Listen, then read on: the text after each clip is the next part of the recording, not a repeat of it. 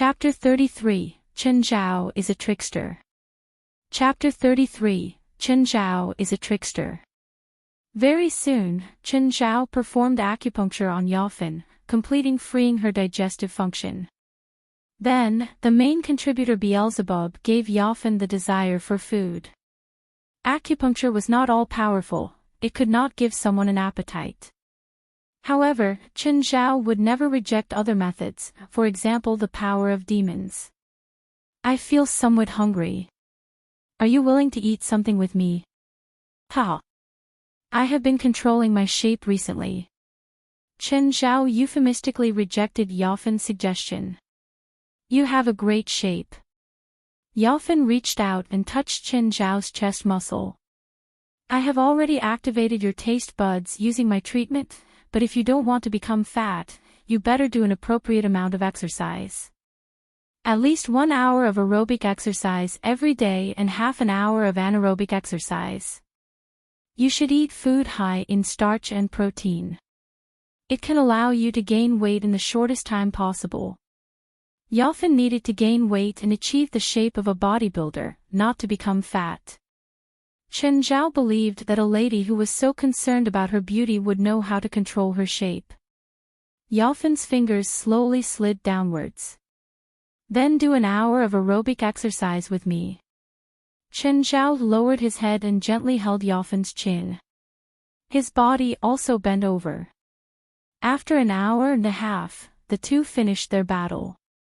Chen Zhao put on his clothes properly. Are you sure you don't want to eat something with me? No.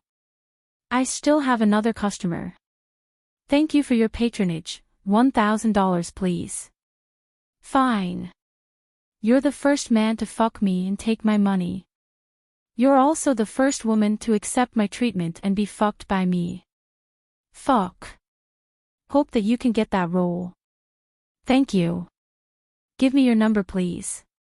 Chen Zhao picked up his toolbox and left with Beelzebub. Beelzebub, didn't you say that when I summon you with your demonic ritual implement, you would be stronger? My power is not reflected by my body. Now I have 1/3 of the power of my true form. If we meet that female killer again, can you finish her? Nope, but I can make her so hungry that she will eat the soil beneath her directly. Beelzebub, even if you were summoned by your demonic ritual implement this time, you're still no match for me. You are just a fool. You better be careful. Otherwise, I will bury you in the waste soil behind the motel, Beelzebub threatened. Chen Zhao never once interfered with their argument. After leaving Yafen's manor, Chen Zhao headed for Rasfa's place directly. Rasfa, I'm outside your manor now. Are you available for treatment? Yes, of course. I'll send Paul there to welcome you. Soon, Paul appeared and brought Chen Zhao into the manor. This time, Rasfa was much more respectful towards Chen Zhao. He did not say anything rude. Hi, Chen, you're finally here. Rasfa hugged Chen Zhao to welcome him. Do you want to drink anything? Perhaps red wine or whiskey? No. I don't want my mind to be affected during treatment. Let's start the session first. No problem. Rasfa also did not want to waste any time. That was because he clearly felt that his condition was worsening that day. Since the morning, he had been feeling uneasy. There had been a few times when he wanted to call Chen Zhao. He felt that he was going to die. This was common human nature. The closer one was to death, the more one would fear death. What do I need to do? Drink this first. Then I'll perform acupuncture. All right. The amount of demonic crystals used this time was significantly higher than the previous time. As Chen Zhao was treating Rasfa, Rasfa could clearly feel his vigor returning. Just then, a red-haired woman came into the room. Chen Zhao could recognize this woman whose name he recalled to be Rydra. Mr. Rasfa, what are you doing? Rydra was somewhat angry. Rasfa was lying on the sofa at the moment. He raised his head gently. Because his back was full of needles, he could not turn around directly. Rydra, I am being treated. Can't you tell? Rasfa had always disliked Rydra. In the past, he did not do anything to her so that she could send fake messages. At the same time, Rydra's medical skill was fantastic. However, he had already found a substitute at the moment, namely Zhao. Zhao could at least save him, while Rydra could only watch him lose his life gradually. Therefore, Rasfa would rather accept Zhao's treatment than Rydra's suggestions. Treatment? Using this stupid acupuncture. Mr. Rasfa, please clear your mind. Acupuncture can't save you. Rydra, apologize to Chen. I refuse. I wouldn't apologize to a trickster. Asian, you're a trickster. You're not a doctor. I have already done my investigation, this guy doesn't even have a medical license. Rasfa, you've been deceived. He doesn't have the ability to save you. Zhao was oblivious to Rydra's aggressive words. He petted Rasfa's shoulder and muttered to him, Rasfa. Rasfa lowered his head and looked at his crotch. He could feel something. He could really feel something. The long-lost feeling was back again. That was a feeling almost forgotten by him. Rasfa's face flushed. Apart from the feeling down there, Rasfa no longer felt stuffy. He felt his body fill with energy. Chen, thank you. Mr. Rasfa, did he give you some medicine? You should know that your heart problem is extremely severe. You can't eat that kind of medicine as it'll kill you. If you listen to my suggestions, I can allow you to live longer. A trickster's words will only kill you sooner. So how long do you think I can live? Rydra was speechless. During the examination 3 days ago, both she and the doctor in the hospital asserted that Rasfa would not survive that night, but he did. During the second examination, she concluded again that Rasfa would live for no more than a week. She was confident about her judgment, which she had obtained from a professional viewpoint. It did not involve any emotions or benefits. She believed that if Rasfa could listen to her instructions and advice, he might be able to live longer. But now Rasfa disliked her even more. He would rather listen to a trickster than her professional opinion. Rydra, I'm tired. Paul, send Rydra out. Oh yeah, ask Anna to go to my room, it needs some cleaning. Chen, do you need a room to rest? No. I need some food. Alright. Paul, get Chen some food. During my rest, please take good care of Chen for me. Yes, sir. Trickster, you trickster. I'll call the police. You're practicing medicine illegally. If you confess to Mr. Rasfa now, I can consider letting you off. Ms. Rydra, Chen is only Mr. Rasfa's guest. I think nobody here will testify your words, Paul said emotionlessly. Chapter 34, Druid Chen. Chapter 34, Druid Chen. Rydra was asked to leave in anger. Of course, Paul was still respectful to her. After all, Rydra had been Rasfa's private doctor and health consultant for 5 years. Her contributions couldn't be overlooked. However, she also knew that she could only talk. After all, Rasfa or other victims of Zhao had to be willing to be a witness to sue him. It would be difficult or even impossible to find anyone as a witness. These people all went to Zhao because of reasons they couldn't publicize. Why would they help be a witness for her? She could only wait for Rasfa's health to deteriorate again. She believed that it would dawn on Rasfa then. Zhao ate happily in the restaurant. All the food in Rasfa's manor was of top quality. They weren't bought from supermarkets, they were supplied by special sources. Caviar from the Caspian Sea, French foie gras, beef. All of them were fine products. The manor also had a top chef, so every bite was top enjoyment. Chen Zhao also had Paul serving him and pouring wine for him. "Mr. Chen, will you take a walk on the beach?" "Sure." When he arrived at the beach, he saw a group of teenagers fooling around. There were also couples and some people kissing under parasols. Wasn't this beach private property? How did these youngsters get in? "That's Mr. Rasfa's grandson and his friends," Paul said. Just then, a Doberman rushed over at Chen Zhao. No, more accurately, it was running toward the Shar-Pei Beelzebub at Chen Zhao's feet. "Fuck, that's Wolf." Paul was about to chase the Doberman away, but it was too late. Beelzebub had already charged. This clearly wasn't a friendly meeting because they repelled each other. Dobermans were large dogs and very menacing. In the past, they were mostly used as hunting dogs. Now, people didn't really hunt anymore, but the aggressive and aloof genes of a Doberman hadn't changed. In recent times, they were mostly used as fighting dogs and faced off similar dogs in the cruel and bloody ring. They had a clear understanding of their companions and strangers. It was very difficult for them to become friends with unfamiliar dogs. They weren't friendly with everyone like huskies.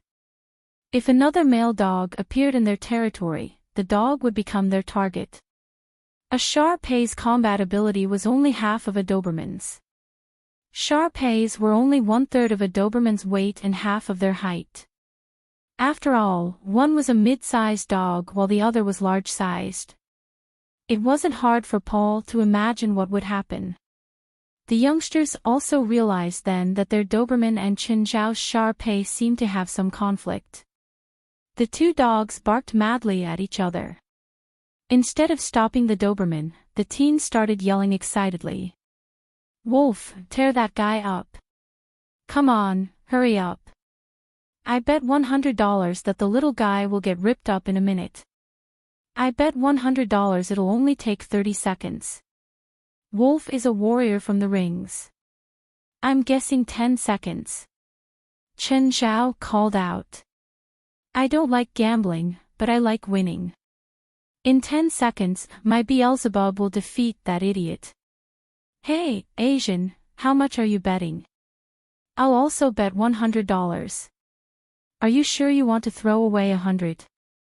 It's just a Shar-Pei. Beelzebub, don't kill him." "Oh whoa." Beelzebub was furious. How could a human's toy dare to provoke him? This was an utter insult.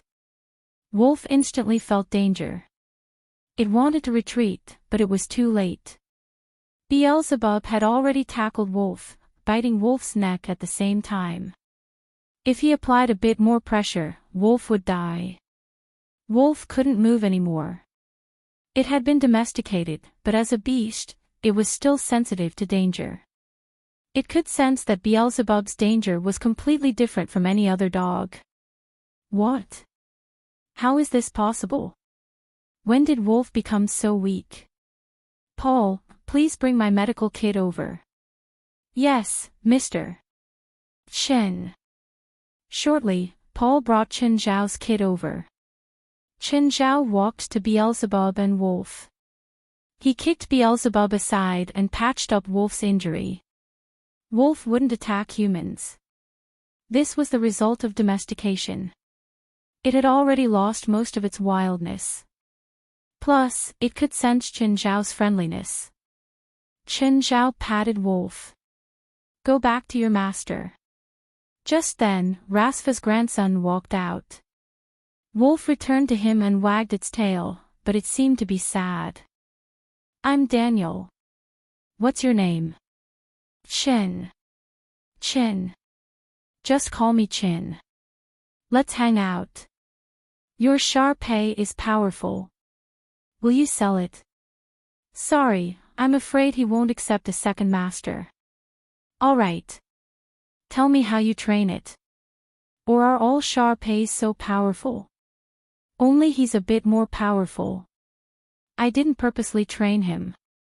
Maybe it's because he was on the streets and fought with the other strays before I found him. I see. So are strays more powerful? Seems like I should go adopt one. Ah.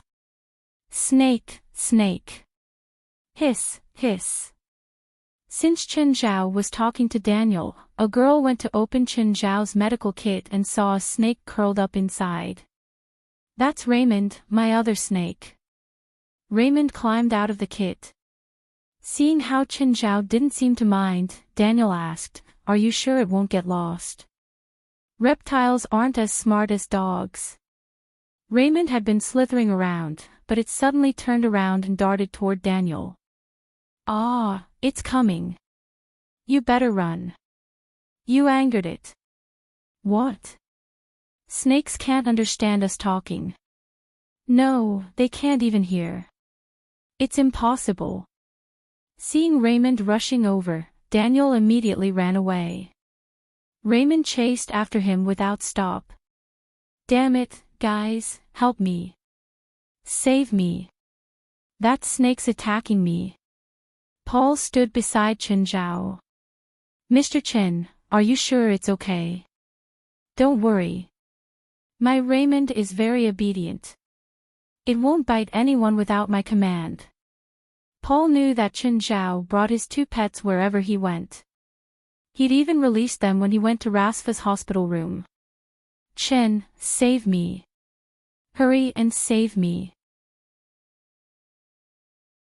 Chapter 35, doesn't mean I'm going to be your stepfather. Chapter 35, doesn't mean I'm going to be your stepfather. You need to apologize to him. This is so dumb, I'm not going to. Okay, fine. I'm sorry, I was wrong, Mr. Raymond, I was wrong. Indeed, Raymond stopped the chase. Daniel and his friends were all stunned. Oh my God. God, did you see that? Did you see that? This snake actually understands it. This can't be real. Raymond, you idiot. A friend of Daniel did not believe it. Then, Raymond turned around and headed towards him directly. Oh no. He understands me. He's coming for me. I'm sorry. I was wrong. Raymond let that person off. At this moment, the entire group of young people was totally bewildered. Chen, tell me how you've managed to train Beelzebub till he's so strong, and a snake till he's so clever. Are you a wizard? No, you're a druid. Yes. Only this can explain everything. You might need to ask their previous owners. In fact, I've adopted both Raymond and Beelzebub. I don't believe it. Which fool would throw them away? This is the reality. Can I touch Raymond? Raymond, do you mind? Chen Zhao looked at Raymond, who was in the distance. Raymond slowly crawled forward and stopped before Daniel. Daniel was still somewhat scared of Raymond, but he still extended his hand out. Then, Raymond climbed up Daniel's hand. God, he's really too smart.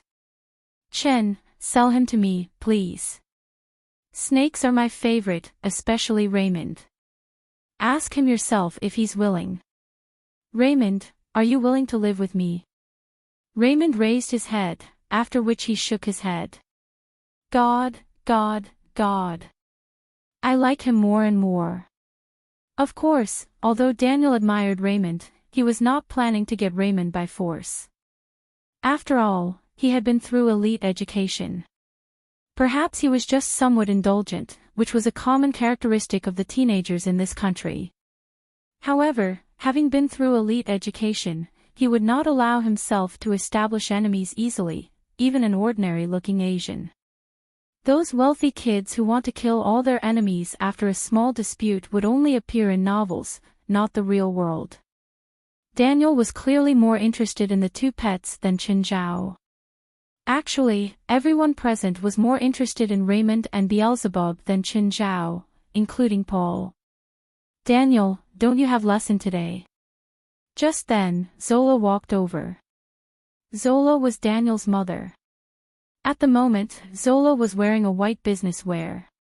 Unlike the last time, today her hair had been permed. Chen, you're here as well. Nice, I have been experiencing chest tightness recently. Can you help me to take a look? No problem. Chen, can you leave Raymond and Beelzebub here temporarily? Sure. Chen Zhao left with Zola. The two of them entered a random bedroom, after which they started making out. Actually, Chen Zhao was indeed examining Zola's body. Women that were about 40 years old had the greatest desire. At the same time, they were also the most experienced ones.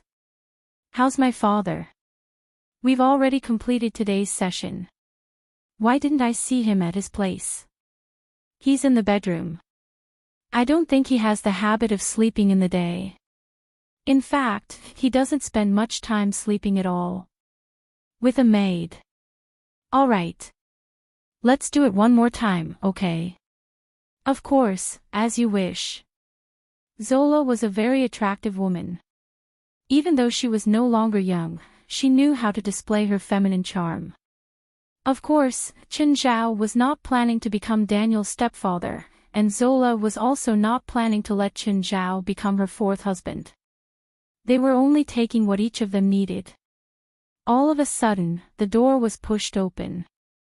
They saw a girl standing outside. Then, they heard a loud scream. This was the first time Chen Zhao had come into contact with a shy female after he arrived in Los Angeles. Fine, perhaps it was because she looked only about 16, or maybe even younger. After all, European and American girls experience puberty earlier than Asian girls.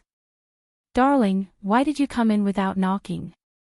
At the moment, Chen Zhao and Zola were still in an awkward position. Zola's legs were on top of Chen Zhao's shoulders. I heard that you were here. The maid told me that you're in this room. The girl lowered her head, not daring to look at Chen Zhao and Zola.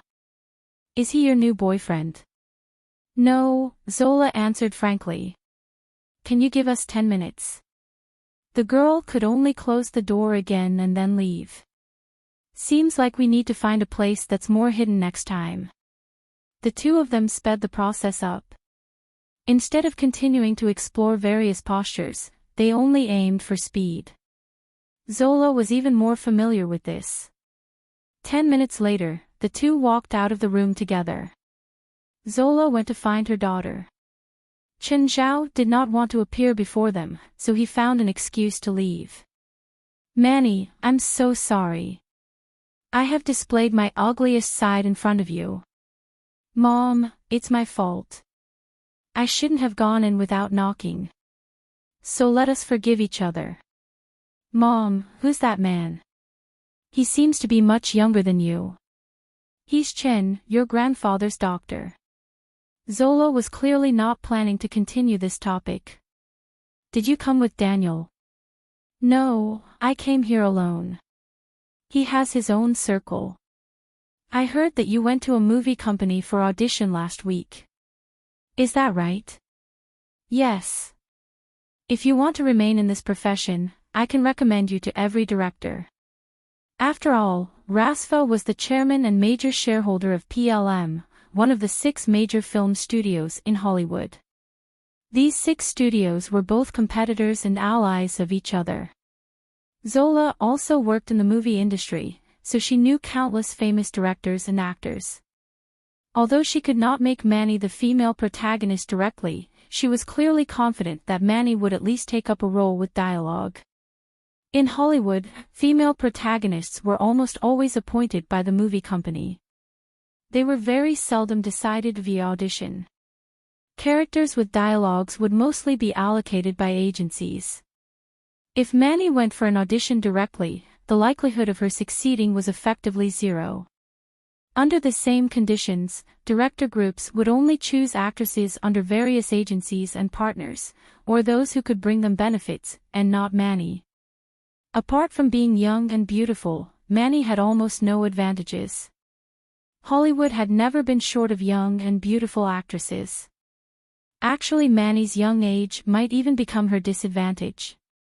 That was because in Hollywood, there was a rule: movie companies would not use non-adults unless they had to. Minors, animals, and the like must all be used carefully. A character who was about 15 or 16 could well be acted by a 20-year-old actress after dressing up appropriately. Chapter 36, Another Old Guy with Kidney Problems. Chapter 36, Another Old Guy with Kidney Problems. When Chen Zhao reached the lounge, he saw Rasfa sitting there and chatting with another old white-haired man. Chen Zhao wasn't quite familiar with Hollywood stars, but this old man was a famous director. His name had spread to the other side of the world. Rasfa's cheeks were ruddy. He felt like he'd recovered his youthful vigor. Every one of his cells was alive. Chen, come here. Let me introduce you. Chen Zhao had already walked over. Hello, nice to meet you. I'm Chen. Hello. The director respectfully shook Chen Zhao's hands. Not everyone was racist. He's my current health consultant, Chen. Steven, maybe you can have Chen check your body. I'm talking about that problem. Steven was a bit hesitant. This kind of problem was difficult to talk about.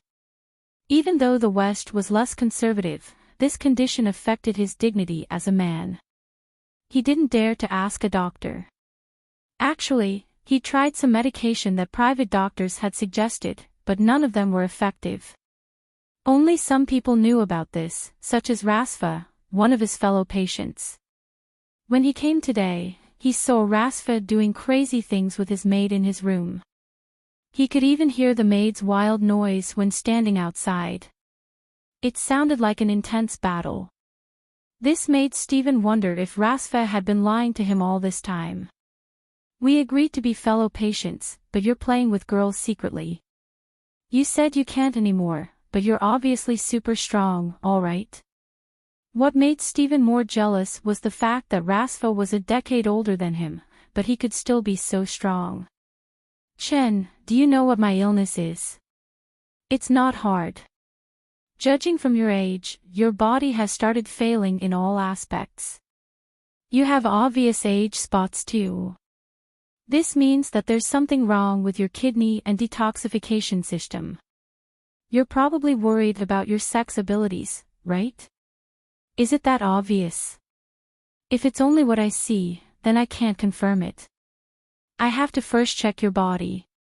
It's actually not such an embarrassing condition. You're not young anymore and some things can't be avoided. Of course, if I treat you, I'm confident in helping you recover your abilities. Are you an expert in this? No. In the medical field, professional knowledge in one area can't be compared to an all-around doctor. The body is very strange and many physiological diseases result from secondary diseases. You have to treat it from the root, instead of treating wherever the problem is. Okay, so how will you cure me? I'll use acupuncture to help you detoxify and reinvigorate your kidney. Then it'll be able to give your lower body enough strength. How long will it take? Effects show quickly. You can ask Rasfa about this. However, your kidney has withered for too long. You'll need prolonged treatment. Steven, I was like you before noon today. But after lunch, I'm bursting with energy. You should take Chen's suggestion. Trust me, it's beneficial for you. Then, now, Steven was clearly tempted. He'd been dormant for too long. Steven, you're Rasfa's friend, but I still have to tell you that I'm an unlicensed doctor. Of course. I understand. Also, my price isn't low. Chen, I'll pay for Steven. I won't disappoint you. Rasfa was a businessman. He was obviously willing to get two important people's favors with the lowest cost. Both Chen Zhao and Steven were people he needed to rope in. How about we move somewhere else? I also need to get my medical kit. Sure. Stephen, come sit in my library. Chen Zhao brought his kit, Beelzebub, and Raymond to the library a while later. Stephen was lying on the sofa with his shirt off already. Because of his kidney, he looked a bit frail. Should I leave you two alone? No need. Stephen's situation is better than you. It's not that complicated. We might be able to get coffee together after 10 minutes. Of course, Stephen might need to take care of some personal problems too. 10 minutes later, Chen Zhao had used acupuncture to stimulate Stephen's kidney. This helped him successfully expel the extra toxins in his body. At the same time, Raymond used his abilities. When Stephen got up from the sofa, his pants were already tented. Ha, Stephen, it seems like you really need to take care of a personal problem. Should I go get 2 beauties? Rasfa had a supply of beauties in his house. There were even some nameless actresses who worked as maids for him to get an opportunity. This was commonly seen in Hollywood too. Even some well-known actresses now had unspeakable pasts before they became famous. No celebrity who made a name for themselves in the entertainment industry was innocent. Face red, Stephen graciously accepted this suggestion. Rasfa's library was very big and also had a balcony facing the beach. He and Chen Zhao sat there, drinking coffee while waiting for Stephen to finish. Chen, are you sure you don't want some girls? I don't for now. Didn't you say there will be many beauties at tonight's party? Yes, but it'll depend on your own abilities then. Of course. Chen, are you interested in opening a clinic in Beverly Hills? With your abilities and my connections, I'm sure your business will prosper. That's not necessary. I'm quite satisfied with my current job. If I open a clinic, my schedule won't be as free as now. Plus, I don't like to get chased around by the IRS. The most important reason was actually because Chen Zhao didn't have enough money now. How much would it cost to open a clinic in Beverly Hills? You'd need at least $1 million. If your clinic is too small, most residents of Beverly Hills wouldn't even spare it a glance. There were also large risks. If his income couldn't balance out his expenses, he'd be at risk of huge losses. He couldn't even think about making money then. Most clinics would face these problems in the beginning, especially somewhere like Beverly Hills. Most residents here had their own personal doctors. They wouldn't trust a doctor in an unfamiliar clinic so easily. Even if Rasfa could recommend people, it wasn't like he could force people to go to his clinic at gunpoint. Chapter 37. Chapter 37, Chapter 37. 1 hour later, Stephen came back. Chen, thank you. Stephen hugged Chen Zhao in excitement. Stephen, have you taken a shower? Chen Zhao pushed Stephen away in disgust. Ha. Let's have a drink first before that. In case you need long-term treatment, here's my name card. Call me in the future. Suddenly, they heard a scream from the beach. I think something happened down there. Daniel's in the sea. He's in trouble. A group of young people was on the beach, shouting at the sea. 2 strong young men grabbed 2 buoys and charged into the sea. I'll go down and take a look. Chen Zhao quickly ran down the stairs and towards the beach. Just then, Chen Zhao saw Daniel being dragged onto the shore by his friends, but his leg was covered in blood. He had been attacked by a shark. Luckily, the shark only bit him once before losing interest. Daniel had already lost his consciousness. Suddenly, Chen Zhao saw Blackie appear beside him. Blackie, why do I see you all the time? I was nearby by chance. You sure you didn't follow me here? Fine. I feel that I can always find prey by following you, so I'm here. Sorry. Since I saw him, you might lose the prey. as long as you compensate for that. To Blackie, it was purely additional income, so he was not very concerned about Daniel's death. He'll die in 20 minutes due to excessive bleeding. You better save him quick. His blood pressure and heart rate are dropping rapidly. Chen Zhao immediately charged towards Daniel. Go away. Stop gathering around here. He needs fresh air. Chen, save him. Save Daniel. He's still young. Zola had also arrived at the scene. As a mother, Zola cared and loved all of her children deeply. At the moment, she had already lost her usual calmness and pride. She was nothing more than a mother who was about to collapse. What's your and Daniel's blood types? I'm O, he's A. Chen Zhao hurriedly handled Daniel's wound. At the same time, he took out his blood transfusion tool so that Zola could transfuse her blood to Daniel.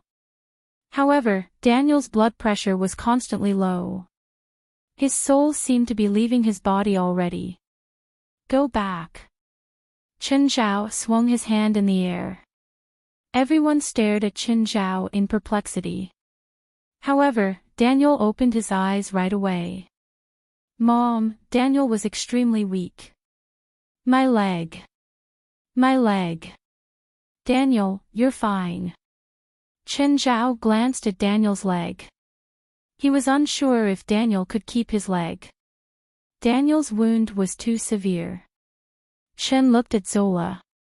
Have you called the ambulance? Yes. Beverly Hills had the most comprehensive facilities and the best resources, including a hospital.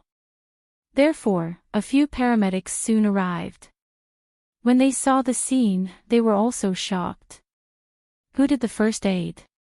Chen Zhao saw the lady named Four who had caught him in the hospital last time. He had no idea that she was part of the emergency team. It's me, Chen Zhao admitted. It's very professional. Are you also a doctor? I was a doctor before I came here, Chen Zhao answered. He would clearly not tell a legal doctor that he was illegal. It was a common saying that two of a trade can never agree. Legal doctors would be happy to report him. Can you tell me what happened in detail? He was bitten by a shark. I realized that he was very severely wounded and lost too much blood. Fortunately, his mother was here. After confirming their blood types, I performed blood transfusion. How did you stop the bleeding? Looking at the extent of the wound, gauze alone isn't enough. Acupuncture. You should quickly send him to the hospital now. He's still in danger. If we waste any more time, even if he doesn't die, he won't be able to keep his leg. Four glanced at Chen Zhao. Then, they entered the ambulance and left. Chen, what should I do? Will Daniel die? No, I promise you. Can you accompany me to the hospital? No problem. Because of the sudden accident, Chen Zhao could not go to Rasva's party. He boarded Zola's car with Raymond and Beelzebub. Fortunately, humans were not on a shark's cookbook. From the wound, Chen Zhao could tell that Daniel was bitten by an adult tiger shark. What did that mean? An adult tiger shark could grow up to 6 meters. With its bite force, if the tiger shark bit Daniel's upper body instead, he would have become 2 pieces by now. Even a god would not be able to save him. In fact, in the small number of fatal shark attacks every year, most victims die from the bite and are not actually eaten. Sharks do not like the taste of humans. They are only confirming if the thing they see is food and if it is delicious. Therefore, under normal circumstances, a shark will only bite the victim once before deciding that it tastes horrible. After reaching the hospital, Daniel was sent into the emergency room directly. Chen Zhao was accompanying Zola, who had already lost all rationality. She had been crying all the time. Zola, trust me, Daniel will be fine. Relax, just relax. Chen, if Daniel is in danger, will you save him? Just like how you saved my father. Yes, trust me. I promise. Out of trust for Chen Zhao, Zola calmed down slightly. Bang, bang, bang. Suddenly, 3 consecutive gunshots were heard at the end of the aisle outside the operating room. A police fell out from a room there. Then, a tall man in patient suit walked out from the room step by step while holding a nurse under duress. Phil. Chen Zhao could recognize this man, an atrocious criminal. Walk with your own legs, you bitch. Phil shouted loudly as he pulled the nurse's hair. The nurse was already so frightened that she could hardly walk. Great fear had rendered her immobile. Suddenly, the nurse gained courage out of somewhere and bit onto Phil's arm. Phil flung the nurse out and then shot her. Phil walked along the aisle swaggeringly. A care worker suddenly charged out from the side. However, the next moment, another gunshot was heard. The care worker collapsed onto the ground. Phil looked at Chen Zhao and Zola before him, after which he lifted his gun. I remember you. Phil stared firmly at Chen Zhao. Last time the policewoman who's with you caught me. I remember you. Blackie was right beside Chen Zhao.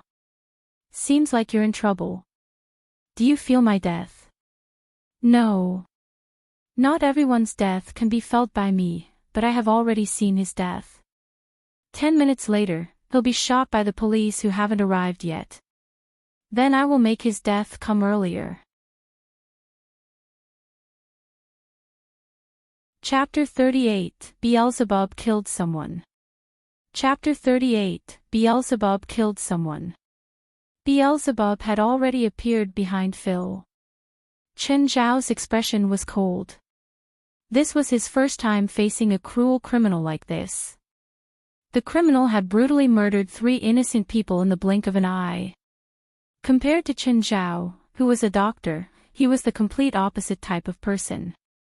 As a doctor, Chen Zhao had always been trying his hardest to save his patients. But now, he felt like not everyone deserved to be saved. Not everyone deserved his full efforts. Kill him. Zula stared at Chen Zhao in confusion. Kill whom? Beelzebub had already pounced on Phil's back. A pained cry sounded. Chen Zhao hurriedly tackled Zula onto the ground. In immense pain, Phil was firing randomly. Beelzebub was a true demon. Once he received the command that unleashed his instincts, he would show his most violent side. He tore off a chunk of flesh and then bit down on Phil's neck. Crack. Phil died. This was a cruel and fatal move. Phil's evil life had come to an end, but his pain had just started. A grim reaper was watching predatorily from the side. Blackie, I hope he goes through more torture. I'll be glad to help. Chen Zhao didn't have time to chat with Blackie. He quickly moved up to check on the wounded, or rather, the dead. The nurse seemed to still be alive. However, she'd been shot in the chest and the bullet might have hit her artery, so her bleeding wouldn't stop. Even if she was given emergency treatment, she might not be saved. Chen Zhao had no choice but to use a demonic crystal. Next was the nurse's aide. He was also heavily wounded and Chen Zhao fed him a demonic crystal too. Then there was the policeman. His soul was already standing there. It seemed that he'd died. Thinking for a bit, Chen Zhao still tried feeding him a demonic crystal. Go back to your body. You shouldn't die yet. He wasn't sure if this would work. Demonic crystals could save people, but it couldn't bring people back to life. When Chen Zhao entered the patient's room, he saw 2 other victims, a policeman and a doctor. They'd both been shot, but they surprisingly hadn't died yet. Chen Zhao used demonic crystals again. As long as it was within his abilities and they weren't cruel people like the criminal, Chen Zhao didn't mind doing everything to save someone. When Chen Zhao walked out of the room, a gun was suddenly pointed at him. Don't move. Raise your hands. Sir, he's not the criminal. For had come to explain. The criminal's on the ground. I think his dog killed him. We must treat the wounded now. Please don't get in the way. The group of police officers looked at Phil, lying in a puddle of blood. Beside him was Beelzebub with a bloody mouth. That's his dog. That bastard, he was killed by that tiny dog. Yes. Sir, can you explain this? My dog is kind of aggressive. When he saw that man pointing a gun to my head, my dog attacked him from behind. Kind of aggressive. The officers were all confused. They'd seen many aggressive dogs, but they'd all been large dogs. Beelzebub was just a small Shar-Pei. How aggressive could Shar-Peis be? And to the point of killing someone. Chen, no need to say all that to them. If needed, I'll have my lawyer talk for you. Beelzebub is a hero. He saved us and the entire hospital. The officers didn't want to make it hard for Zhao either. They just found it incredible that this Shar-Pei that couldn't even reach their knees had actually killed that evil criminal. Sir, the hospital is understaffed. Can you help us treat the victims? I don't have a license. I'm afraid these officers will just toss me into jail. The officer that had pointed a gun at Zhao felt awkward. I'm sorry, sir. It was my fault earlier. Let me apologize. Can you give me some clothes? If he participated in the emergency treatment, he needed a disinfected doctor's coat. Zhao's clothes obviously weren't suitable for the surgery room. Some nurses quickly brought a coat over. Zula. Go, Chen. Go save everyone who deserves it. May God be with you. Zhao was responsible for saving the officer whose soul had already come out. It finished quickly. As someone who was shot, the officer's wounds were very grave, but the surgery was simple. He was just still in danger. Zhao wasn't needed for the other victims. There were other doctors who were performing emergency treatment. When Zhao walked out of the surgery room, he received good news. The other victims were all saved. Chen, how many times have we met because of work? Melson walked over to Zhao. He and the previous officers were from the same station but different departments. Zhao felt helpless. You won't do anything to my dog, right? No way. It's a hero, and a hero should be treated like one. Just then, a middle-aged man walked over. His hair was combed carefully and he looked like someone important. You're Chen. Yes, and you? I'm the Deputy Chief of LA's Sub-Bureau. You can call me Grant. Mr. Grant, how can I help you? No, you and your dog saved 2 of my men. I'm coming to tell you that you won't run into any trouble on these streets. Grant had clearly learned of Zhao's job from Melson and he'd come to express his stance. Thanks. The hospital shooting caused a huge commotion. The hospital was surrounded by the media, but the police had sealed it off with security lines. This was also a mistake on the police's side. After all, Phil was a captured criminal, but because of the police's mishap, he got a gun and caused this shooting. Thankfully, no one had died, so the police could push the scandal as low as possible. What Grant had just told Zhao was also to ensure that Zhao wouldn't blab about this scandal. Unfortunately, Daniel's legs couldn't be saved. His muscles had been damaged too heavily and could barely be preserved. Zhao was helpless too. He wasn't all-powerful. He couldn't regrow the leg that had been sliced off biologically. Zula was heartbroken while Daniel looked lifeless in bed. Zhao stayed in the hospital and didn't leave until the next day. Chapter 39, Ethan's Grandmother. Chapter 39, Ethan's Grandmother. America is indeed too dangerous. I'm only here to save the suffering people. It's too fucking dangerous. In less than a month, how many shootings have I witnessed? How many deaths have I seen? Just after Chen Zhao returned to the motel, he received a call from Melson. Chen, are you free? The Los Angeles Times would like to interview you and take a photo of you and your dog. Sorry, I don't want to appear on the media. I think you know that my work is special. Chen Zhao was an illegal doctor after all. If he was to appear on the papers, the police might ignore it, but not those from medical associations. I get it, but you should be careful too. Some reporters seem to have found a few clues. They might go around the police and investigate you directly. Hearing this, Chen Zhao could feel his head hurt. It was certainly bad to be noticed by the media. Even though he was not a celebrity, his story could still be a hot topic. Since the previous day, the news about the hospital shooting hadn't stopped. Chen Zhao stayed in his room for the entire day. His last few days had been very fruitful and exciting. Ethan did not accept any clients for him either, allowing him to spend the whole day in peace. Chen Zhao slept until the night. Of course, he was awakened by Ethan's knocking. Chen, are you awake? Yes, by you. Chen Zhao opened the door to let Ethan in. I heard about what happened in the hospital yesterday.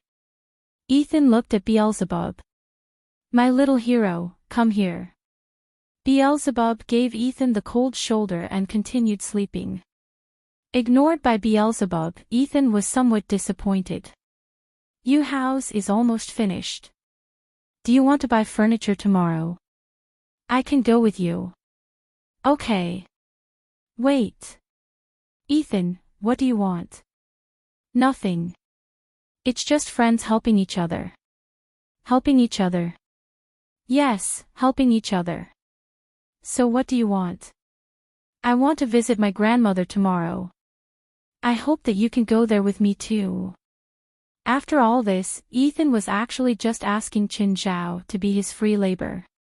Since Chen Zhao was getting along with Ethan quite well, he did not really mind helping out. Here are the burgers I've just made. They're free. For Beelzebub as well. Anything else? Fine. I'll leave first. Chen Zhao grabbed a burger and tossed it to Beelzebub. Chen Zhao sat on the chair and opened the metallic box casually. Suddenly, he saw a flash and a fist-sized demonic crystal appeared in the box. Different from the demonic crystals he had seen earlier, this piece of demonic crystal looked like an accessory that was elaborately cut. It was a heart-shaped black gem. At the instant Chen Zhao lifted the demonic crystal, Beelzebub stopped eating the burger and stared firmly at the crystal. It's a perfect crystal. Raymond, who had been under the blanket, also climbed out. He would have leaped at the crystal right away if he could. How many years is this crystal worth? 100 years. Oh. Chen looked at how hardworking I was yesterday. You should reward me. I don't need much, just 10 years. That's not too much, right? I was hardworking yesterday as well. Think about those two humans, Rasfa and Steven. I was the main contributor. 1 year for each of you. Don't think about getting more. Fine. Wait, I don't want the other crystals. I want this one. Is this demonic crystal different from the others? Of course. It's just like how you human gems have different qualities. The same goes for demonic crystals. This is a perfect crystal, its effect is better than ordinary crystals. So what's its value? At least 150 years worth of demonic crystals. Maybe even higher. Then I'll give you 2 years of demonic crystals each and not break this one. I think it's worth more in one piece. Alright. I accept. The perfect crystal was indeed very beautiful, but to Chen Zhao, its practical uses were more important. If he really wanted a beautiful gem, he could have bought a man-made one. The next day, Ethan brought Zhao to a shop to order furniture. "Sir, what kind of furniture would you like to purchase? Here are the beds. This brand is." "All these aren't big enough," Zhao remarked, holding his chin. The previous day, Zhao had tried the large bed in Rasfa's house. He could do whatever he wanted with Zola, and it was simply amazing. Therefore, Zhao had decided that he had to get a bed of the same size. The beds and mattresses here are all standard, so their sizes wouldn't differ too much. But if you want a special size, we can also custom make one for you. "Chen, you're living alone. Do you really need such a big bed?" "Yes, absolutely," Zhao answered resolutely. The saleslady happily accepted the expensive custom order. To order this bed, Zhao had to pay 30% deposit immediately, which was $600. In other words, the bed and the mattress cost $2,000. Zhao was seldom so extravagant, but he felt that it was worth it. Then he started buying desks, chairs, sofas, electrical appliances, and a laptop. All the items totaled to over $6,000. Zhao did not even hesitate to spend $2,000 on the custom-made bed. However, for the other furniture, Zhao could almost feel his heart bleed every time. The furniture was not sent to Zhao's new home right away. Instead, it would be delivered 4 days later. "Chen, let's go to my grandmother's house now." "You're going empty-handed? Without any present?" What should I buy?" Ethan seemed to be confused. "I don't bring something every time I go there. Grandmother will always welcome me in the warmest way. I don't think she needs anything." Zhao kicked Ethan's butt. "Can I say that you're just a bastard? This fat ass really doesn't know how to treat other people. Alright. What do you think I should buy?" The two turned around and went back into the supermarket. They bought a carnation bouquet and a bag of fruits, as well as an apple tablet that cost $300. Ethan was quite reluctant to spend the $300. Ethan's grandmother was 95 years old at the moment and lived in the urban areas of Los Angeles. She lived in a high-class commercial building. Zhao heard that she was a college professor, an advanced intellectual. Zhao was certain that Ethan had had little contact with his grandmother, for otherwise he would not be such a rude man. Chapter 40, Because of the Free Drinks. Chapter 40, Because of the Free Drinks. "Granny, we're here." Ethan opened the door and immediately hugged the old hunched woman with a cane and thick glasses. Ethan was fat and at least 3 times the size of the woman. "Damn it, did you drink before coming here?" "Let go. The smell is getting to me." The old woman looked to Zhao, standing behind Ethan. "You didn't tell me that you'll bring a handsome boy here. I didn't even dress up. Ethan, you didn't tell me we're meeting such a beautiful woman either." "Lad, I like you. What's your name?" "Just call me Chen." "Do I have the honor of knowing your name?" "You can call me Right, or you can call me Granny like Ethan does too. It's hard to believe that you're Ethan's grandmother. How about I just call you Right?" Zhao hugged the old woman, their faces pressing against each other. Ethan offered up the flowers. "This is for you." Zhao gave the tablet to the old woman. "Thank you. It's just what I need." "Lad, you really understand people. If I'm 60 years younger, no, 50 years younger, I'll definitely flirt with you crazily. It's not too late yet." "I paid for that," Ethan added. "Granny, you should compliment me." A 50-year-old man was shameless enough to fight with Zhao for compliments. Come in, come in." The home's interior design had a darker tone. All the furniture looked quite old, but they were all clean. The lighting was quite good too and wouldn't make them feel stuffy. The old woman had already prepared some fruit. Lad, are you Chinese? Yes. How did you know? I was once a professor at Nanjing University. During that time, I learned Chinese. Chen is one of the most common surnames in China, but Chinese is the most complex language I've ever learned. I have a Chinese name too. Li Chuntian, or Spring Li. It's a beautiful name, both your birth name and your Chinese name. Ethan, learn from Chen. You don't know how to say nice things. I only speak the truth. Chen, what's your job? You aren't Ethan's lackey, right? This bastard is the worst of the worst. Clearly, Wright knew some things about Ethan too, and her impression of Ethan was stuck on that. I'm a doctor. You two sit. I'll go prepare lunch for you two. Granny, remember to make meat.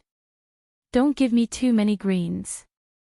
Even a 50-year-old middle-aged man would act like a kid before his grandmother. When Wright went into the kitchen, Ethan went to Chen Zhao's side. So is my granny all right? Not really. But she looks spirited. She's just pretending for us. Then what can we do? What's wrong with her? It's just some conditions common for seniors. They're unavoidable. However, I saw her skin below her collar. There seems to be some spots. What's wrong with that? Remind me when she comes out of the kitchen. Chen Zhao walked to the shelf on the side and looked around. He saw the medicine there. How is it? She might have cancer. I found some medicine used for suppressing cancer cells, but I can't be sure if it's malignant or benign. It might be in the lungs or stomach. Cancer. Ethan's expression turned serious. Even if he didn't have any medical knowledge, he still knew what cancer meant. Wright was clearly excited because Ethan and Chen Zhao were here. The sumptuous lunch was practically a feast. At a certain age, even hardened and independent women would start feeling lonely. Wright just didn't express it. She couldn't say it out loud, but she was clearly happy that the two were here. When Ethan went to the bathroom, Wright smiled and said, Chen, did Ethan bring you here to help diagnose me? Right, seeing how vibrant you are, I think Ethan did all this for nothing. But if you want coffee, you can call me. This is my number. I'll be at your beck and call. How did you meet Ethan? I was a homeless stray until Ethan took me in and gave me a job. Watch him for me. He's not old now, but he still doesn't know how to take care of himself. I refuse. He even charges me $1 for a hamburger. Fucker. Ethan had come back out. I charge you $1, but I have to give you a can of soda. You know that it can cost more than $1. Since you're already not making money, you shouldn't take my money even more. In your dreams. Right, do you see? You think I'll take care of a bastard like this? After lunch, the three chatted on the porch. Chen Zhao and Wright teamed up to bully Ethan. Under Chen Zhao's urging, Wright revealed many embarrassing things about Ethan, which pissed him off. It was obvious that Wright was happy though. Ethan had disappointed her before, but he was still her grandson. The two didn't get up and bid farewell until 3 p.m. Chen Zhao hugged Wright. Wright, don't forget my number. I'd love to have a candlelit dinner with you. Of course, handsome boy. After going downstairs, Ethan grew serious. Have a plan. Patience. I can't just require her to get a checkup, right? She clearly doesn't want you to worry. Then what should we do? Get closer to her. I'll find some time to meet her again. Okay, God bless. Chen Zhao could only say that he would try his best. It was cancer, after all. Is she still working? She's a professor at UCLA and still insists on lecturing. What department? Medical school. Fuck. You want an unlicensed doctor to treat a medical school professor? Are you sure I'm more skilled than her? But you're the only doctor I know. I suddenly feel so much pressure. Can I reject this request? Then you'll never get free hamburgers. You never gave me free ones before. You at least got free drinks. Fine, I'll try my best because of the free drinks. But Ethan, she should be clearer about her own body than anyone else. I'm afraid I can't do much. I know. Just try your best. Chapter 41, Wrong Report. Chapter 41, Wrong Report. Chen Zhao finally moved to his new house. Both Vincent and Ethan came to help Chen Zhao. Jerlin and Melson came as well with some presents. They were the only friends Chen Zhao had in this country. After a while, everyone except Jerlin left. They had not done it for a long time already, so they were particularly wild that night. Jerlin was even more decisive than Chen Zhao. Perhaps most women here were like that. They were not the kind of women that could not live without love. Jerlin was like this, so was Zola. Chen, have you thought about your future? Chen Zhao was unsure about what Jerlin was referring to. Did she want to have a long-term relationship with him? Thus, Chen Zhao did not know what to reply. Noticing Chen Zhao's hesitation, Jerlin smiled at once. Don't worry. I don't mean that. I only feel that being an illegal doctor isn't a long-term plan. I have never thought about that. If one day I'm tired of it, perhaps I will consider switching to another career, or getting a medical license. I might become a legal doctor and open a clinic. Just then, Chen Zhao's phone rang.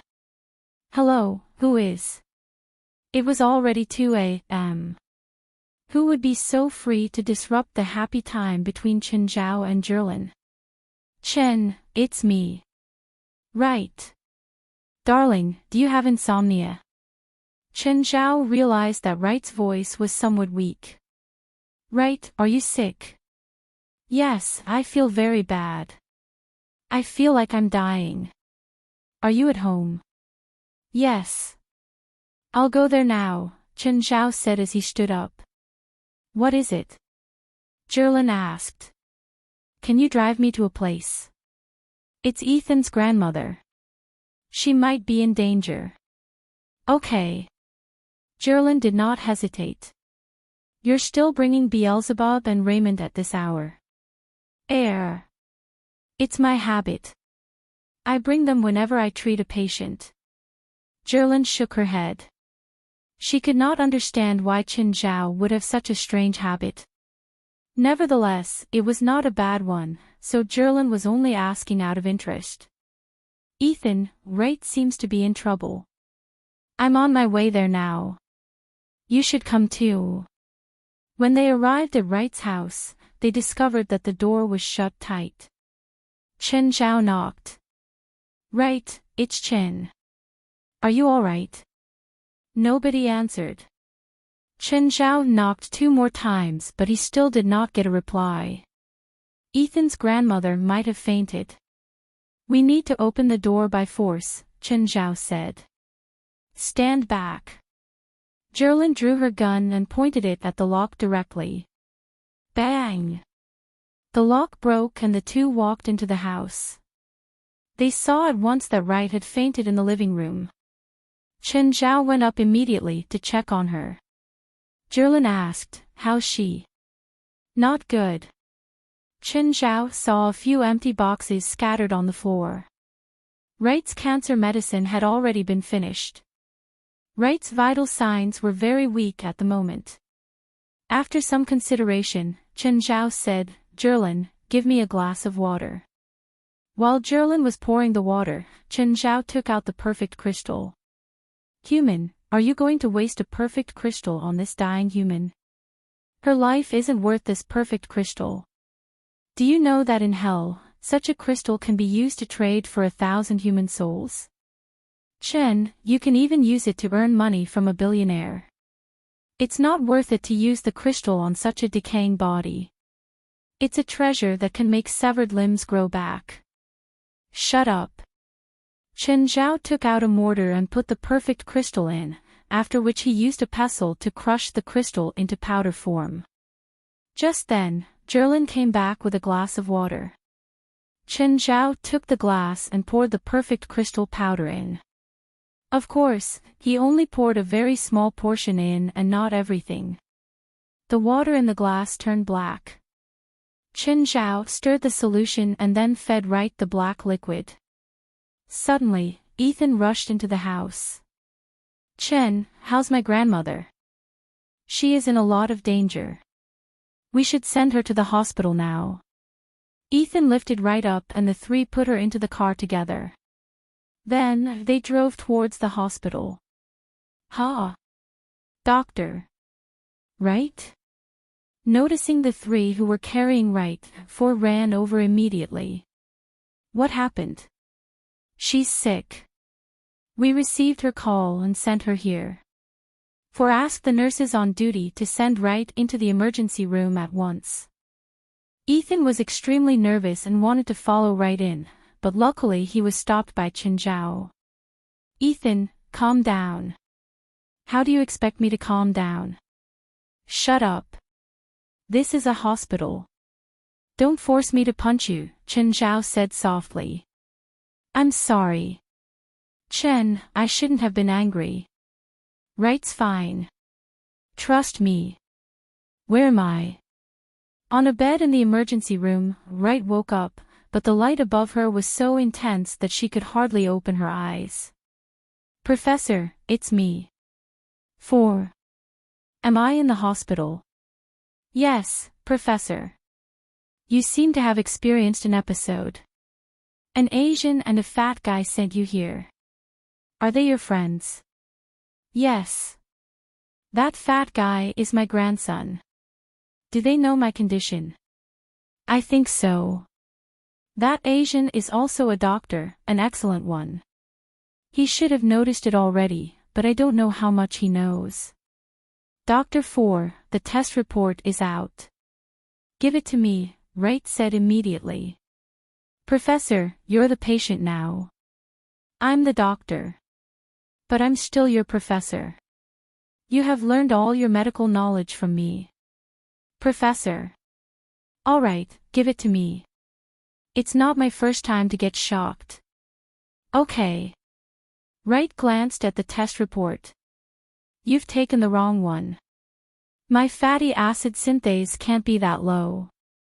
Fatty acid synthase is an important component of cancer cells. A higher level of fatty acid synthase therefore indicates more cancer cells and a more severe condition.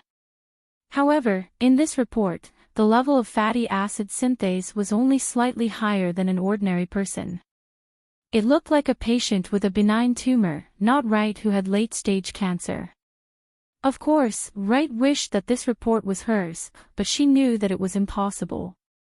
Molly, did you take the wrong one? Sorry, I might have mistaken it. Let me check again. Soon, the nurse returned. Dr. 4, the test room says that it's correct. That's impossible. I'll go there myself. 4 was quite irritated. This was clearly a mistake. What were the test room people doing? After all, this involved her own professor. She had done the last test, so she knew her professor's condition very well. To be honest, Right would be lucky to live for even one more day. Although she hoped that Right could recover, she knew that it was clearly impossible with the current medical knowledge.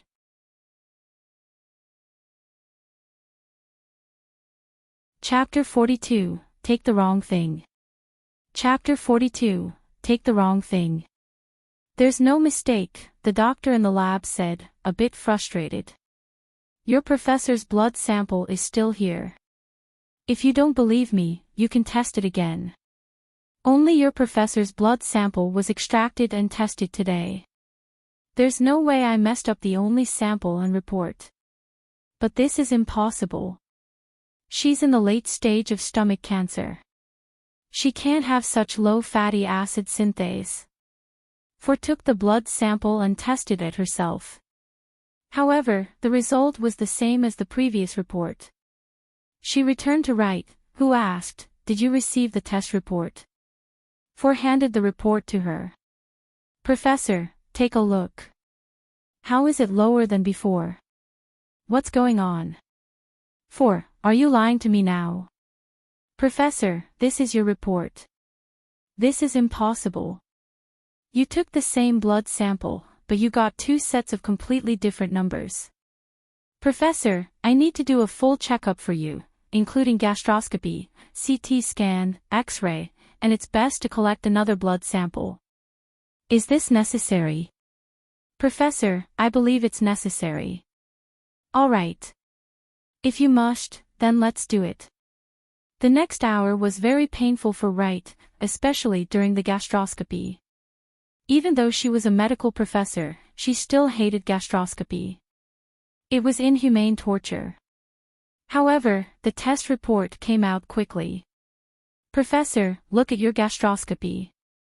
Is this really my gastroscopy? Yes.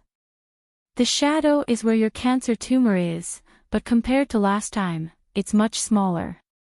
This is impossible. You were watching it personally. There's no way for me to lie. Are the CT and X-ray scans out too? Dr. 4, the CT scan is out. A nurse brought over the scan. After checking it, 4 handed it to Wright. This really is mine. Wright still didn't really believe it. However, when the X-ray scan was brought over, the results were still the same. How is it that my tumor shrunk so quickly? Professor, are you using some specific drug? Is it C31? C31 wasn't being sold yet. It was still a specific drug that existed in research labs.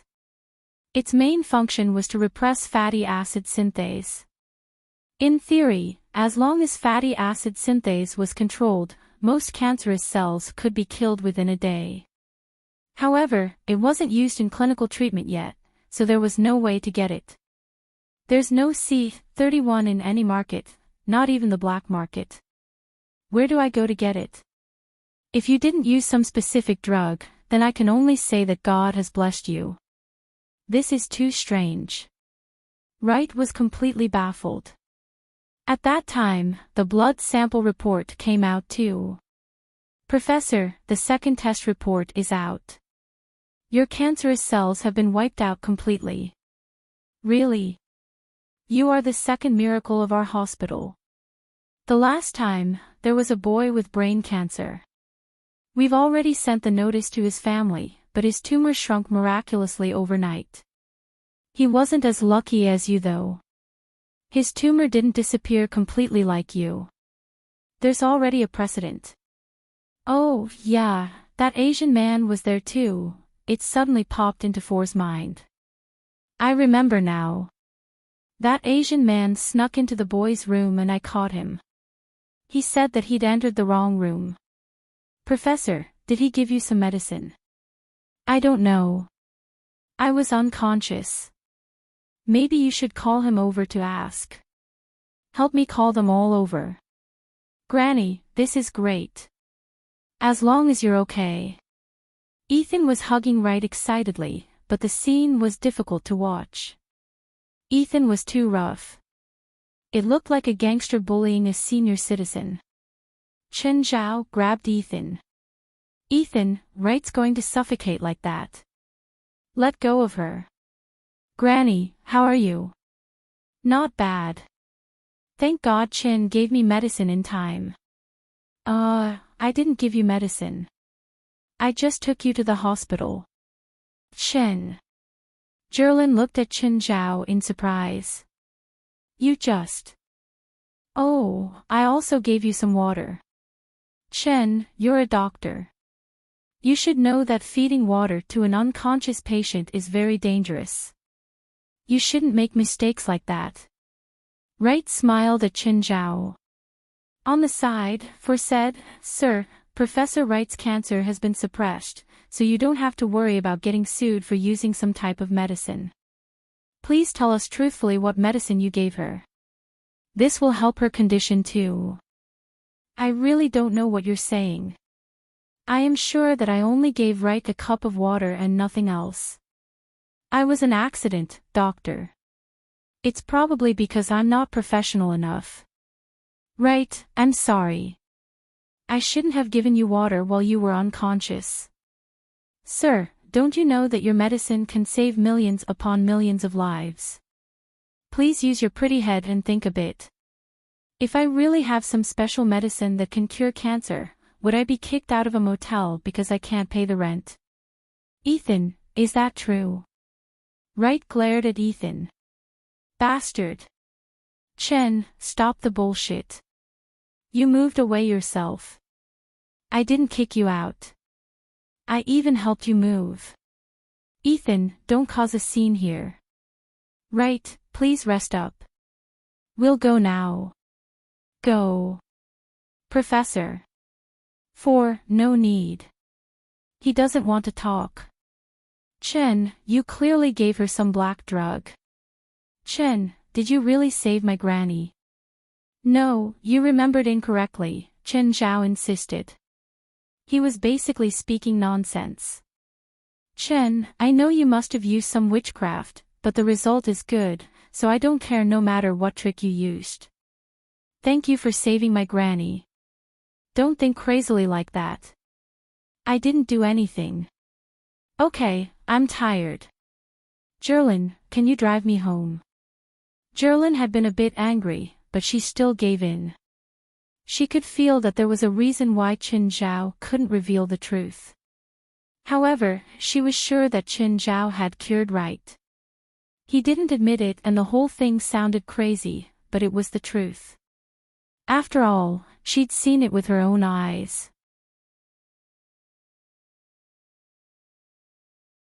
Chapter 43, Living in a Wealthy Area for a Few Days. Chapter 43, Living in a Wealthy Area for a Few Days. Chen, why are you hiding it? I know that you cured Wright. Jerlin stared at Chen Zhao, puzzled. Do you think being able to cure cancer is good or bad? Of course it's good. You can gain both reputation and wealth. At the same time, patients can stop suffering. You can save millions of people. But I can't treat everyone. It's not a normal method. I can't even teach it to someone else. Perhaps I can save 10 people, or 100 people, but not 1,000 people. By then, the entire world will know that I can cure cancer. How do I live? Who do I treat? Chen, I get it. I'm sorry. I shouldn't have rashly said those words just now. Do you suddenly feel that I'm so great? Your words have indeed changed my impression of you. Then let's go back and restart the activity between the two of us. Actually, Chen Zhao had been somewhat reluctant to use the perfect crystal. He had originally wanted to use the perfect crystal to exchange for the spatial ring from Raz. He was unsure if Raz was still willing to trade it now that he had crushed the crystal into powder form. By the time Chen Zhao and Jerlin returned, it was already 5 a.m. However, the two had no intention of sleeping and they continued until it was past 7 a.m. Chen Zhao lay exhausted on the bed, while Jerlin tidied her clothes, getting ready to leave Chen Zhao's place. However, before Jerlin even left, Chen Zhao was awakened by another call. Hello. Zola. Chen, can you come over and help me to comfort Daniel? He wants to commit suicide. Chen Zhao jumped out from the bed directly. What a tiring life. Jerlin, don't leave yet. Drive me to Beverly Hills. Chen Zhao alighted from Jerlin's car feeling dazed. To make things worse, he also had a severe headache. Paul, morning. Mr. Chen, why are you here? Zola called me. She said that Daniel has lost control of his emotions. Ms. Zola doesn't live here. Her house is on the other side of Beverly Hills. Let me take you there. All right. Thank you. Paul drove Chen Zhao to Zola's house. When they reached, Zola ran out and welcomed Chen Zhao in. It was similarly a large manor with a few domestic helpers. When Chen Zhao entered the house, he noticed Manny look at him from upstairs. Clearly, she had a poor impression of Chen Zhao. How's Daniel? He has been in a very bad mood these few days. Yesterday he almost cut his own wrist. Fortunately, a maid discovered it and snatched the fruit knife from him. Zola brought Chen Zhao to Daniel's room. Chen Zhao knocked on the door. I'm going to sleep. Leave now. Chen Zhao opened the door immediately, as if he did not hear Daniel's words. Right away, Beelzebub ran forward and jumped onto Daniel's bed. When Daniel lifted his blanket and saw Beelzebub's face, his anger vanished at once. Chen. Why are you here? Your mom is very worried about you, so I came here to visit you. There's nothing to be worried about. I'm already a disabled man now. Chen Zhao stared at the dispirited Daniel. He still remembered how high-spirited Daniel was when they first met. At the moment, Daniel seemed to have aged by 10 years, with his face covered in messy beard. Perhaps because he had not washed himself for a few days already, his hair was dirty and his face sallow. Chen Zhao turned his head and glanced at Zola. Zola, close the door. Zola looked at Chen Zhao. After slight hesitation, she still went to close the door. Daniel, how much money do you have? Why? I think I might be able to heal him. Stop joking. My entire leg was cut off. Do you think I'm a fool? Fine. Just pretend that I'm joking. If there's really such a chance, how much are you willing to pay? Chen. Are you kidding? Chen Zhao glanced at Zola and remained silent. Chen, I know you have some special knowledge. If you can make Daniel walk again, I'll give you $1 million. No, I only want Daniel's money. Daniel, how much can you pay to let yourself stand up again? I only have over $100,000. That's all. Chen, please don't joke with me like that. Good. From now on, you owe me $200,000. Chen Zhao turned around and looked at Zola. Can you find a hidden place for me and Daniel? We might need to stay there for a few days. Chen, are you serious? No, I only want to experience what it feels like to live in Beverly Hills. I'm asking Daniel to stay with me. Zola took her phone. Father, is house 65 on the hilltop vacant? Chen and Daniel want to stay there for a few days. Okay. No problem. I don't want too many people to know about it, okay? Chen Zhao stared at Zola with a serious look. Not even my father. How many people know about Daniel's amputation? My father and a few of Daniel's schoolmates. Chen, are you really able to heal me? Chen, Daniel became excited. If you walk in front of your schoolmates one day, will there be a problem? Daniel immediately replied, no. They have only heard about it and nobody has seen me like this now. I promise you that I wouldn't tell anyone.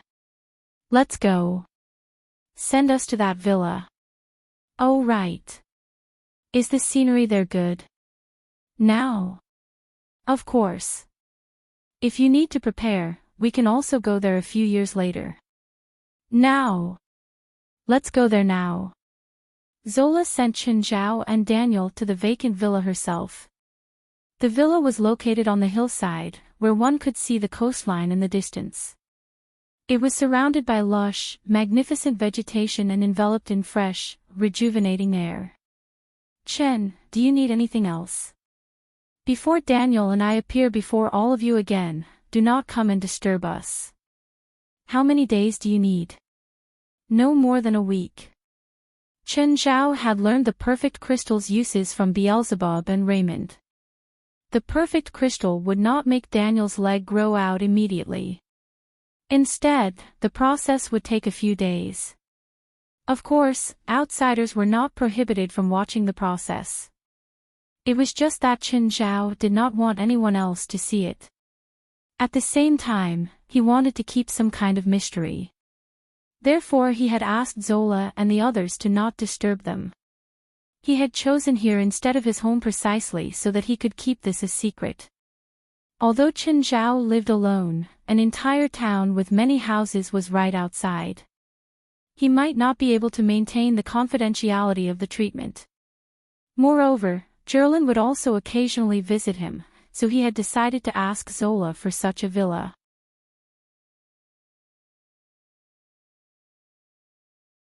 Chapter 44, 13 and 21 years old. Chapter 44, 13 and 21 years old. Chen Zhao didn't feed Daniel the medicine made from the perfect crystal directly. Instead, he had Daniel take a sleeping pill and then poured in the medicine after he was asleep. To be honest, Chen Zhao just wanted to act mysterious. If he gave Rasfa a black drug and then gave Daniel one too, people would easily think that Chen Zhao only had one trick. Then they would get some other ideas about the black drug and might even do dangerous things. No matter how close they were, some things still had to be hidden. Plus, they weren't even that close. After the sleeping pill's effect passed, Daniel woke up and found that he was still on the balcony. He felt waves of itchiness coming from his thigh. He couldn't bear the itchiness. Daniel tore off the gauze and found that something was wriggling at the spot of amputation.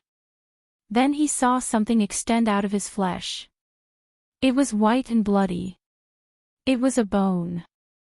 A bone was extending outward. No, it was growing. What's going on? Bearing the extreme itchiness, he watched as blood and muscle grew around the bone, covering it up. The progress was so strange that he gradually forgot about the itch. An hour later, the supernatural and incomprehensible growth finally stopped. By then, his leg's flesh and bone had reached his knee. It was like a dream. Daniel was still in a daze. Flesh growing back, this was crazy. His knee hadn't grown back yet, but Daniel completely believed Chen Zhao now. The man he really could make the left leg grow back. This sounded entirely unbelievable, but it had really happened before his eyes. Chen. Where did Chen go? Daniel looked around. He only saw Beelzebub sleeping on the ground. Chen Zhao had vanished. Beelzebub opened his eyes and looked at Daniel. Then he shook his head in a human-like way. Daniel grabbed the cane beside him and stood up with difficulty. He saw Chen Zhao sleeping on the sofa. Daniel was grateful to Chen Zhao, but the sun was setting soon. If Chen Zhao could get up and make him some food, he would be even more grateful. Chen, wake up. Chen Zhao was dead asleep, so Daniel had to poke him with the cane. Chen, time to get up. He finally opened his eyes. What time is it? Dinner. What are we eating? Daniel was so done. Chen, don't you think that you're the one who should cook dinner? I'm tired. What exactly did you do last night? I saved an old granny with cancer and then fucked a female cop till morning. I was going to rest at home, but then you asshole tried to commit suicide. Fine, it's my fault, but I'm really hungry right now. Okay, I'll go see if there's any food. Chen Zhao still got up and made dinner for him and Daniel. I cooked how I usually cook. I can't be compared to your family's chef. If you don't like it, well, I can't do anything about it. It's okay. I'm not picky. But if you can give me some beer, I'll be even more grateful. Are you even old enough? Oh, please. I can understand if you refuse to give me beer because I'm recovering. But if you're doubting my age, I can't accept it. How do I not look like an adult? Fine. You're still recovering. You can't drink. After dinner, Chen, Zhao, and Daniel lay on the balcony to stargaze with a bunch of snacks and soda. With Daniel's current condition, he really couldn't drink alcohol. It would be perfect if I can smoke some weed now, but I know that even if you have it, you'll say I'm injured and can't smoke. Chen Zhao made a face. He didn't feel like asking about this youth's bad habits. He could only control himself. You only need at most 7 days, and then you can be free. Chen, are you a druid? Daniel felt like Chen Zhao was the legendary druid now. It was bizarre, but the most bizarre thing was that it was happening to himself. If Chen Zhao was a druid, then it was still comprehensible. If that will help you accept things, then think of me as a druid. Teach me. I want to be a druid too. You can't. You don't have the talent. Plus, I haven't gotten everything straight yet. How can I teach you? It was obviously painful for these two men to be stuck inside. The house was very fancy, but it still couldn't hide the fact that it was boring. Zula, can you get a game set here? Daniel and I are going to go crazy. Zula brought different servers over, along with a big pile of games. She put them at the door and left. She was worried that it was taboo to see Daniel. Daniel, have you played with actresses before? Yeah. I was 15 and in my grandpa's manor. I thought we were dating, but then I realized that she'd slept with all the men in the manor, not just me. She was just using me. We broke up, but she got the chance to act in a movie that my grandpa's company funded. She's pretty famous in Hollywood now. You should have heard her name before. LoveLore. Chen Zhao thought for a moment, but he didn't know who that was. After all, he didn't care about celebrities at all. He'd only been in LA for a month too. If that woman was only a bit famous, then her name couldn't have reached the other side of the world. It was normal that he didn't know her. If you want to play with an actress, I can arrange it as long as she's not an A-lister. Don't. This feels like prostitution to me. I'm not sad enough to do that. When was your first time? I was 13. I paid $10 for a girl to give me a hand job. Chen Zhao cursed inwardly. This really was a dark society. His first wet dream had been when he was 14 years old, but this guy had lost his virginity at 13. So when was your first time? It was Daniel's time to ask. 21 years old. My college classmate. Chen Zhao was embarrassed. You never thought about spending money to get a girl? Yes. It was during sophomore year when I wasn't dating yet. I had the strongest sexual urges during that time too. My roommates and I got this idea, but we didn't have much money. We heard that it was cheap at somewhere called a salon, so we asked around and went to the street. As expected, we were stopped by a girl in heavy makeup. We asked her how much and she said 40. Then I asked if it'll only cost 40 for us three together and she called us our asterisk dart. Daniel burst out in laughter. Do you know where my coming-of-age ceremony was held?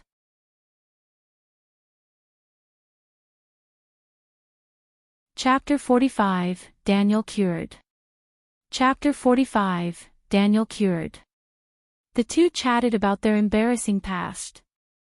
Daniel and Chen Zhao had very different attitudes towards life and ways of thinking. Daniel had already played enough when he was young. His biggest hope at the moment was to find genuine love. Yes, to most people, this was such a foolish thought.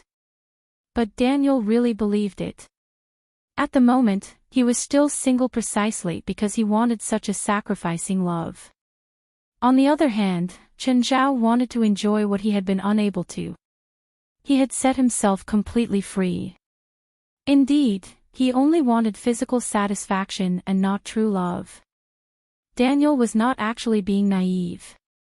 In fact, he knew the world better than most people. Since he was young, he had been influenced by his surroundings. He had seen the material world long ago. Think about it, he had spent $10 for a female schoolmate to jerk him off when he was 13. How pure could his mind be?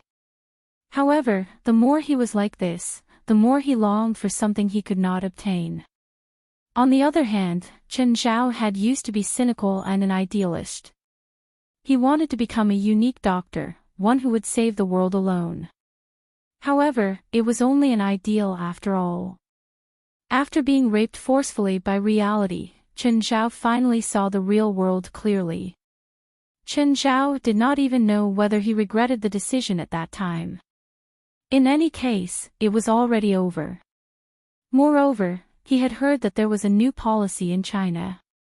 When a doctor feels that a patient needs surgery for sure, even if the family members do not sign a consent form, the doctor still has the right to decide whether to perform surgery without needing to bear any responsibility.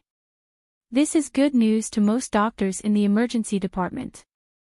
However, it was already too late for Chen Zhao.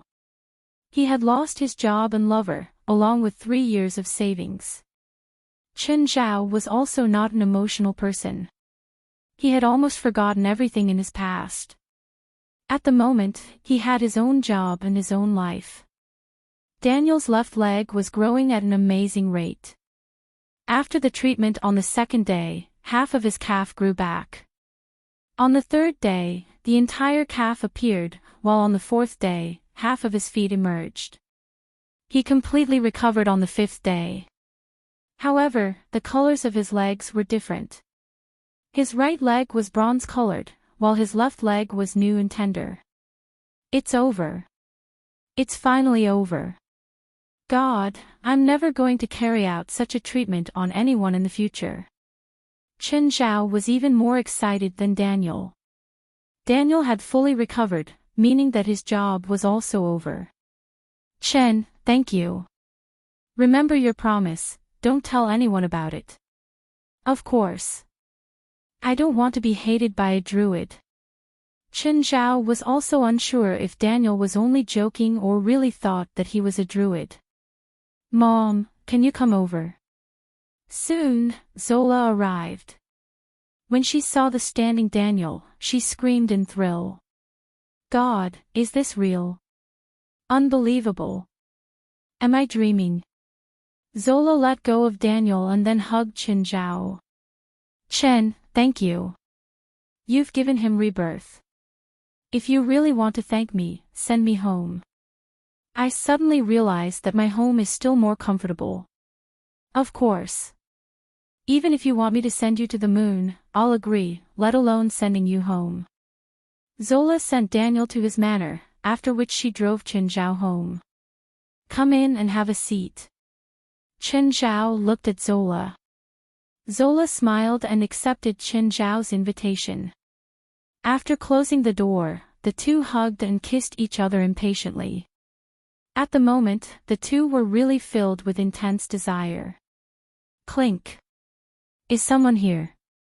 The two were in the midst of kissing when they suddenly heard something shatter in the living room. Woof. The two tidied their clothes. Chen Zhao walked into the living room to discover the floor filled with glass fragments. It was originally a decorative vase. Maybe it's just the wind, Chen Zhao said. Let's continue. Zola's voice was loud and sonorous as she indulged herself without constraints. Chen Zhao had abstained himself from sex for too long and really needed some.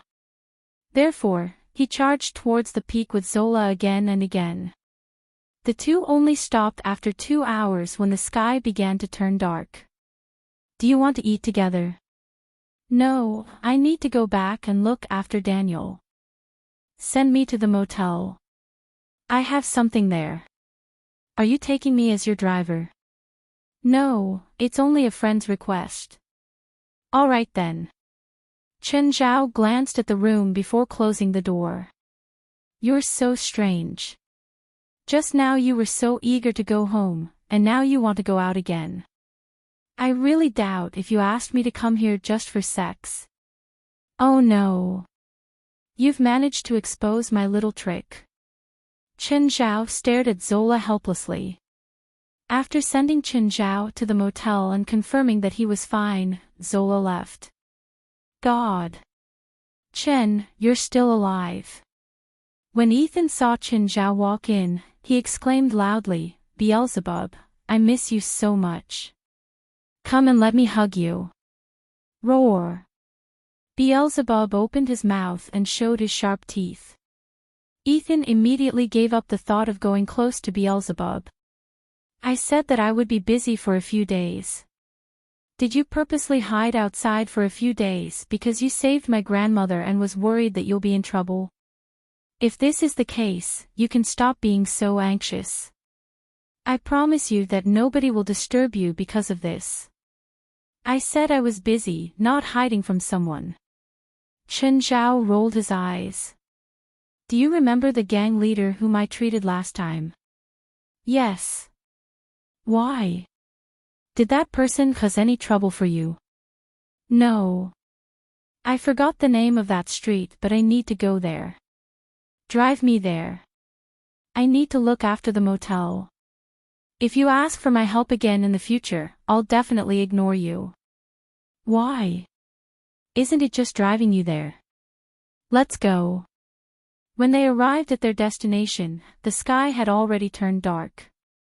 This particular street was usually unsafe at night, so there were almost no pedestrians around. What did you come here for? Nothing. Let's go back. Are you kidding? We drove all the way here only to take a look. Ethan roared. If you say that we came here to take a look at a woman, I can understand, but it's a rundown street without a single soul. You only took a look and now we're leaving. Bastard, I swear you're playing me. Actually, Chen Zhao was really here to find someone. He had already found the person, so now they were leaving. At the moment, the person was in the car, right beside Chen Zhao. It was just that Ethan could not see anything.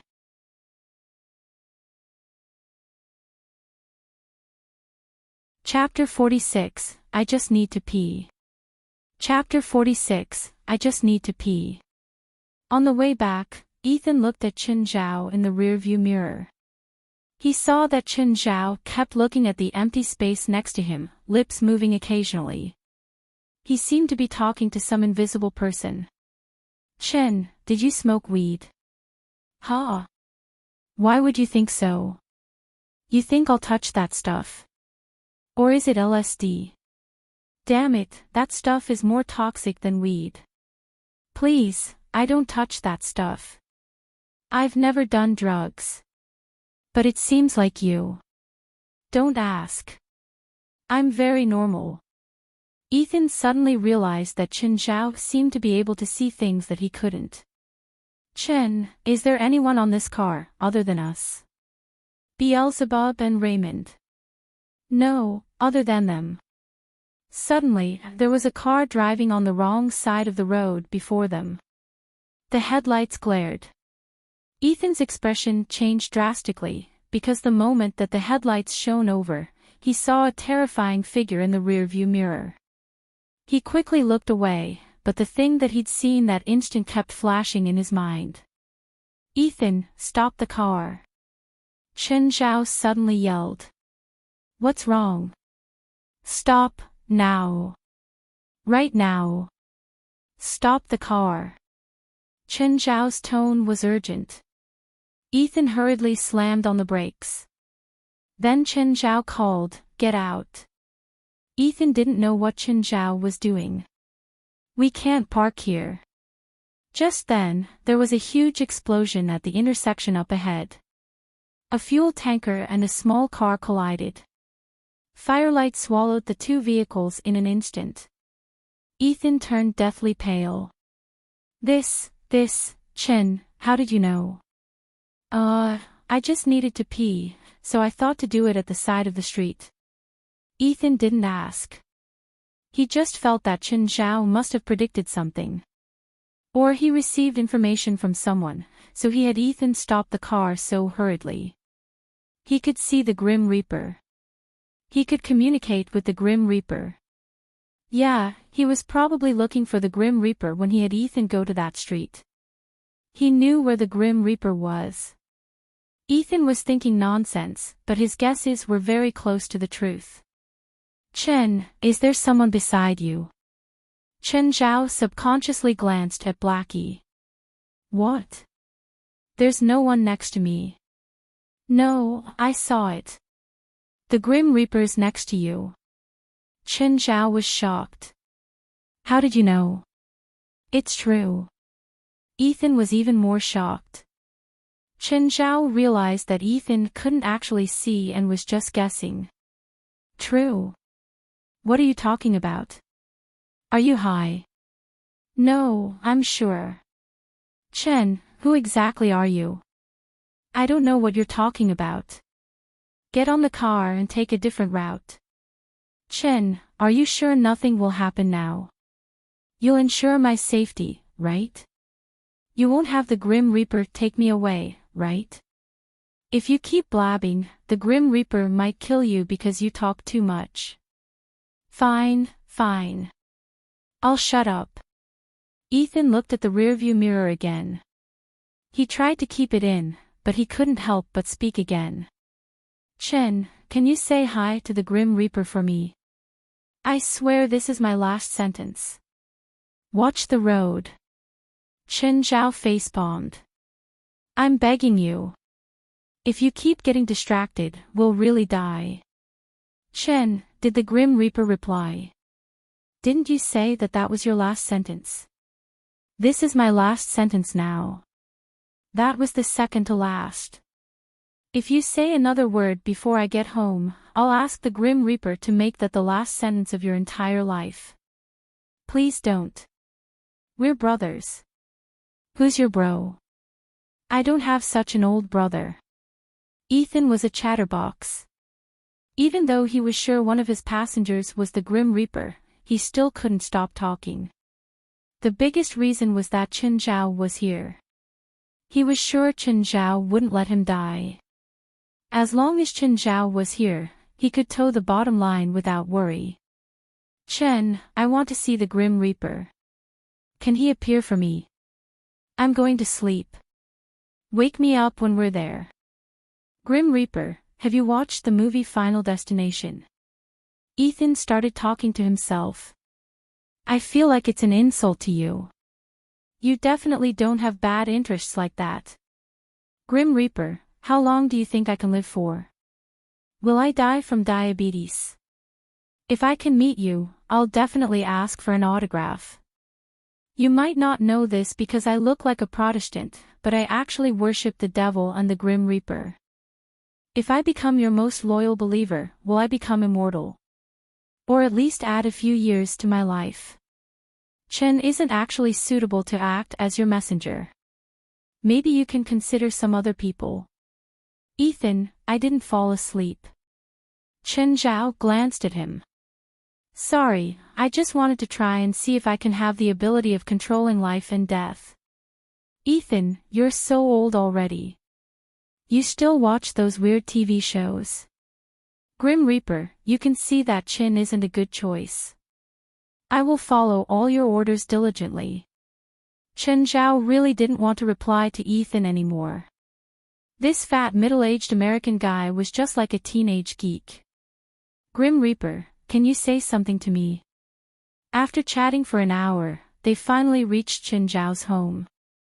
He got out of the car immediately. Ethan, drive safely. Chen, I don't like driving at night. Can I stay the night? Not tonight. How about tomorrow? Why not? Are you going to do some ritual? Ethan, do less drugs. You're delusional already. Chen, you don't have to hide it. I know that you probably can't say it out loud. Is that the Grim Reaper's rule? That you'll get punished if you say the truth? Then I won't make it hard for you. Okay. If thinking like that will make life easier for you, then just think that way. Goodbye. Chen Zhao slammed the door shut and went into his house. He went to turn on the lights but found that it wouldn't work.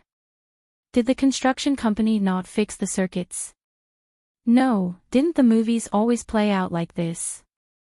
Haunted homes often had blackouts.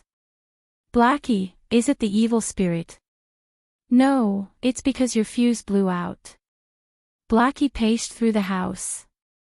Don't go to the basement tonight. What are you going to do? Your new house is renovated. I need to renovate mine too.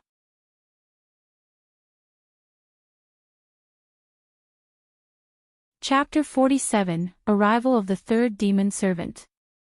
Chapter 47, Arrival of the Third Demon Servant. Blackie, do you know how to fix the fuse? The night was still somewhat hot and stuffy. Blackie would occasionally leave the basement, only to go back again later. Chen Zhao could not fall asleep.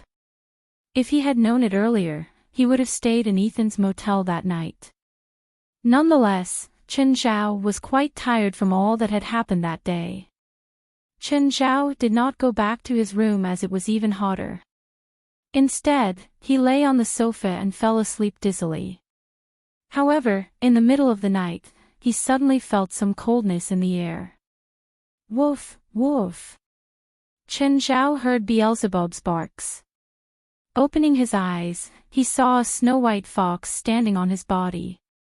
The moonlight shone through the windows onto the fox, giving it a particularly eye-catching appearance, as if its body was covered by a layer of frost. What is it? A demon. Bastard human, you've summoned another demon without my permission. And it's a subordinate of the King of Frost. All these inferior demon king subordinates which do not belong to the 7 sins are second class. You're humiliating my identity. Beelzebub barked wildly to express his frustration. Subordinate of the King of Frost, leave here and scram back to hell. This is my territory, everything here belongs to me. Both Beelzebub's and Raymond's reactions were very intense. Anyhow, Chen Zhao realized that he had summoned another demon unintentionally. To Beelzebub and Raymond, the King of Frost must be an inferior demon king. To them, all demon classes apart from the 7 sins were inferior. Of course, they also disliked each other. They both had strong possessive desires. For example, Beelzebub had been very unhappy about Raymond's arrival in the beginning. The same thing happened for Blackie, and now the subordinate of the King of Frost. Chen Zhao was still unsure how he had managed to summon these subordinates at the moment. Beelzebub, Raymond, and this subordinate of the King of Frost. It should be related to his thoughts, but he did not know exactly what he should do. Summoning these subordinate demons was different from summoning inferior demons with demonic ritual implements. Inferior demons were like consumables. Chen Zhao would only summon them when needed, and there would be a time limit after which they would return to hell. However, when he summoned inferior demons, he would usually summon their true forms. In particular, they would possess most of their original abilities. For example, when he summoned Raz and Bloody Hunter in the past, both of them appeared in their true forms, that is, in their original appearances. On the other hand, whenever he summoned a subordinate demon, a form of contract would form between the two of them. Chen Zhao had already found out from Beelzebub that the basis of this contract was that the two parties could not harm each other. Beelzebub and Raymond both called themselves demon servants.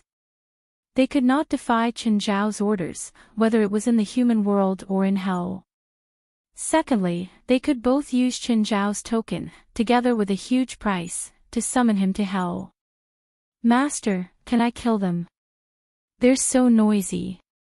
The white fox swung its 2 slender and soft tails as it stared at Beelzebub and Raymond from above with an arrogant look. Master. It calls me master. God, that feels so amazing. This was the first demon servant that Chen Zhao had summoned which called him master. Indeed, obedient demons were much better. Chen Zhao glanced at Beelzebub and Raymond. These two bastards still called him human all the time. The more he looked at them, the more he disliked them. Can you beat them? The more inferior a demon is, the less restriction it receives in the human world. I'm Carrie Phantom, subordinate of the King of Frost, a second-class demon king. Hence the suppression I receive from the rules in the human world is much weaker than them. Moreover, my true form is no weaker than them, so I can easily freeze them into ice pops. Chen Zhao more or less understood what Carrie had just said. Firstly, the fox Carrie was a subordinate of the King of Frost, a second-class demon king, or a small demon king. The first-class demon kings were the 7 great demon kings which precisely represented the 7 sins. The 7 great demon kings must be the most powerful ones in hell. However, their subordinates need not be stronger than subordinates of other small demon kings.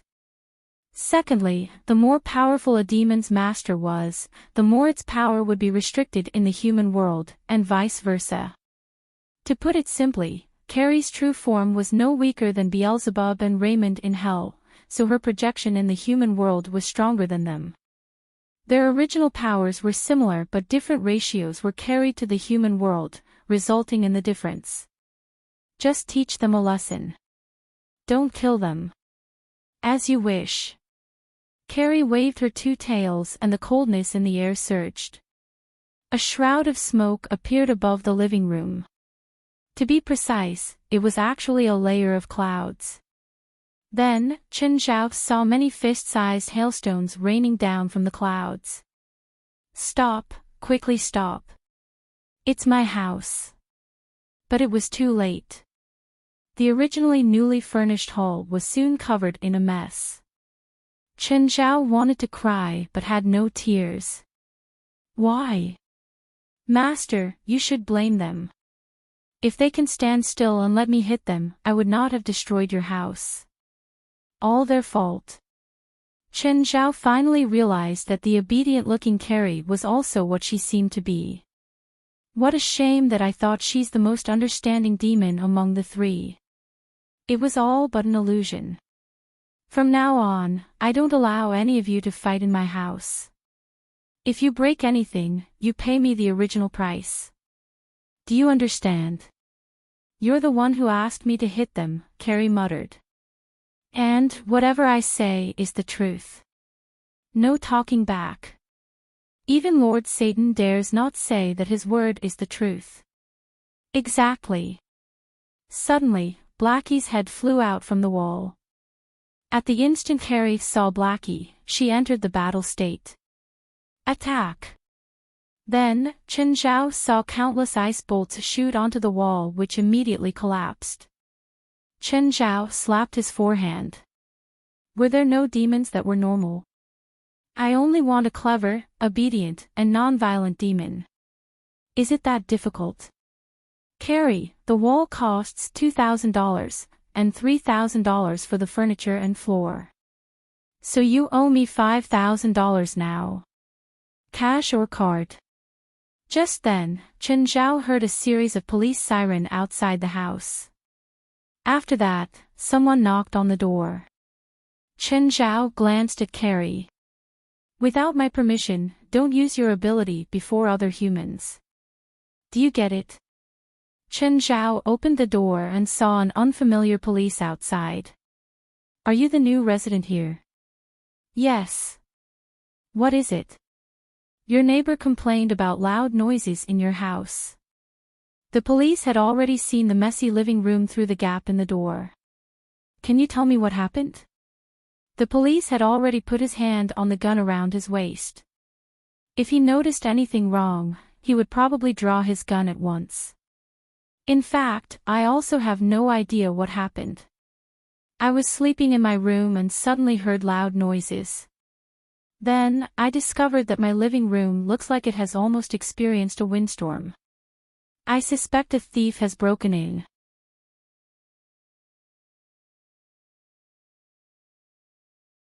Chapter 48, Maybe You'll Become My Stepdad. Chapter 48, Maybe You'll Become My Stepdad. I need to go in to investigate, the police officer said. Chen Zhao moved aside and allowed the officer to come in. The officer still didn't lower his guard. He walked into the living room and saw water everywhere. The wall had collapsed and the furniture was practically all damaged. There was only a glass table unharmed. It had 3 small animals on it, a white fox, a Shar-Pei dog, and a colorful poisonous snake. They seemed to be coexisting peacefully though and stared at the officer with strange eyes. There. My pets. It looks like a tornado just ripped through here, the officer said, scanning the surroundings. When I rented this place, the agent said that it's a bit paranormal, Chen Zhao said earnestly.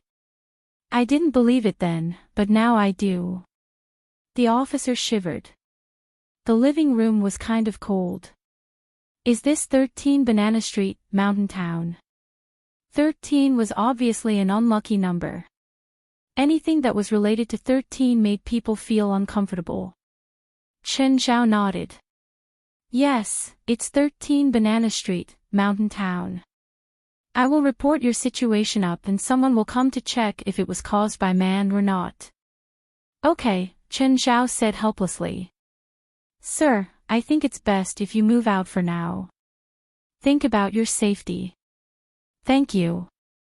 I don't have anywhere to go though. I can't go to the police station, right? If you don't mind, I can bring you there. You won't get ghosts there, at least. Oh, it's fine. It'll be daybreak in a few hours. I'll just sleep and it'll be over. All right. If you run into trouble, call the police. Good luck. The officer was responsible for surveying the small town. There wasn't actually a police station in the town. Mountain Town's public security was under the responsibility of the Greater LA Area Subbureau. The officer had heard before that there was a house in the town where many people had died in. He just didn't know which one it was. When Chen Zhao said this house had paranormal instances, he accepted it quickly. He even thought that this might be paranormal activity too. It wasn't true that Americans wouldn't believe in these things. They might even be more gullible than Chinese people. In the morning, Chen Zhao contacted the renovation company and paid $1,000 to rebuild everything. It didn't feel good to eat breakfast in the messy room at all. Just then, someone charged in. Oh my God, what happened here? World War III. It was Manny, Zola's daughter. Chen Zhao put down his sandwich. Why did you come? To find you. Are we close? You might become my stepdad. I need to get to know my stepdad beforehand. Is there a problem? I think you've made a mistake, Chen Zhao said with a dark expression. I'm not your stepdad and I'm not going to be. Ooh, such a cute puppy.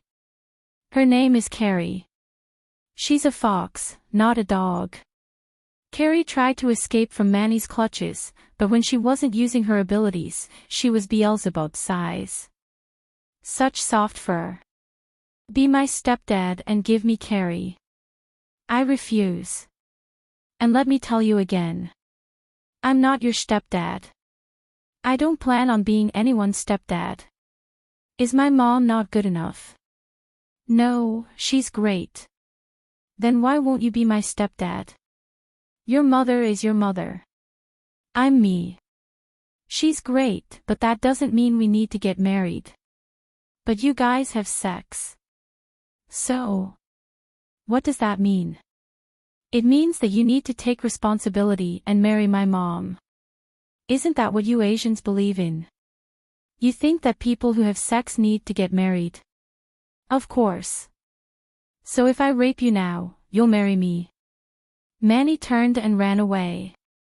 Chen Zhao rolled his eyes. A while later, Carrie, who'd been kidnapped by Manny, ran back. Carrie, come out, Manny's voice traveled in from the outside. Don't stay with that perv. Unlike with Daniel, Zola protected Manny more. At least, some of her thoughts were still very naive. A while later, Daniel's voice sounded outside. Manny, how come you're here? You shouldn't be here. Daniel, that asshole wants to rape me. What? What happened? He said it. He said he wants to rape me. Daniel broke through the door. Chen, get this straight. Why does Manny say that you want to rape her? Zhao rolled his eyes, not wanting to reply to Daniel. If I wanted that, do you think you can still see her in one piece? You want to, but you haven't acted yet, Manny said while hiding behind Daniel. Daniel, what do you need? If there's nothing, then get out. I need to clean up. Daniel finally noticed Zhao's living room. What happened here? World War III. You two really are siblings. You say the same things. Chen, how about you move to Beverly Hills? I'll borrow a house from Grandpa. We can live together. No. People will think we're gay. Even if I want to co-rent with someone, I'll find a woman and not you. We're brothers. We can get girls together, party together, go crazy together. No one will think we're gay.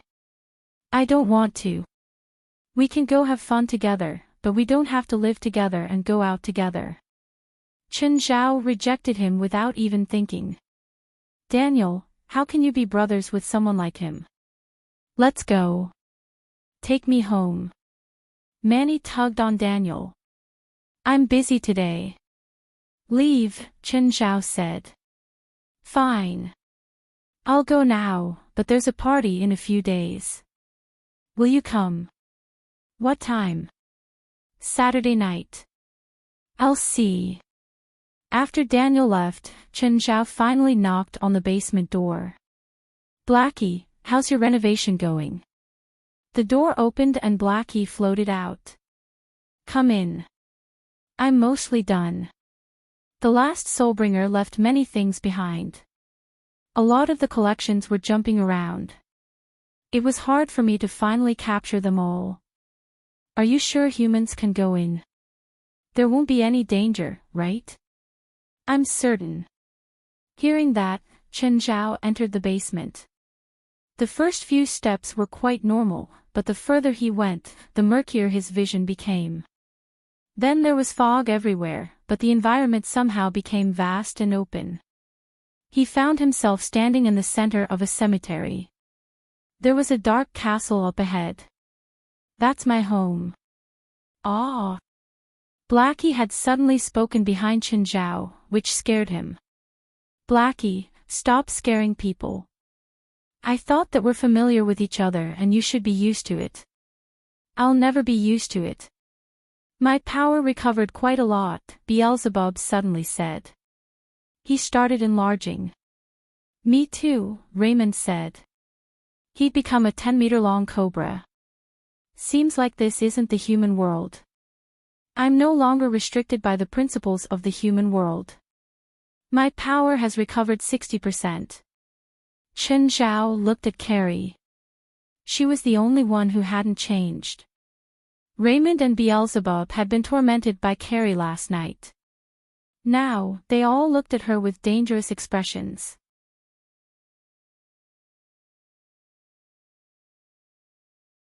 Chapter 49, Inheritance from the Previous Grim Reaper.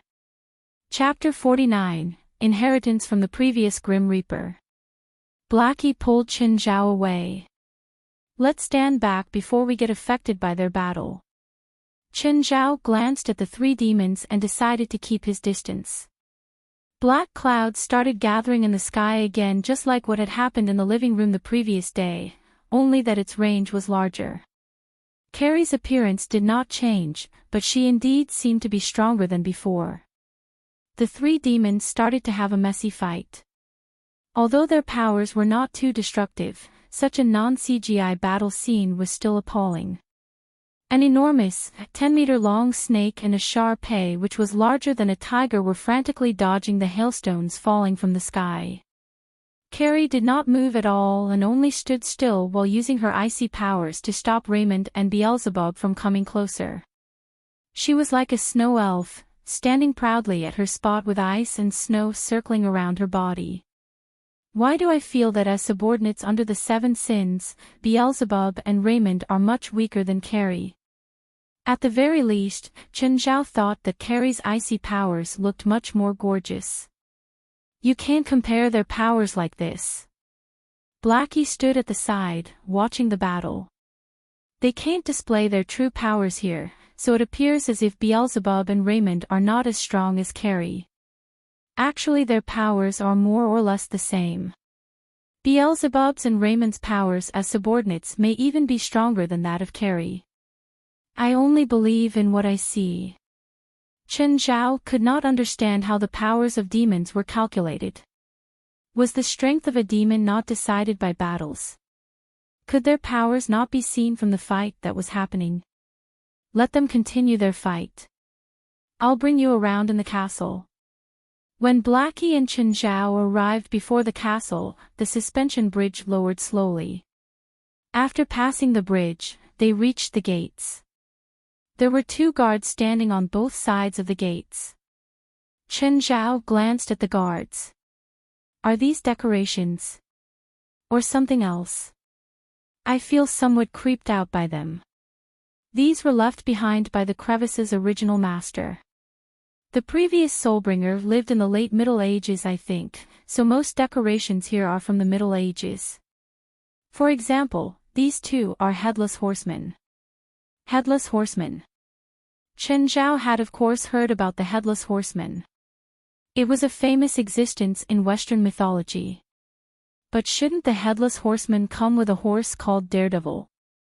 Yes, but to put it simply, a headless horseman is just the soul of a knight whose head has been cut off.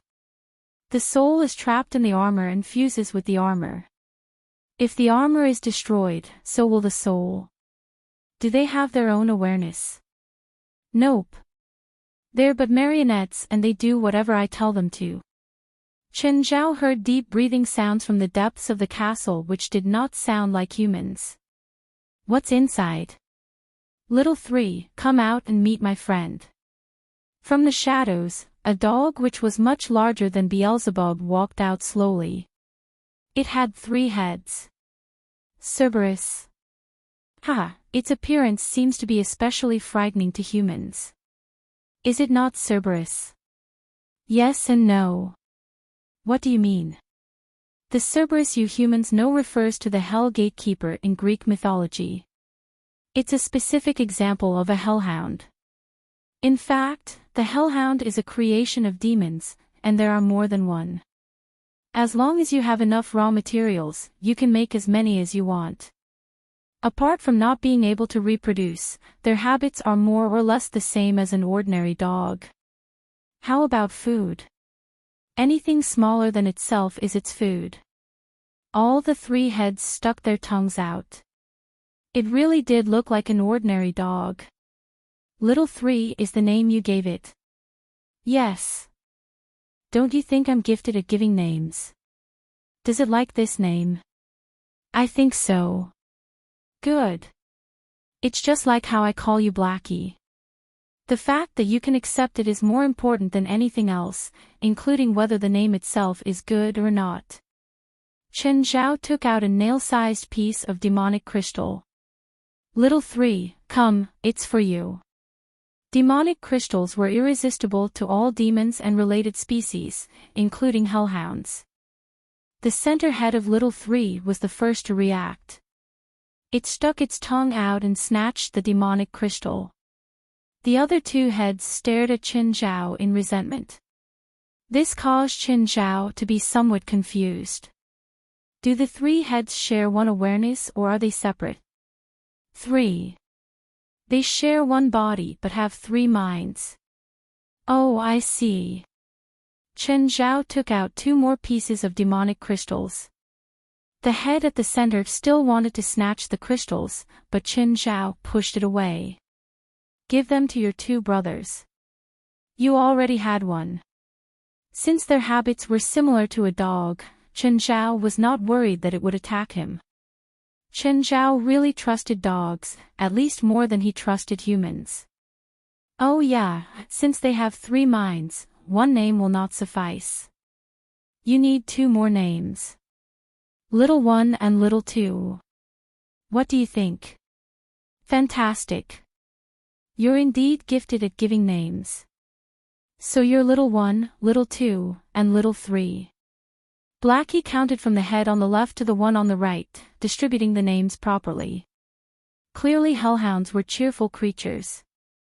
They did not mind if their names were really bad. Was it from the previous owner as well? No. It's my creation. At the end of the aisle, Chen Zhao came to a sudden halt, because the ring pit before him was filled with bones.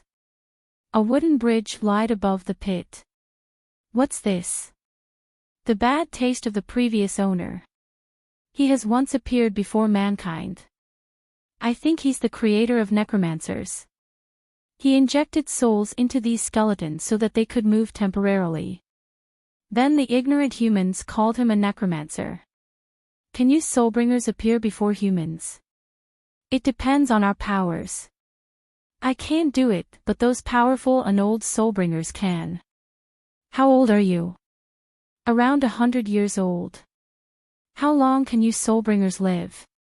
Around 500 years. Some can live longer, but usually not more than 1,000 years. So you're considered as young in your race, right? Blackie nodded. Oh yeah, I can bring you to the previous owner's lab. Lab? Yes. You know that we usually live alone, but we also feel lonely, so we normally have some hobbies to do when we're free, such as research or learning. Blackie brought Chen Zhao into the laboratory. In the web-filled laboratory, Chen Zhao saw many shelves full of jars. Most of the jars contained a green liquid in which weird-shaped organisms were floating. What are these? Hell organisms.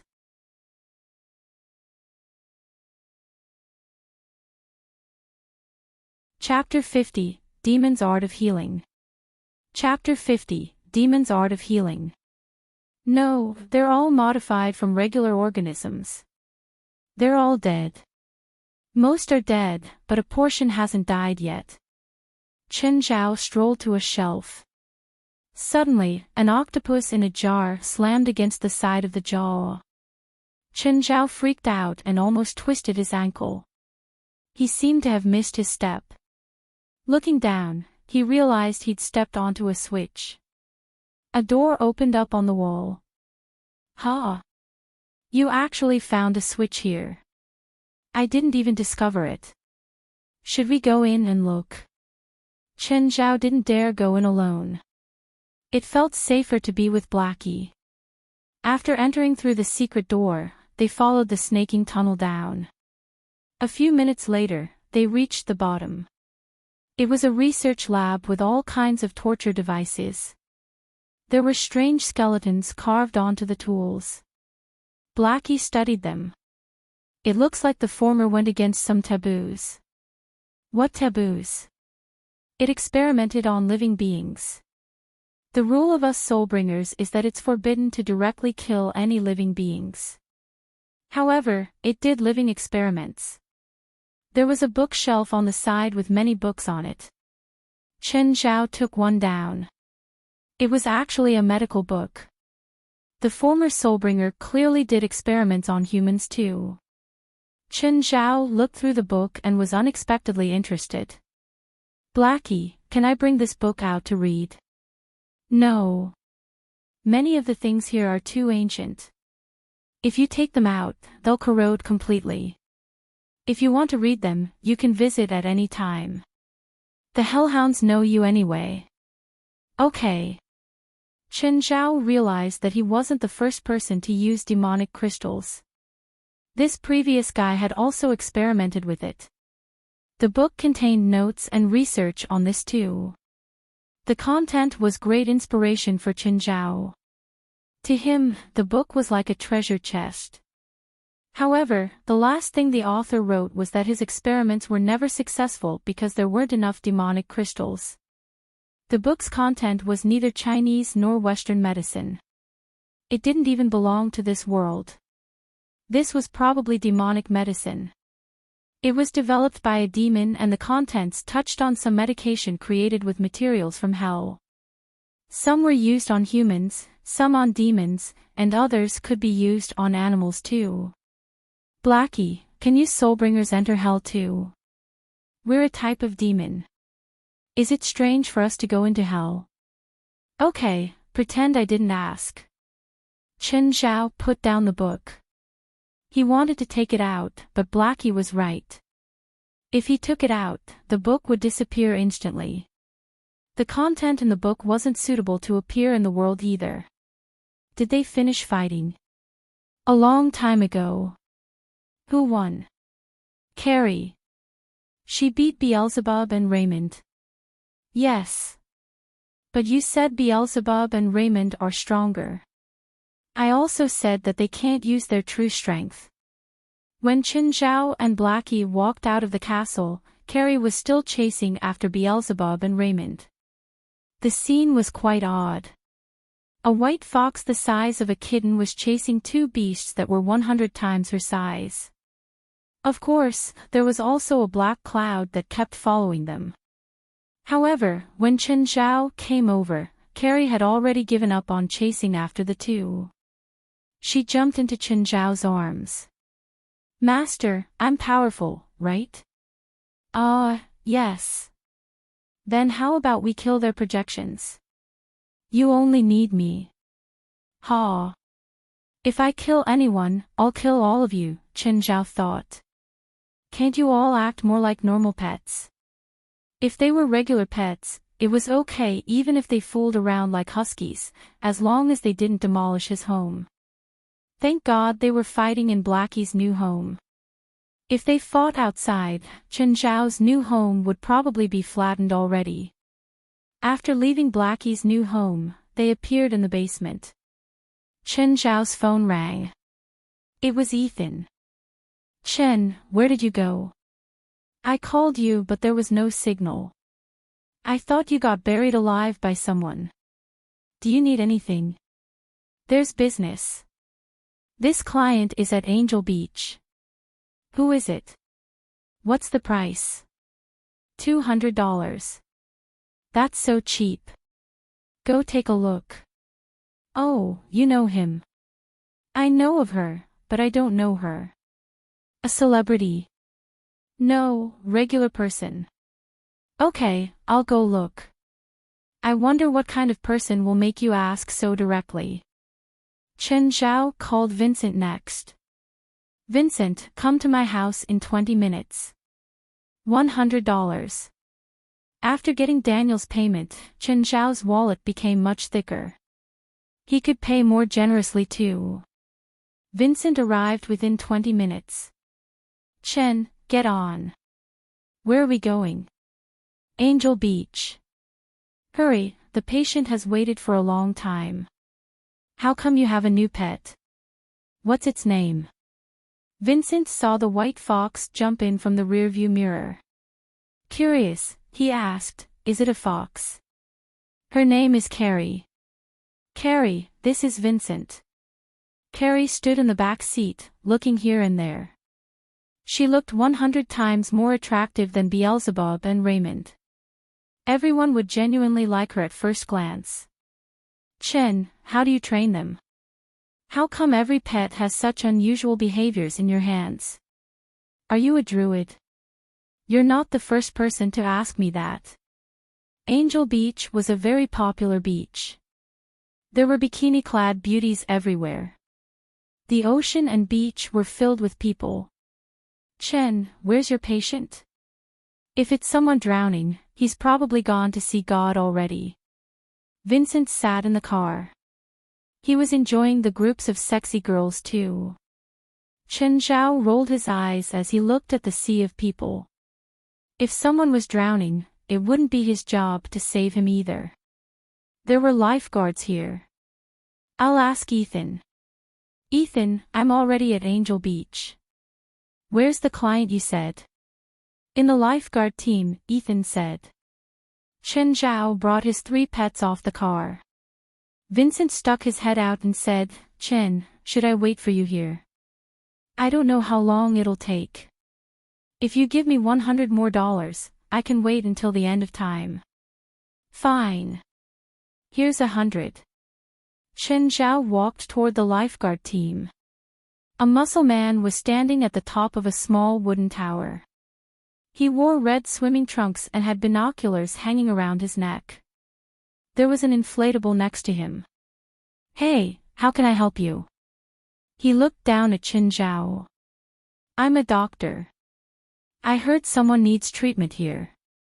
Ethan sent you? Yes. The muscle man scanned Chen Zhao and then waved his hand. Follow me.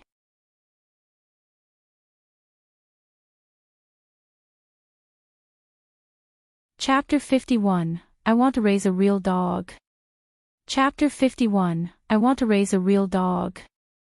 I'm Robio, leader of the Coastal Rescue Team. How do I address you? Chen Zhao. You can call me Chen. Can you tell me who my patient is and what illness my patient has? Robio glanced at Carrie and Beelzebub. Are they your pets? Yes. Is there a problem? No. I like people who are caring. Ha. Sorry to scare you, but I already have a lover. It turned out that Robio was gay, but Chen Zhao still maintained his smile. Robio brought Chen Zhao to the HQ of the Coastal Rescue Team. There were two sexy ladies in bikinis outside who were practicing boxing. Looking at the two ladies who were covered in sweat, Chen Zhao could feel his heart pound. Chen Zhao always believed that there were two things in the world that could bring warmth, namely the sun and sexy ladies. Chen Zhao was absolutely stunned by those jumping melons. Hey! Stop staring at them like this. I know they're sexy, but your look is very rude. Okay. Chen Zhao glanced at the two beauties for one last time before stepping into the HQ. The HQ of the Coastal Rescue Team looked more like a gym. I don't think I see anyone who needs treatment. Everyone present was more than just healthy. Chen Zhao could not see anyone who might have a disease. Just then, a woman walked over, her body as hot as a blaze of fire. She was wearing a pair of tight-fitting sweatpants and a bikini top. The woman was so dazzling that Chen Zhao recalled Kelly and the sisters Shailene and Irwin. Robio, who's this? He's the doctor. Chen, this is Feilai. Hi.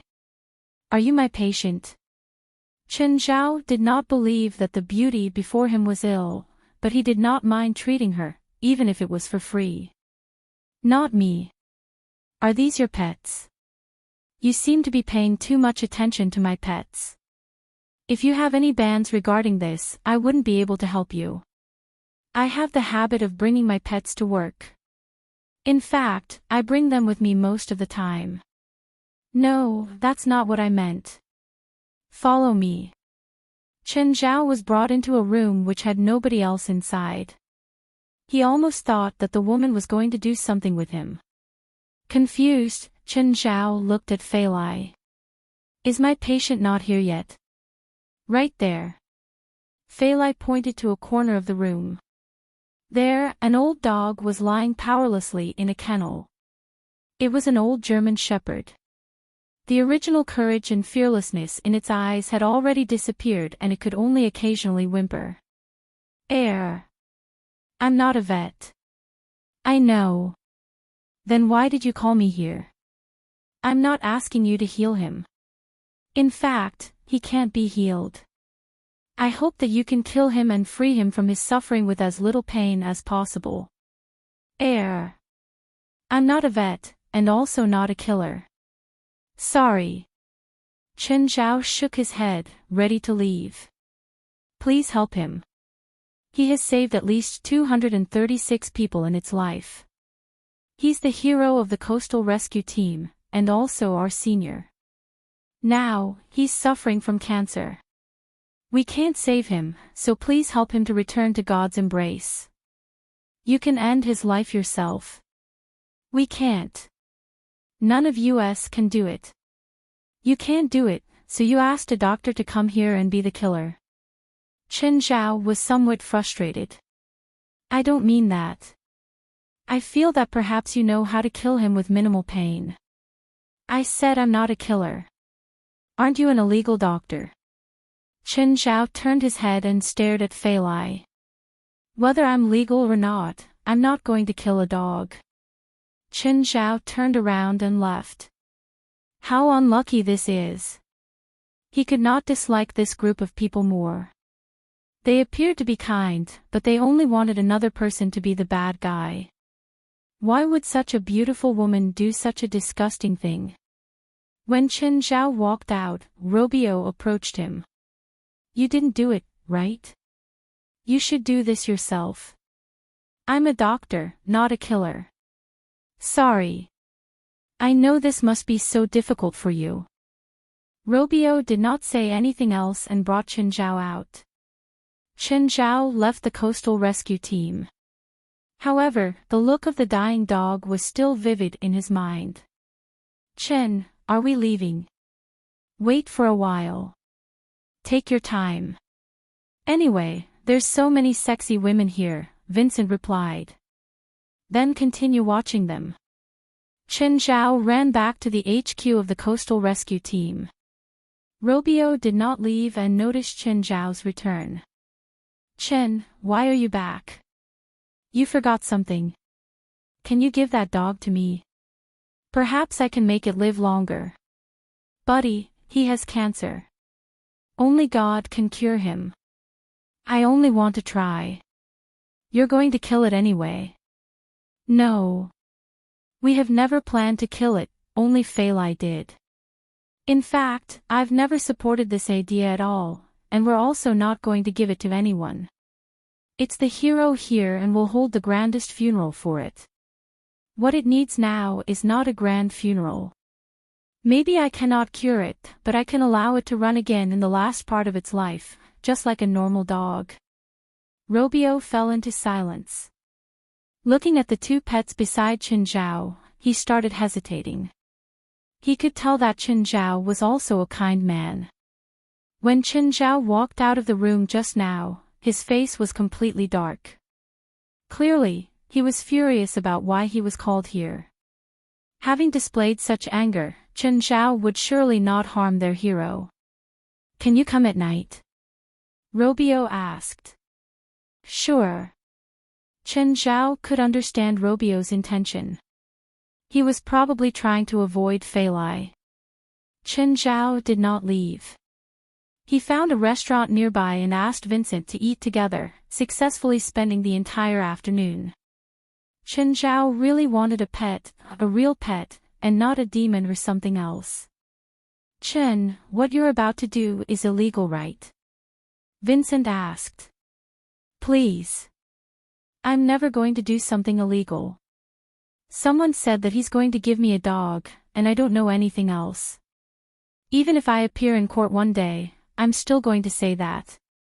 You claim that you don't do anything illegal. So does being an illegal doctor count? Please provide your evidence, or I'll make you sit in jail until the end of time. The antagonists in movies always say this, but in the end, they always get caught. The reality is not a movie, and I'm also not an antagonist. This is not your style. You don't benefit from this at all. You took $200 from me for the rides, and also made me treat you a meal, which costs $30. And my pay this time is only $200, so I did not come here for profit in the first place, Chen Zhao said. Then what is it for? Love? I only hope that the dog can have a good ending. It's worth me paying $230 for.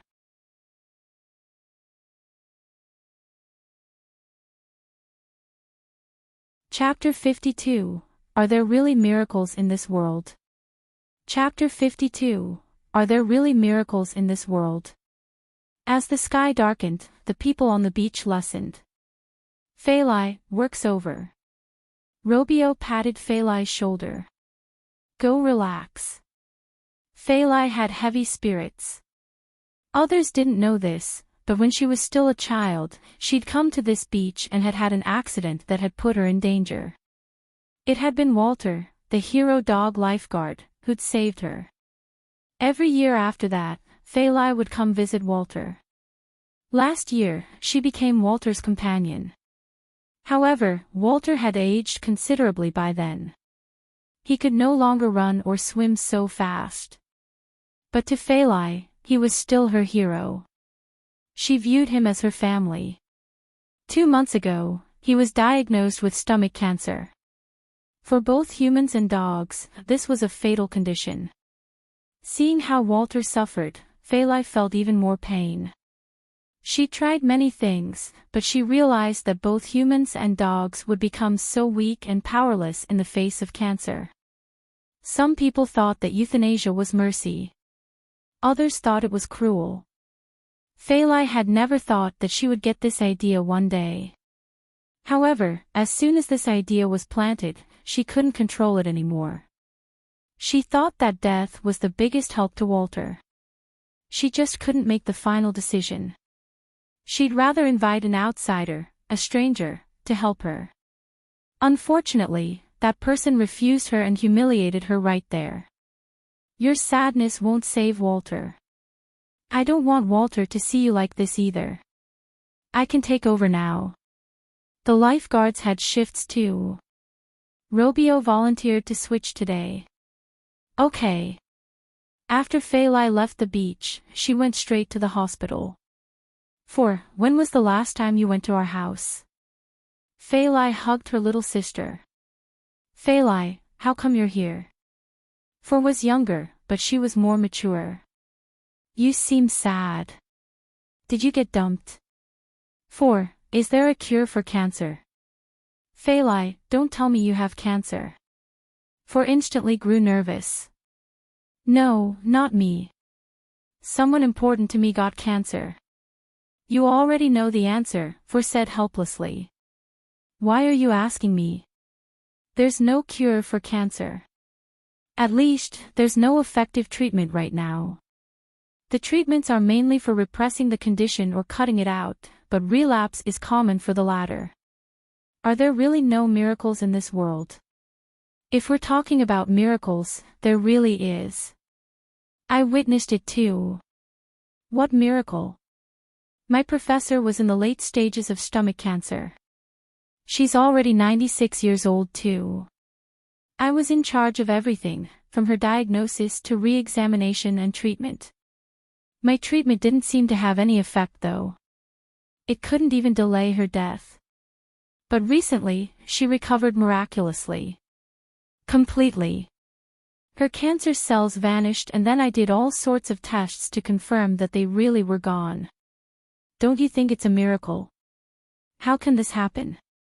Did she try some special medicine? I don't know. I can't be sure if she has used some type of special medicine either, but she said that she didn't. So did she or did she not? My guess is that she personally didn't and someone secretly gave it to her without her knowing. A day before she recovered, she was taken to the hospital by her grandson and his friend because of a big relapse.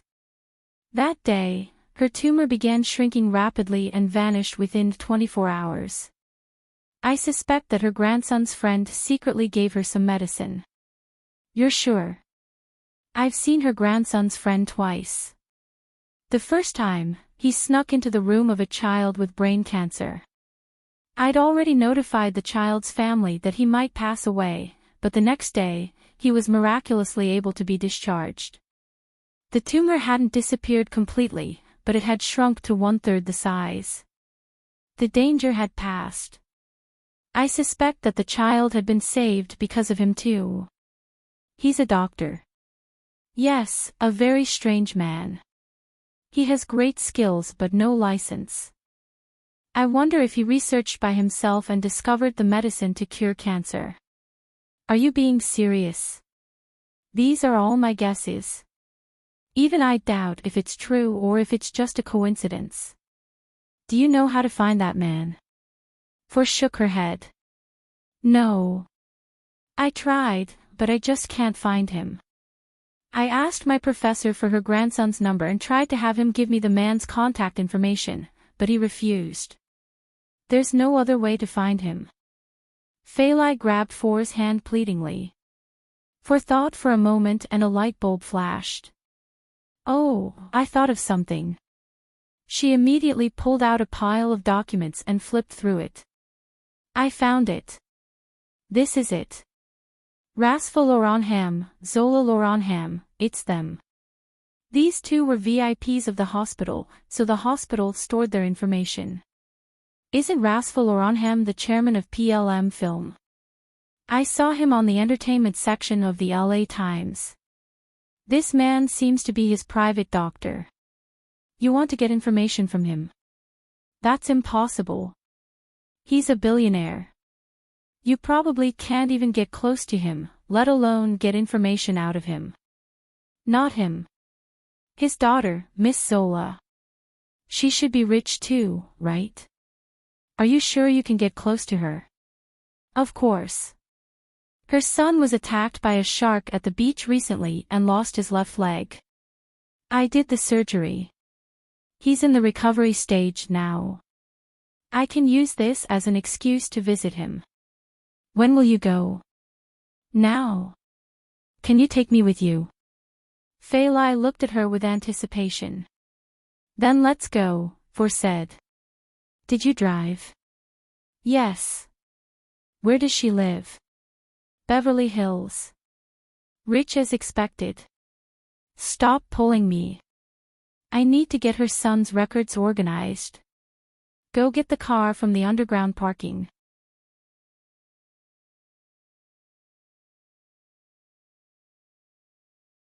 Chapter 53, Mystery. Chapter 53, Mystery. After Feilai and Four reached Beverly Hills, they left the car and walked in. Zola Lorentham's house should be right in front. This place is so luxurious. The best coastline of Los Angeles, no, of the entire United States is taken by these rich people, and the richest among them took the best part. Since they're so rich, they'll naturally try their best to enjoy the best. However, death is fair. Whether you're rich or poor, you can't escape death. For, look there, Feilai suddenly pointed her finger in front. Why? Do you know that person? No. Look closely. Isn't that the amputated Daniel Loranham in your files? On a road filled with windmill palms, there was a young man in sweatshirt running. Four immediately took out her files. Are they twins? Four, look at his left leg. Looks like it's from someone else. Did he find a person who's willing to denote his leg and do limb exchange? No way. It's just been 9 days since Daniel's operation. Even if he did such a surgery, and it was successful without any rejection, he would also not be able to run so soon. Moreover, I don't see any signs of stitching on his leg. It looks like his leg has developed normally. But the color of his upper thigh is clearly different from the rest of his leg. Frowning, Four called, Daniel. Hearing the shout, Daniel turned his head and looked at Four and Feilai. Then, he jogged towards them. Ladies, do I know you? Daniel did not recognize Four. After all, he was unconscious during the operation. After that, he was sent to his home directly. Thus, he had never seen Four and did not know her identity. Daniel, weren't you amputated? How? Ha. That's just misinformation. Actually, I was only mildly injured that time even though everyone thought it was severe. Are you a friend of Riley? Or Joseph?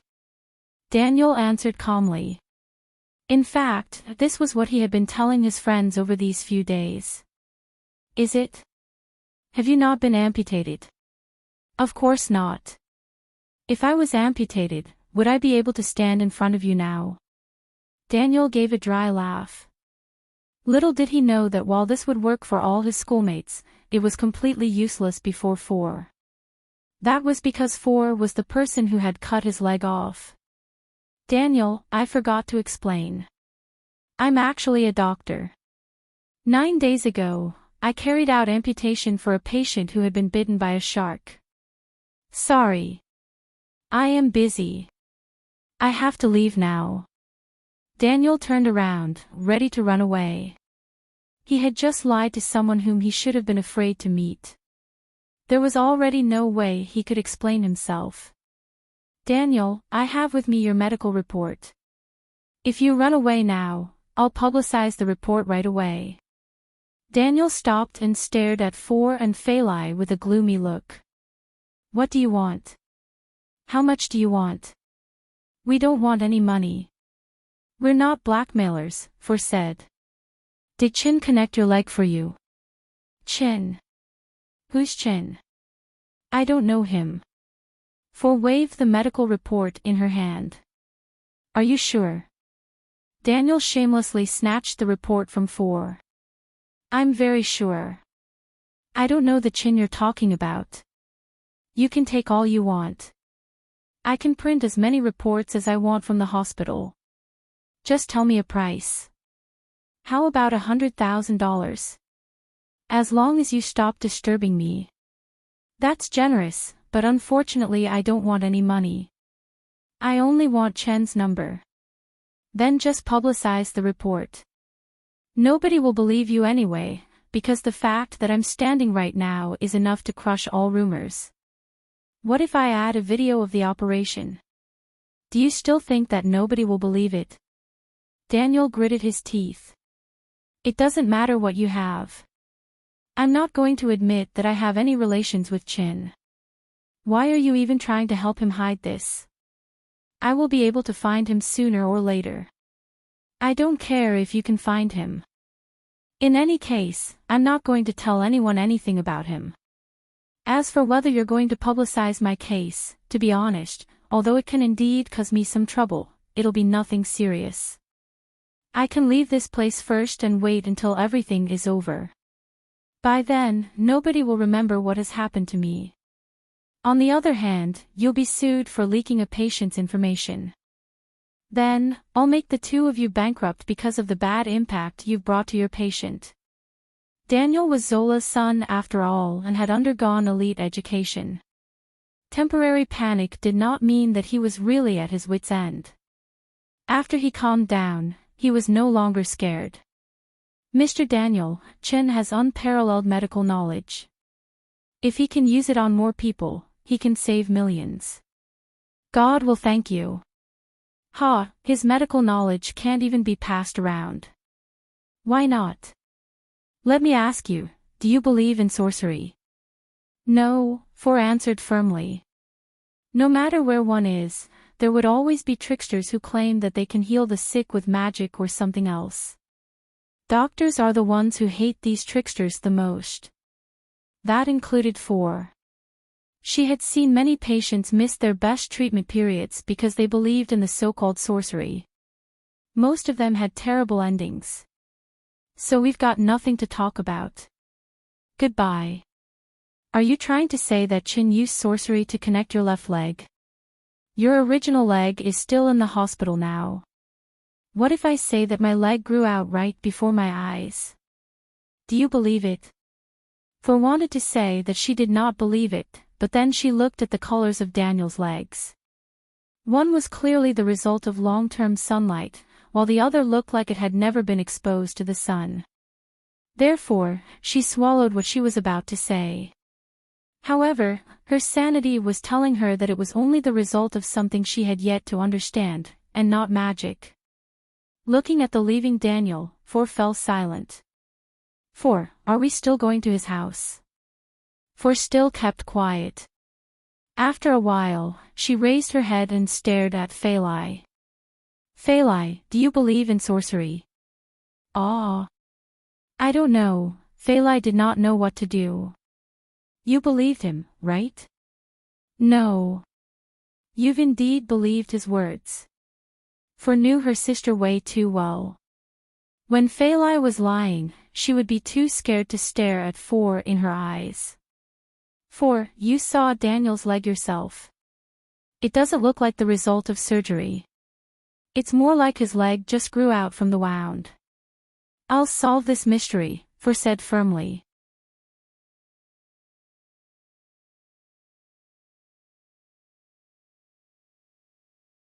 Chapter 54, Pet. Chapter 54, Pet. Robio carried Walter while looking at Zhao. I hope I can go see Walter whenever I want. If he dies, please notify me.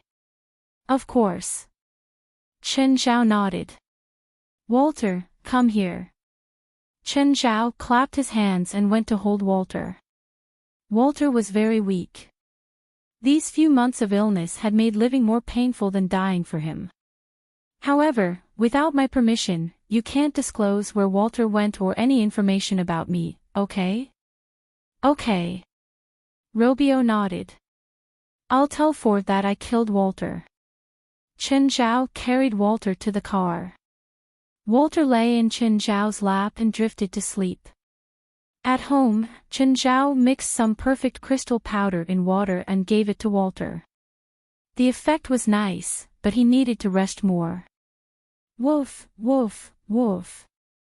Only one person would appear by sticking his head out of the wall, Blackie. Walter barked crazily at him, clearly thinking Blackie was an intruder. Hey, Blackie. Zhao said, surprised. He can see you. Not every dog can see me, but some human pets are special, Blackie said in defense. They can see things that humans can't. He glanced at Walter. Chen, where did you get him from? I can sense the deathly aura from him. You can sense his death? Yes. It's a gravely sick dog. However, I just gave it some perfect crystal. Is it ineffective? Seems like it. It will die in 6 hours. Right now is just a reflection of its life. Zhao furrowed his brows. Why is it not working? Are demonic crystals ineffective on dogs? I don't know. After all, no one has used such precious demonic crystals on a dog before. Zhao's expression darkened. Are there no other solutions? You're the doctor. You know more about saving people. On the other hand, I'm a soulbringer. I know more about death than you. I need to go to your home. You're welcome anytime, Blackie said. Zhao brought Walter into Blackie's territory.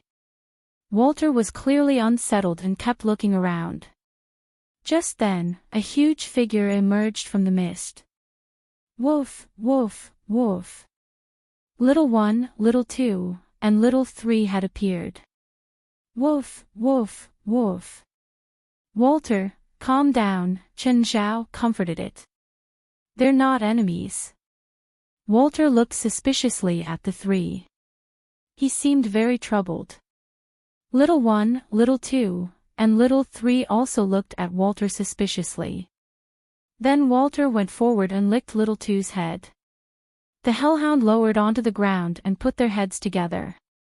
They felt that Walter was the same as them, just much smaller. Maybe it was a child. With their intelligence, they couldn't comprehend how they were different. By nature, they were still dogs. Walter also couldn't understand. It had seen many dogs before and its slightly less advanced brain just assumed that these guys were also dogs. Little 1, Little 2, Little 3, you guys play with Walter, okay? The 3 heads licked Zhao and he patted them all, one by one. He had to treat them all equally. Anyone who didn't attention would throw a tantrum. Dogs were all like this. They could coexist peacefully with humans, but they had attitudes too. Zhao walked into the research lab and impatiently rushed to the lower level. He had to find out why Walter couldn't absorb the demonic crystal. This process didn't take too much time. He soon found relevant content. It said, I've done many experiments on animals, humans, and demons. Many experiments use demonic crystals. These crystals have demonic in the name, but they aren't unique to hell. There are demonic crystals in the human world too. They are just much rarer.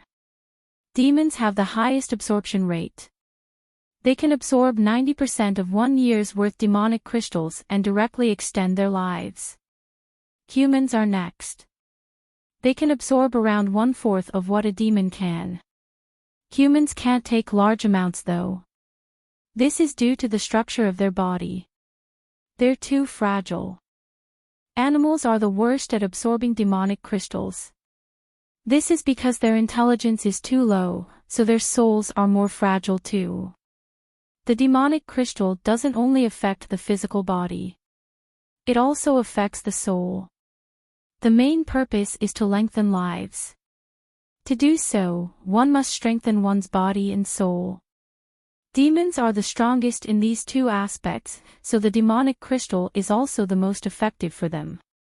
Humans have strong souls, but their bodies are weak, so the effect is a bit weaker. Animals have the weakest souls and their bodies aren't much stronger than humans. Here, Zhao realized why Walter couldn't absorb the demonic crystal. No, it wasn't that Walter couldn't absorb it at all. The effect was just very bad. Zhao continued reading what was written. I thought of a way for humans to have bodies as strong as demons, or at least close. I've started modifying humans. The modified humans indeed have higher rates of absorption. However, the modified humans aren't humans anymore. Later, I started modifying animals. Different from the complicated modifications of the human body, I mostly modify an animal's soul. I demonify them. I gave a dog a hatching fruit and its soul turned into a demon's soul. I failed the first time because the dog's physical body was too weak to withstand a demon's soul. I made some changes and strengthened the body of the second experiment. I poured water from the blood sea and demonic blood into the experiment, transforming it into a hybrid demon. Both its soul and body had been changed, but its nature hadn't changed. My experiment was successful. Compared to human experiments, experimenting on animals is obviously much easier. After this, I tried many more experiments, all on animals. Some succeeded. Others failed. Here, Zhao was a bit hesitant. Should he modify Walter? Would it still be Walter after being modified? After pondering, Zhao still decided to modify Walter. After all, it would be unfortunate if his first pet died the first day it got here. Plus, Walter should get this kind of treatment. Other than being his first pet, he was qualified to be deemed a hero.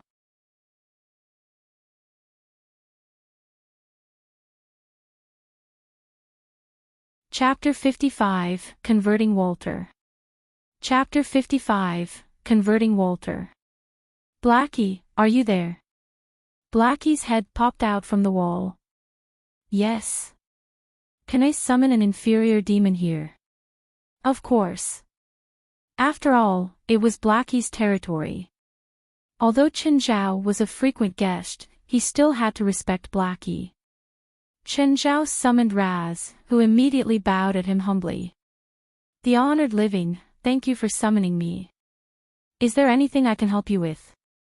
I need a hatching fruit and also some water from the blood sea. Ha! The honored living, are you going to convert into a demon? Or perhaps converting someone else into a demon? It's my pet, not me. Is the conversion ritual very common? In the past, such a conversion was unheard of, until 300 years ago when a method to convert into hybrid demons appeared. 300 years ago. Did this particular soulbringer spread the method to hell? You also need some demon's blood, which I'm willing to donate. Oh right, I don't think you need mine, you have a better choice. A better choice? What's the benefit of using better demon's blood? A higher success rate. At the same time, there will be a small chance of an unexpected effect. What unexpected effect? Awakening of special abilities. Like the special abilities of demons. Yes. Okay, I got it. What's the prices of these two things? 10 years of demonic crystals for the hatching fruit, and 1 year for the blood sea water. Can I give you perfect crystal powder? Perfect crystal powder. When Raz saw Chen Zhao take out a bag of perfect crystal powder, his face froze at once. You ground a perfect crystal into powder. Yup. God. Do you know what you've done? You're wasting a treasure. Do you know how precious perfect crystals are in hell? Only large demon lords and demon kings can enjoy those. You actually ground one into powder. It was not the first time Chen Zhao heard a demon complain about his action, but he was not too concerned. A perfect crystal that had been ground into powder form would only help him earn more demonic crystals. One must learn to give before one can gain. Can you sell me the remaining perfect crystal powder? What are you going to give me in return? The spatial ring. The honored human, that's impossible. Although a perfect crystal is still very valuable after being ground, it cannot be compared to a full crystal. But its value should still be quite high, or else you wouldn't have asked me to sell it to you. If you still have all the powder from the perfect crystal, I can of course trade it with the spatial ring, but you've already used a lot. Fine. So what are you going to give me to exchange for the perfect crystal powder? How about a stone of contamination? They have roughly the same value. Stone of contamination. What's its use? It can make a human or a demon sick, and you can control it.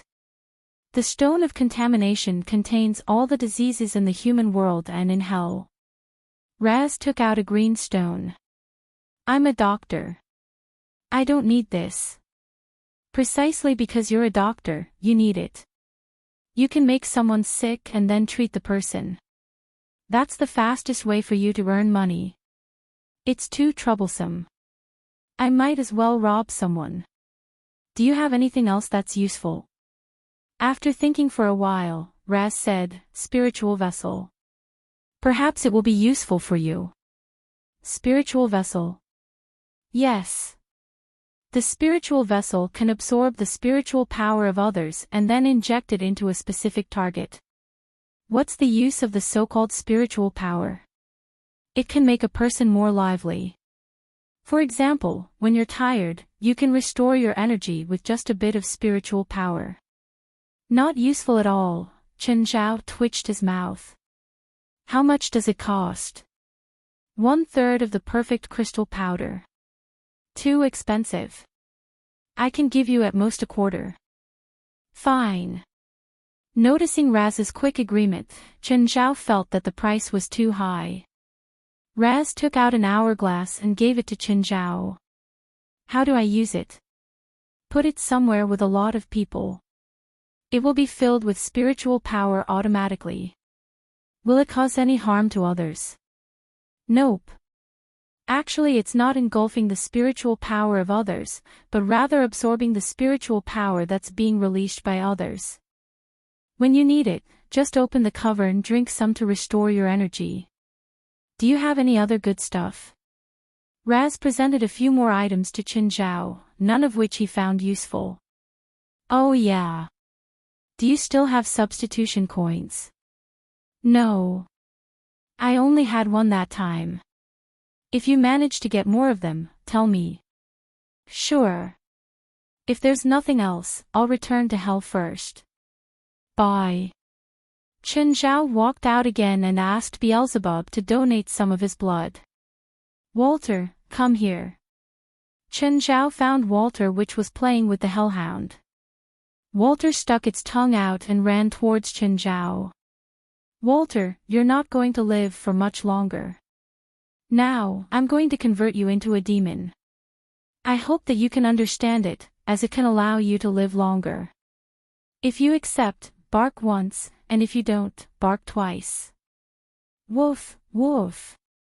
Great. You just accepted my offer twice. Chen Zhao squatted down. Drink all of this. Tilting its head, Walter stared at Chen Zhao. He could not understand what Chen Zhao was trying to say. It could only understand some simple instructions and actions from humans. Chen Zhao did the action of drinking. Drink this. Drink. Looking at the colorful liquid in the bowl, Walter seemed to be somewhat reluctant.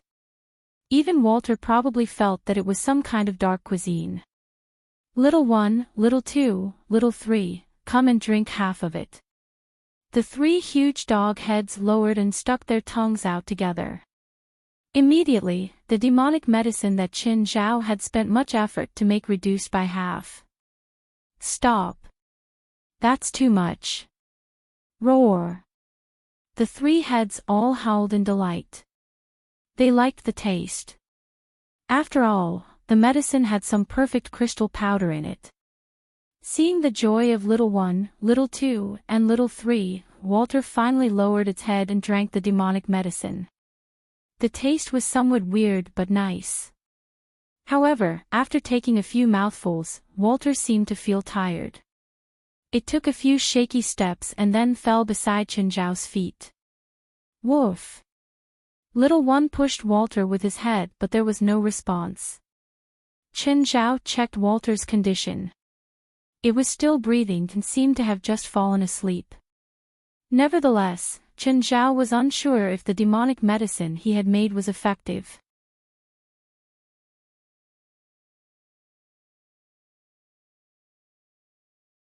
Chapter 56, Your Ethan's Son. Chapter 56, Your Ethan's Son. Chen Zhao left Walter with the hellhounds and told them to take care of it. He went into the research lab and continued reading the demon's medical book. Suddenly, he heard the hellhounds bark and he ran out. Walter had already woken up, but he seemed to be rolling on the ground in pain. Chen Zhao didn't get close. He stood and watched Walter from afar. The medicine might have come into effect, changing Walter's body and soul. However, his outer appearance didn't change. After more than 10 minutes of pain, Walter slowly calmed down. If one only looked at his appearance, his head had gotten slightly bigger, but there weren't any other changes. After the pain subsided, he would never feel pain again. Compared to the torture of cancer, he felt very light and filled with energy now. Walter leapt onto Chen Zhao. He stumbled back and almost lost his balance. It had gotten much stronger. The demonic medicine had gone into effect. He had become a hybrid demon now. Smiling wryly, Chen Zhao patted Walter's head. He'd wanted to raise him like a regular pet, but he became a demon. Did he have no chance to have a normal pet? Little one, little two, little three, Walter and I are going out. You all can play with Walter next time. The three hellhounds walked Chen Zhao and Walter to the door. They seemed very sad. Dogs needed their owner's accompaniment. If they didn't have attention in a long time, they would get depressed. The three hellhounds were all dogs that lacked love, all three of them. Blackie didn't have time to play with them, so they were excited whenever Chen Zhao visited. They didn't want to let Chen Zhao and Walter leave. Little Two tugged on the corner of Chen Zhao's shirt. It wished he wouldn't have to go and could keep playing with them. You three be good. I'm really leaving now, but I promise I'll come again tomorrow, okay? Little Two let go of Chen Zhao's shirt and whined. Walter walked over and put his head against Little Two's. Then it switched to Little One and Little Three. They seemed to be communicating. Woof. Finally, Chen Zhao and Walter reached the exit and returned to their home. Human, you messed around the entire night just to turn this regular dog into a hybrid demon. Beelzebub said with disdain. He could sense his blood running through Walter. Master, you already have me, Carrie said in a choked voice. Why do you have to lure over other demons? Chen Zhao glared at Raymond who was about to speak. Don't talk. If you do, I'm going to make snake soup. I was going to tell you that you have 3 missed calls. Raymond shrugged its head. Okay, I wronged you. Even if this dog turns into a hybrid demon, it's still stupid, Raymond said nonchalantly. I don't know what its value is, making you put so much effort in saving her. I don't get it. As expected, you're all so petty. He is a new friend. You don't have to welcome it, but why do you have to insult him? Ding dong. The doorbell rang just then. It was the police from last time. Zhao was confused. Sir, we meet again. You're still living here? Yeah, the rent's cheap. Yesterday, we received a complaint that dog barks here disturbed the neighbors. I'm sorry. I have a new family member. It might have been lost in this unfamiliar environment. It won't happen again. Okay, it's just a small thing. Keep it in mind for the future. Are there still paranormal activities here? Not yet. If it happens again, I'll let you know. You don't have to. I don't know how to take care of that. You know, the residents in town have started a bet. Betting what? How long you can stay here. Did you bet? Yeah. I bet $10 that you'll move within the month. Did anyone bet that I won't move? I want to bet for myself. Yes. If you die here, it's 3 times the bet. Zhao didn't reply. Okay, I'm going on patrol. Oh, right. We're acquaintances now, right, but I don't know your name yet. I'm Leonardo, not that movie star. I know that if you Asians hear my name, you'll immediately think of him. I'm Zhao, but you can call me Chen. Okay, Chen. Next time I get off work, we can get a drink together. Bye. Bye. As soon as Leonardo left, Robio came. Robio, how did you find me? Zhao stared at him in shock. I know Ethan. Even if you know Ethan, he won't give my address to anybody, especially a stranger. Zhao furrowed his brows. He'd agreed for Robio to come see Walter, but he didn't expect the man to suddenly burst into his home. I'm his son. What? Zhao was floored. Robio was Ethan's son. How come I've never heard him mention you before? That old stubborn man won't ever admit that his son's gay. Okay. You want to see Walter? Yes. I need to be sure that you're not abusing him. Walter, come. Walter ran out with an open mouth. Seeing Robio, it flew up and pounced. Robio was huge, but he almost lost his balance. Walter. Oh my God. You look great. Robio hugged Walter. He could barely recognize her. How could Walter become so energetic in one night? Chen, has Walter recovered? No. You know that cancer can't be cured. I'm only a traditional Chinese doctor. I can only make it not be tormented by sickness in its short life. Seems like I didn't make a mistake in giving Walter to you.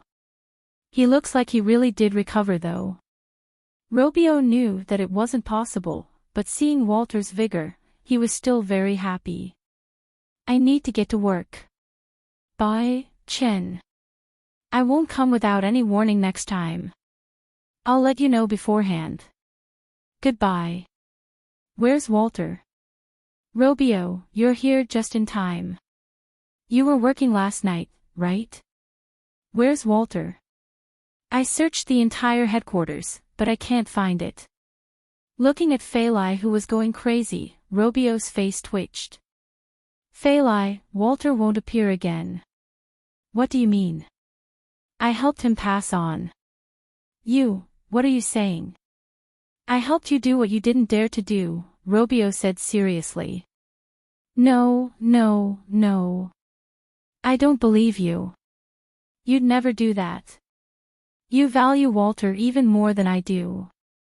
It's impossible for you to do that. No. I value Walter more, but I'm also in greater pain than you. I hope that he can have a better destination instead of being tormented by endless pain.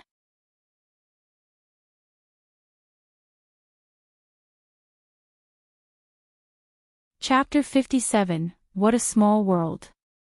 Chapter 57, What a Small World. For the entire day, the atmosphere in the coastal rescue team was very tense. Although people were still doing their work, there was almost no conversation, especially for Robio and Phalai. Everyone knew what had happened. Of course, nobody knew whether what Robio had done was right or wrong. Phalai, we should talk. There's nothing to talk, you murderer. Phalai stared at Robio with great resentment. Phalai, you need to understand that the longer Walter lives for, the more he will suffer. I have already found a way to heal him. If I had just a bit more time, just a bit, I could have healed him. You're a murderer, you killed Walter. Robio did not know whether to laugh or cry. Phalai, wake up. No. I'm telling the truth. There's someone who can heal Walter. If I find the person, it will definitely work. Fine. Where's the person you're talking about? I don't know. My sister's a doctor. 2 of her patients have late-stage cancer, but now they're all discharged from the hospital. Moreover, one of them has healed completely. I heard that a mysterious person has treated them. And I have been trying to find that person for the whole of yesterday. So did you find him? No. Said that she only knows that person is an Asian called Chen. Robio was momentarily stunned. Are you sure? Told me that. Do you remember that the doctor yesterday was also an Asian called Chen? So what? Do you think that cold-blooded guy is the person I'm looking for? Also, even if I find him now, what can I do? Walter's already dead. It's never coming back. Robio turned around and left in silence. Was Walter cured? Did Chen heal it? Robio was somewhat suspicious about Phalai's words. What is cancer? Everyone in the world knows that it is an incurable disease. Perhaps he should confirm everything again. Robio walked to a corner and called Zhao. Chen. Yes. Did you heal Walter of his disease? Robio, are you ill? That's a weird thing to say. Chen, I heard that you've cured cancer in the past. Nonsense. Who said that? Hearing Zhao's denial, Robio was even more doubtful of what Phalai had said. Robio, I'm applying for leave. Phalai walked behind Robio, shocking him out of his wits.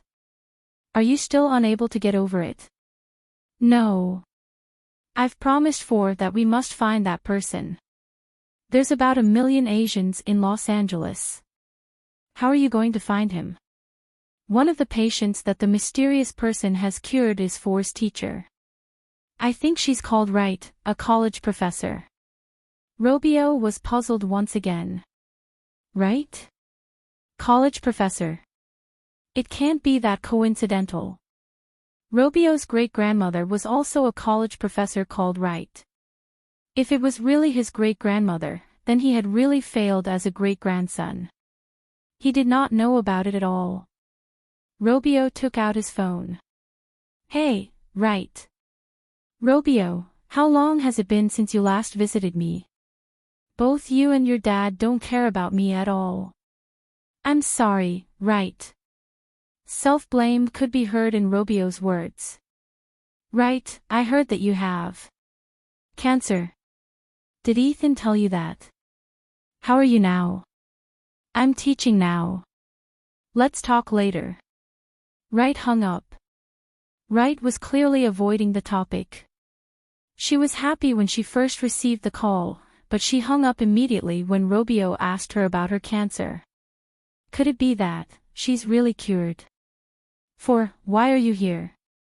Professor, I want to talk about that again. You need to understand that if that person doesn't want to admit it, nobody can force him to, including you and me. At least you should give me his contact. I believe that I can convince him. For, I can't give you his number without his consent. I can help you to ask him, and I'll respect his decision. This was not the first time Wright had answered For in this way. Clearly, For was unable to accept such an outcome. Professor, you're a doctor too. Do you not want such knowledge to be spread to the entire world? For, I understand you, but have you thought about this? What if his technique can't be spread? Do you know how much trouble this will cause him? I only know that if I don't try anything, it'll be really irresponsible. But now you're invading his privacy. I'm doing this for countless patients. That's not a reason. I feel that the countless patients in the world are more important. Then I think you should go and convince those pharmaceutical companies. They have the formulas and have monopolized the entire market. If they can release the formulas, more people will be saved. I still have another lesson, I need to leave now. After speaking, Wright turned around and left. For was somewhat frustrated but also helpless. For, how about we let it go? No, I'm not going to give up. Do you want those whom you love die one after another? He's already dead. Oh. I'm sorry, Phalai. It's fine. Perhaps to him, death is fortunate. At least he doesn't have to suffer anymore. Zhao brought his entire family to Ethan's place for free food. Even Blackie was here. Chen, you have already moved out. Why are you still coming here everything for breakfast? Your breakfast is super delicious. Look at how fast Walter's eating. Walter. It's the same name as the legend of the coastal rescue team. Wait, is it the same dog? They couldn't save him, but I did. Now he's mine. Bastard. It's seducing my Sasha. Ethan suddenly roared. Walter, nice. The first time Beelzebub saw Sasha, it also wanted to mount her. The same thing was happening with Walter. Is your entire family made up of this kind of bastard? Woof, woof. Beelzebub was furious. It was obviously Raymond's fault, not his. Out of a sudden, Raymond, who had been coiled up on the chair, attacked Beelzebub without any warning. The snake and the dog started grappling with each other again. Ethan was already long used to it. Chen, can you train Sasha until she's as clever as your pets? No problem. $10,000 and I promise Sasha's even smarter than you. Only a fool will spend $10,000 to make his pets smarter than himself. To Beelzebub, being plotted by Raymond that time was the most humiliating thing in his whole demon life. Ethan still envied Zhao and his pets. That was also why he had adopted Sasha. However, Sasha was not nearly as clever as Beelzebub and the rest. In fact, even the new member Walter was better. To most people, raising a pet involves much emotions. Even if a person's pet is not as good as someone else's, it is still his pet after all. Regardless of what he says, he would still feel that his pet is the best. Suddenly, a spiritless Asian woman walked in and asked in a choppy tone, "May I ask if you still have a room available?"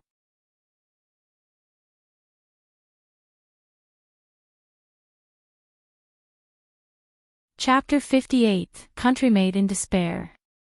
Chapter 58, Countrymate in Despair. Of course. Ethan looked at the woman. Do you have an ID card? A driver's license is okay too. I have an ID card. The Asian woman dug around in her pockets. Zhao and Ethan could see that the woman's pockets were filled with scraps of change. After a while, she finally found her ID. Just as she was about to hand it to Ethan, she shrunk back. How much will it cost to stay here for a night? $10, Ethan said. Then I'll stay for 2 nights for now. The woman managed to find enough change to add up to 20 and gave it to Ethan. Chingli. Li Qing. Chen Zhao looked at the name on the ID. Auntie, are you from China? The woman looked at him. You're Chinese too? Yeah. How long have you been out here? Since she had an ID card, she'd probably been in America for quite some time. 8 years. Oh, young man, what is your name? I'm Chen Zhao. He's my friend Ethan. Hi, Ethan greeted. Hello, hello. It was evident that even though the woman had been here for a while, she still wasn't used to the customs and ways of Americans. She probably didn't interact with people often. Auntie, are you on vacation here in LA? No, I don't have anywhere to stay, so. Did something happen to you? I immigrated with my son and daughter-in-law. Our lives were great, but a while ago, they died in a car accident. Now I'm all alone. The house was foreclosed too. As she spoke, she began to wipe at her eyes. Chen, can you guys speak English? Ethan muttered. Leaving me alone like this is really impolite. Auntie, if your son and daughter-in-law died in an accident, wouldn't the insurance company pay you? The woman shook her head. They didn't buy a lot of insurance. It wasn't even enough to compensate for the damages of the other party. So her son and daughter-in-law had been at fault. Chen Zhao sympathized with the woman. But sympathizing was one thing. He wouldn't give her money for no reason. They weren't familiar with each other, after all. So what do you do now? I don't have anything to do. I'm looking now. Ethan, do you need servers or custodians? Chen Zhao asked. You recommend her? If you think she's suitable, Chen Zhao said. They were countrymates, after all, and this was all Chen Zhao could do. Ethan had a dozen rooms here, but he didn't have any staff or custodians. This was why Chen Zhao thought it was necessary for Ethan to hire one. Of course, whether the woman was willing to do it was another matter. Okay, but I need to observe you. What's your name? Li Qing. Qing meaning clear. Auntie Li, Chen Zhao said. If you need a job, you can stay here for now and do some chores for Ethan. Of course, if you have other plans, then just pretend I didn't say anything. Sure, I'll do it. I just need a place to stay and food to eat. The trial period is 7 days. You won't get paid for those 7 days, but I can give you free board and meals. If I'm satisfied with you after the week, I'll give you $30 per day during the off-season and $50 per day during the busy season. You only have to clean up the rooms for me at noon. After you're done, you can do whatever you want with your time. You can find another part-time too. Okay, I understand. Thank you, and you too, little brother. Chen Zhao roughly calculated the time. Li Qing was working an hourly job. With the occupancy rate of Ethan's motel, she could clean up all the rooms in around 2 hours. $30 for 2 hours was good money. Many temporary jobs wouldn't even have such a high wage. Each state in America has different minimum wages. In LA, it was $10 per hour. Li, go rest today. You'll start working tomorrow. Thank you. After Li Qing left, Ethan said, Chen, I'm helping her because of you, but I need to check her background first. The so-called trial period was just time for Ethan to investigate her. But I'm confused why you would voluntarily help a woman. Chen Zhao looked at Li Qing who'd walked up the stairs. If I didn't help her, she might die in your motel. When people were in despair, the first thing they would think of was death. Blackie had seen this woman's death. 2 days later, Li Qing would be at the end of her rope and she would choose to die in this motel. That was why Chen Zhao helped her. Because of this small gesture, she wouldn't die anymore. Ethan was superstitious. He also believed that Chen Zhao had supernatural abilities. Hearing Chen Zhao's words, his expression changed. Just then, Chen Zhao's phone rang. Hello. Rasfa, what do you want? The second treatment isn't this soon. No, Chen. It's not about the treatment. Remember how the party couldn't be held because of Daniel? I hope you can come this time. Ever since Daniel's legs grew back out, Rasfa's impression of Chen Zhao had changed completely. Chen Zhao was someone who could determine his life or death, and even decide how long he lived. Rasfa hoped he could maintain a close relationship with Chen Zhao and make up for his past mistakes. Can I bring a friend with? Of course. Your friend is my friend. What time? Tonight. Then I'll see you tonight. See you tonight. Ethan, there's a party. Let's go together. I'm not going. I don't know them. It's in Beverly Hills. Maybe you can get with some actresses. Actresses? Ethan was already starting to drool. Looking at Ethan's face, Chen Zhao lost all hope on him getting an actress. Unless the actresses all went blind. Ethan, you need to rent a suit. Huh? I have to rent a suit. That's too annoying. If you want to score anything at the party tonight. Fine, Ethan's features twitched. Renting a nicer suit would cost $100 or $200 per day. It wasn't a small price. However, if he really could get with an actress, this kind of sacrifice was worth it. Lee, watch this place for tonight. I'll give you $50. Boss. I'm afraid I can't do it well. It's okay. If they give you money, you give them a room. It's simple. I don't know English. It's okay. They don't need an ID either. They just need to pay. Then, okay. I'll call you if there's anything I don't understand.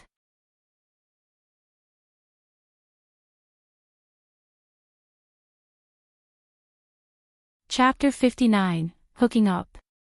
Chapter 59, Hooking Up. Ethan tidied himself up, covering his unkempt appearance, which was a rare sight. Then, Chen Zhao and Ethan went to a clothing store together. However, when the two entered the store, the clerk still looked at the two with some disgust. Of course, it was mainly targeted at Ethan. Miss, can you help my friend to pick a formal wear? He has a party tonight. Sure. Please come here. Do you need anything? Nope. Chen, do you not need one? Aren't you going to? We're different. How? I'm more handsome than you. Under the guidance of the clerk, Ethan started trying various suits. On the other hand, Chen Zhao was somewhat bored. He sat in the shop and looked around casually. Finally, Chen Zhao's eyes locked onto a young and charming female clerk. She was slim and was wearing a loose casual wear and shorts. Chen Zhao had to admit that ladies working in clothing stores really knew how to match their clothes. Miss, may I know your name? The female clerk smiled politely. No. Although America was an open-minded society, not everyone was open-minded. At the very least, this beautiful female clerk did not answer Chen Zhao's question. She was clearly different from the women that Chen Zhao had already known. Then can you get a coffee with me if I manage to guess your name? Try it. The female clerk clearly did not believe that Chen Zhao could guess her name. Are you Chris Ackerman? How do you know? It's on the tag on your chest. Do you often use this method to deceive other girls? No. I've just learned it from the internet. Seems useful. Not useful at all. Are you going back on your word? You didn't guess it, Chris said, smiling. Do you know where I'm from? Asia. Where in Asia? I don't know. Japan. China. Or Korea. China. Do you know that Chinese people have a very special ability? What?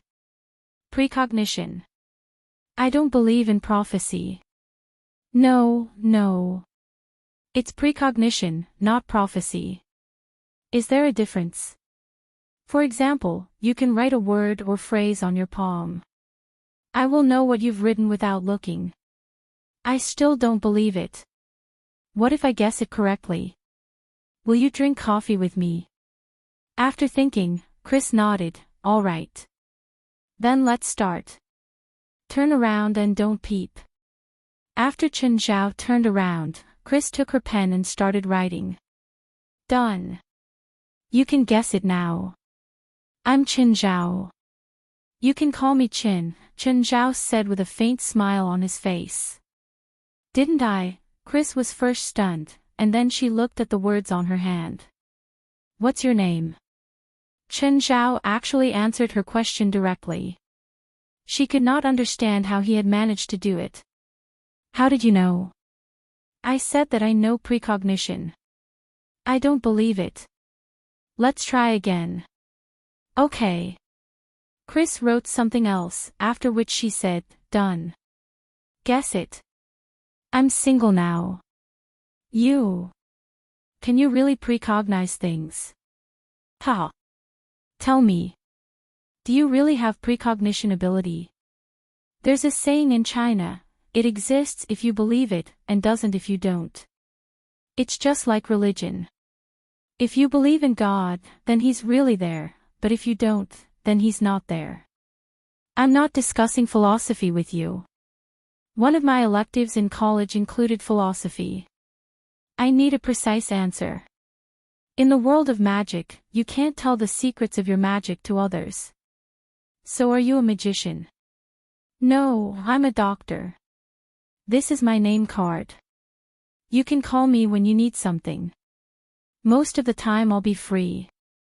You haven't answered my question. Girl, don't be deceived by him. He's a spiritualist. Perhaps there's a soul beside you monitoring you for him. Ethan had already walked out with a suit.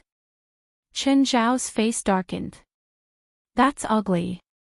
Even the most expensive clothes cannot cover your dirty temperament, but I think we're done here. After all, that beautiful clerk must be tired of wasting any more time on you. The female clerk who had been with Ethan was indeed starting to feel impatient and awkward. It was really too painful to choose formal wear for Ethan. Even the best jacket looked ordinary on Ethan. Chen, I feel that you've brought me here to humiliate me. Ethan was enraged. Actually, it's not that bad either. Don't you think so too, ladies? Chen Zhao had to comfort Ethan. The female clerk beside Ethan gave an awkward smile. Yes, it's not bad. See? You do look quite handsome. During the party tonight, the ladies will definitely be charmed by you. Really? Yes, of course. Fine. I take your word for now. Is it really good to lie to your friend like this? I'm giving him confidence. If he doesn't even have confidence in himself, he'll certainly not get anything during the party tonight. But even if he is confident, are you sure that he can successfully hook up any woman? Chris asked, looking at Chen Zhao. Perhaps his success rate will increase from 0% to 1%. If you're not the best friends, then you must be the greatest enemies. Chris, look at how in sync we are. Can you give me your number? Maybe we can get a coffee together. Sorry. I already have a boyfriend and we're engaged. My boyfriend doesn't like me going out with other men. Chen Zhao was very disappointed. Indeed, all good women had been deceived by awful men. Chen Zhao could only shrug his shoulders helplessly. Of course, unmarried women were his target. However, it was too immoral to steal another person's girlfriend, not to mention that it would usually fail despite putting in much effort. The clerk beside Ethan walked up and asked, "Handsome, I'm free. Do you want my number?" Of course. It's my pleasure. Chen Zhao did not reject any offer. After all, this clerk was not too bad either. After leaving the store, Ethan started complaining all the way. Chen Zhao did not spend a single penny and managed to hook up with a beautiful clerk. On the other hand, Ethan spent $200 to rent the suit, and yet the female clerk only looked at him in disgust. Chen, I want the clerk's number. If you want her number, ask yourself. Don't ask me, Chen Zhao rejected without mercy. If you don't even have the courage to open your mouth, even if I give you her number, you wouldn't have the courage to call her. Chen, you have so many pets with you, and also your toolbox. Are you sure you're going for a party? Leave them at home and they'll demolish my newly furnished house. As for the toolbox, it's an occupational habit.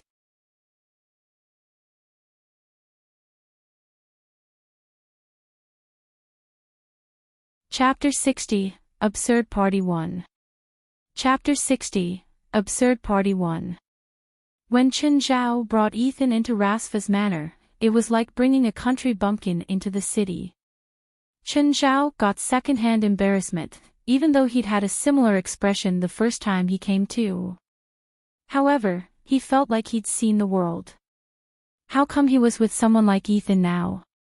Ethan, don't be so embarrassing. How am I embarrassing? What I'm expressing now is the curiosity that everyone has. If a professor said that, I wouldn't find it weird. But coming from you, it just feels wrong. By now, Daniel had come over. He'd heard earlier that his grandpa was going to hold a party and that Chen Zhao would attend, so he came over early. Chen, you're here. Daniel, your color looks good. This is my friend Ethan. Hello. Daniel also put on an enthusiastic expression. However, being a rich family's son, this kind of smile was just out of politeness. They wouldn't reveal their inner feelings to anyone. There was just some distance in their eyes. However, Daniel didn't show any distance on the surface. Let's go. We'll have fun on the beach first. It's still early. As he spoke, Daniel patted Ethan's shoulder. Do you dare go into the sea? No. He had to admit that what had happened had heavily traumatized him. He knew that there was very little chance of it happening again, but he was just scared. He didn't dare to go into the water. On the beach, there were many young girls playing beach volleyball. Walter was the most excited about coming back to the beach. He ran into the crowd and helped the people fetch the ball. Chen, you got another pet. What's it called? Walter. Sell one to me. I'll give you any price. If you can win over any of them, I'll give it to you for free. Whatever. I'm not a druid. Daniel, are there any rules here? Ethan's eyes were dazed. Seeing all these hot bikini-clad girls on the beach, his heart was burning. Daniel laughed. As long as it's voluntary, you can do whatever you want. Ethan was overjoyed. Carrie, come to Uncle. Carrie turned her head arrogantly, making Ethan feel awkward. Is it looking down on me? It must be. Carrie, help Ethan. You've eaten his hamburgers before. Smiling, Chen Zhao handed Carrie to Ethan. Ethan happily carried Carrie and ran into the crowd. Carrie was filled with cuteness. She would become the center of women's attention no matter where she went. No one would reject such an adorable little thing, and Ethan actually did look like a successful man right now. As expected, he attracted a crowd of people as soon as he went over. Beautiful young girls gathered around him. Hi, can I hug the little thing in your arms? Ethan looked at all the boobs before his eyes and subtly wiped his mouth. Of course. No problem. Wow, its fur is so soft. What kind of dog is it? No, it's not a dog. It's a rare white fox. Her name is Carrie. She's a girl. Carrie had a bad temper, but she was obedient. She listened to Zhao. What does your friend do? What do you think he does? A loser. Is it obvious? Zhao looked over at Ethan. He can probably fool those little girls if he can make up an alias. Aren't they your friends? No, my grandpa invited them, Daniel said nonchalantly. They're all models from a modeling company or actresses with no good opportunities. They're here for opportunities, not for the party itself. What opportunities? To flirt with young rich guys like you. They're not interested in me. Maybe a few like my money, but they're probably more interested in those producers and directors or investors. Just then, Rasfa and Steven walked over and sat right down in the sand. Chen, when did you get here? I can't believe you came to look at girls instead of visiting us two in the mansion. You two old guys are nothing compared to girls, Chen said with disgust. Grandpa, Uncle Steven, Chen, I have some other friends coming. I'll come back later. Daniel clearly didn't want to be with his grandpa and Steven, so he found an excuse to leave first. Steven, you look like you're going a bit overboard these days. It's because your treatment is so effective. Steven had really recovered his energy. The more one missed his past, the wilder one would go. Steven was like that. Plus, as a major director, he could have any girl he wanted. My treatment will only recover your functions in that aspect. It won't make your stamina go back to when you were young. Don't go too crazy if you don't want to die too soon. I do want to watch some of your movies. Fine, I understand. Steven felt awkward too. Chen, should I get some girls for you later? Rasfa asked, a bit fawningly. I promise they'll be the most beautiful ones. Rasfa, you're just a dick, Steven said with derision. But I think your thoughts are unneeded. Look at those girls. They can't look away after seeing us sit with Chen. However, the girls knew their places. At least, they wouldn't come over now. Chen, when is my next treatment? Last time, Rasfa said you're filming a movie now. You probably don't have time, right? Is it different from the last time? About the same, but it'll take 2 hours. Do you have the time? Can you come on set? It's in LA too. Sure. Contact me in a few days. Is that fat guy your friend? Yeah, my first friend after coming to America. Should I arrange something for him? Zhao thought for a moment and then nodded. If that's okay. Ethan had no luck with girls. Maybe he checked all the boxes for repelling the opposite sex. If he kept using his current way of flirting, it would be impossible. However, this was no different from prostitution. No, there was definitely a difference. The girls here were classier. Steven stood up and walked into the group of girls. Seeing him come, all their eyes practically gleamed. He was one of the 3 top Hollywood directors. All of his movies had guaranteed box offices. No one who wanted to make a name for themselves in Hollywood could look over him. Girls, are you having fun chatting with my friend? Steven patted Ethan's shoulder as if they were old friends.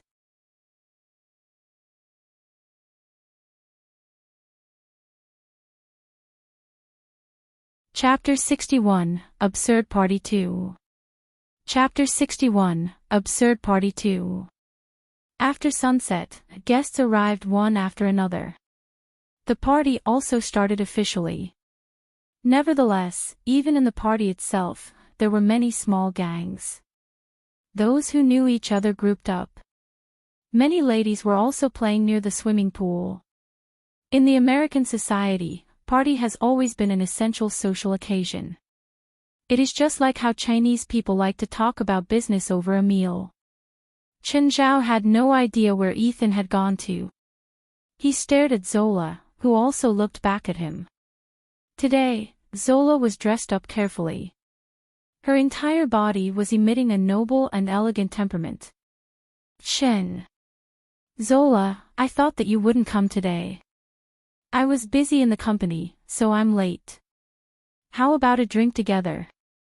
Zola gave Chen Zhao a glass of wine, after which she gently tapped Chen Zhao's glass with her own.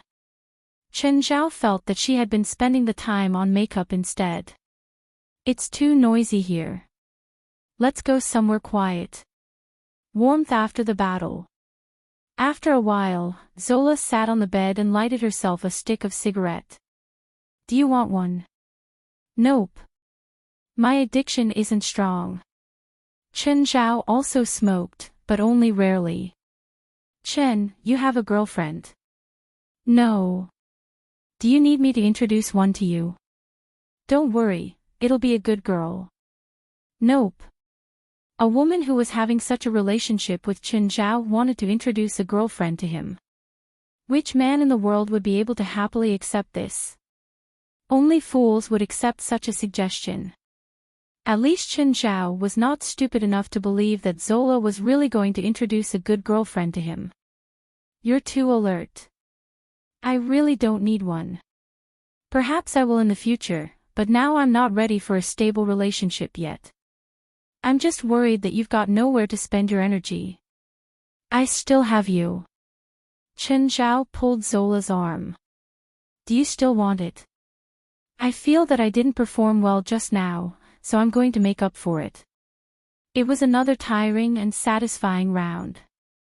Only then, Zola put her clothes back on. Do you want to meet my friends? Perhaps they will become your clients next time. No. I need some rest. All right. If you need me later, I'll be in the lobby. Soon after Zola had left, Chen Zhao started putting on his clothes, when a lady suddenly rushed into the room in a hurry. Chen Zhao was familiar with the lady, or rather the lady's body. It was Yafen, the small actress. Chen, I didn't expect to see you here. Yafen, are you also here for the party? Yafen was not really bothered by Chen Zhao's nakedness. It was not the first time she saw it anyway. Yafen glanced at the room. Wait. I'll talk with you later. Then, she charged into the restroom. After a minute, Yafen walked out with a relaxed expression. Chen, why did you put your clothes back on? If you need it, I can remove them again. Yafen locked the door from inside. Then loose them. Before Chen Zhao could say anything, Yafen already leapt towards him. Chen, why are you here? Yafen's skin had an abnormal redness. Have you been injecting cholesterol recently? It's bad for you. Too much cholesterol will destroy your bodily functions. I no longer need it. Did you pass the audition? No, I failed. I lost to a bitch. In fact, Yafen was not mad about her competitor sleeping with the director, but the fact that she was slower. Why did you come to this party? To find new opportunities. You know that I'm only a small actress. I need more roles that people can remember. Have you found it? No. I'm not the only woman here. The owner has invited many women. I'm not the prettiest of them, and every valuable target already has many. Yafen lied before Chen Zhao. How about you? Why are you here? The owner is my client. So he's Rasfa's personal doctor. Yafen was somewhat disappointed. She had originally thought that Chen Zhao and Rasfa had some secret relationships. In that case, she would be happy to donate her body. Unfortunately, a mere personal doctor was clearly not useful to her. Yafen had no intention to stay for any longer. After finishing with Chen Zhao, she left the room in a hurry. To be honest, she was just like a high-class social butterfly. Before she successfully becomes famous, she could only obtain various roles through such methods. She did have an agency to help her, but the agency would only arrange insignificant roles for her. Yafen was a clear-headed woman. She knew that it was time for her to work hard. She was not like most new actresses who stepped into Hollywood uncertain of the situation. She knew how difficult her journey was and also what she had to pay. Those glamorous Hollywood stars might have even more cruel and embarrassing past than Yafen before they became popular. Chen Zhao left the room only to hear Yafen arguing with someone else. Turning around the corner, he saw Yafen stopped by a man who was in his 30s. Chen Zhao walked up directly. Yafen, do you need help? The man raised his head and looked at Chen Zhao. Mister, you have no business here. Please leave. Yafen frowned. Chen, go first. I'm fine. Chen Zhao did not leave and still stood there. Are you sure? Yafen seemed to be in a difficult position. The man said, can you not understand English? Scram. However, Chen Zhao simply ignored the man and only stared at Yafen. Yafen, tell me if you're in trouble. The man's hands were suspiciously hidden behind Yafen. Chen Zhao could tell what he was doing without looking. Yafen hesitated for a while. Finally, she plucked up the courage to escape from the man's hands. Chen, let's go. Yafen, if you dare to leave now, I can guarantee that you're never going to receive another role, the man threatened, his face darkening.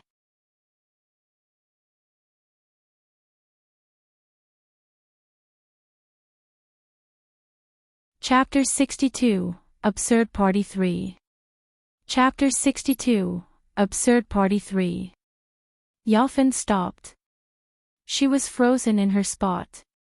Clearly, she couldn't ignore this man's threat. Bob, are you threatening my friends? Just then, a baritone voice sounded. Stephen appeared behind the man called Bob. Bob's expression went stiff and then shrunk back. Mr. Stephen, I'm sorry. I didn't know they're your friends. With that, Bob turned and slipped away in disgrace. Chen, who is this beautiful lady beside you? Stephen walked over with a smile as if nothing had happened. Hello, Mr. Stephen. I'm Yafen. Yafen immediately had a fangirl's expression. She looked at Stephen with admiration. As expected of an actress, Yafen's expression was just right. She was excited and her eyes were reverent but not overly so. Hello. Are you an actress? Yes. I'm from Anthony Management. Oh, I'm filming a movie recently. There's a third female lead. Miss Yafen, you can audition for it if you're willing. Really? Thank you. In Hollywood, most actors knew what company was filming what. Especially for a big director like Stephen, one could say that everyone knew that he was filming a super grade A movie. Every speaking role was fought over by every management company. The biggest role Yafen had played before was in a TV show. She played a character that only lived for half an episode. She'd never even dreamed that she could receive Stephen's invitation to play the third female lead in a Class A movie. It was only an audition, but since Stephen had said it, this role would be hers if she performed well. Miss Yafen, would you mind if I speak to Chen? Of course. Yafen knew when to leave. It was obvious that Stephen had a close relationship with Chen Zhao. Yafen knew that she was probably invited to the audition because of Chen Zhao too. She voluntarily bid farewell to Stephen. Of course, she didn't forget Chen Zhao either. Chen, how's your relationship with that woman? Not bad, but not as close as you think. If you change the requirements for the role because of me to give it to her, it's unnecessary. Of course, if that role suits her, I'll thank you for her. It's not actually that important, around 10 minutes or so of screen time. After editing, it probably won't even be 10 minutes. It won't affect the core of the movie at all. Oh, right. What's with that Bob? He's a well-known pervert producer in the circle. The girls that he plays with all have irreversible scars and psychological trauma, so not every woman is willing to have sex with him. This explained it. Bob seemed to be pretty influential. Logically, Yafin shouldn't have rejected him. However, she still did because Bob was a pervert. He won't threaten Yafin's future, right? He's a smart man. That's good. Chen, how did you connect Daniel's leg back? Chen, don't hide it from me. I know about Daniel's injury that day. I know that his leg was amputated too. Alright, it was me. You don't have that kind of needs, right? I don't know, but that doesn't mean I or people around me won't in the future. I hope that if I ask you for help one day, you'll remember that we're friends and help me. America valued relationships even more than in China. Take Hollywood as an example. Many profitable projects took investments from familiar people or companies. Outsider money was rarely able to enter Hollywood, no matter the sum. I can only that I'll try my best. I'm not all-powerful. At least, I can't bring the dead back to life. Of course. I understand. Just then, Paul walked over from the back. Mr. Chen, Mr. Stephen, Rasfa invites you two to the secret room. There was a secret room. Mr. Rasfa is inside. Please enter. It was the rear room on the 3rd floor. When Chen Zhao pushed the door open, he saw naked girls under the dim light. Rasfa was lying in the arms of 2 girls. There was another one under him. Chen, Stephen, come on. A few girls were already approaching them to take off their clothes. This was too lowly. Too lowly, but Chen Zhao couldn't ignore the temptation. He looked at the 2 old guys and then at himself. Yes, he definitely had more baggage. The secret room was fully equipped. There was a 3x3 swimming pool filled with red wine. Che Zhao leaned against the side of the pool and girls served him voluntarily. I really don't know what you're saying. I am sure that I only gave Reich a cup of water and nothing else. I was an accident, doctor. It's probably because I'm not professional enough. Right, I'm sorry. I shouldn't have given you water while you were unconscious. Sir, don't you know that your medicine can save millions upon millions of lives? Please use your pretty head and think a bit. If I really have some special medicine that can cure cancer, would I be kicked out of a motel because I can't pay the rent? Ethan, is that true? Wright glared at Ethan. Bastard. Chen, stop the bullshit. You moved away yourself. I didn't kick you out. I even helped you move. Ethan, don't cause a scene here. Right, please rest up. We'll go now. Go. Professor. 4, no need. He doesn't want to talk. Chen, you clearly gave her some black drug. Chen, did you really save my granny? No, you remembered incorrectly, Chen Zhao insisted. He was basically speaking nonsense. Chen, I know you must have used some witchcraft, but the result is good, so I don't care no matter what trick you used. Thank you for saving my granny. Don't think crazily like that. I didn't do anything. Okay, I'm tired. Jerlin, can you drive me home? Jerlin had been a bit angry, but she still gave in. She could feel that there was a reason why Chen Zhao couldn't reveal the truth. However, she was sure that Chen Zhao had cured Right. He didn't admit it and the whole thing sounded crazy, but it was the truth. After all, she'd seen it with her own eyes.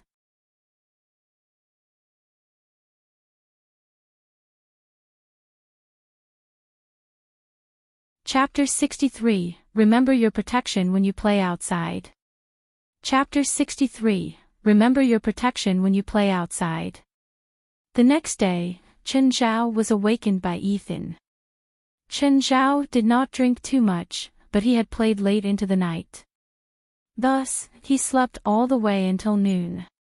Chen, if there's such a party next time, remember to bring me again. Ethan's face was still somewhat red, perhaps due to a hangover. Ethan had also gone to many parties, but not one organized by people who were that rich. Their playstyle had overturned his imagination. Ethan did not even know himself how many women he had played with. Ethan, you wore condoms yesterday, right? They don't look like they have any diseases. Do I need to? Chen Zhao rolled his eyes. You can't tell if they have a disease by looking. Even I have to wear condoms, not to mention you. Remember, apart from your wife, you must wear one when you have sex with a woman. All right. I will remember it. Ethan did not look like he took Chen Zhao's advice seriously.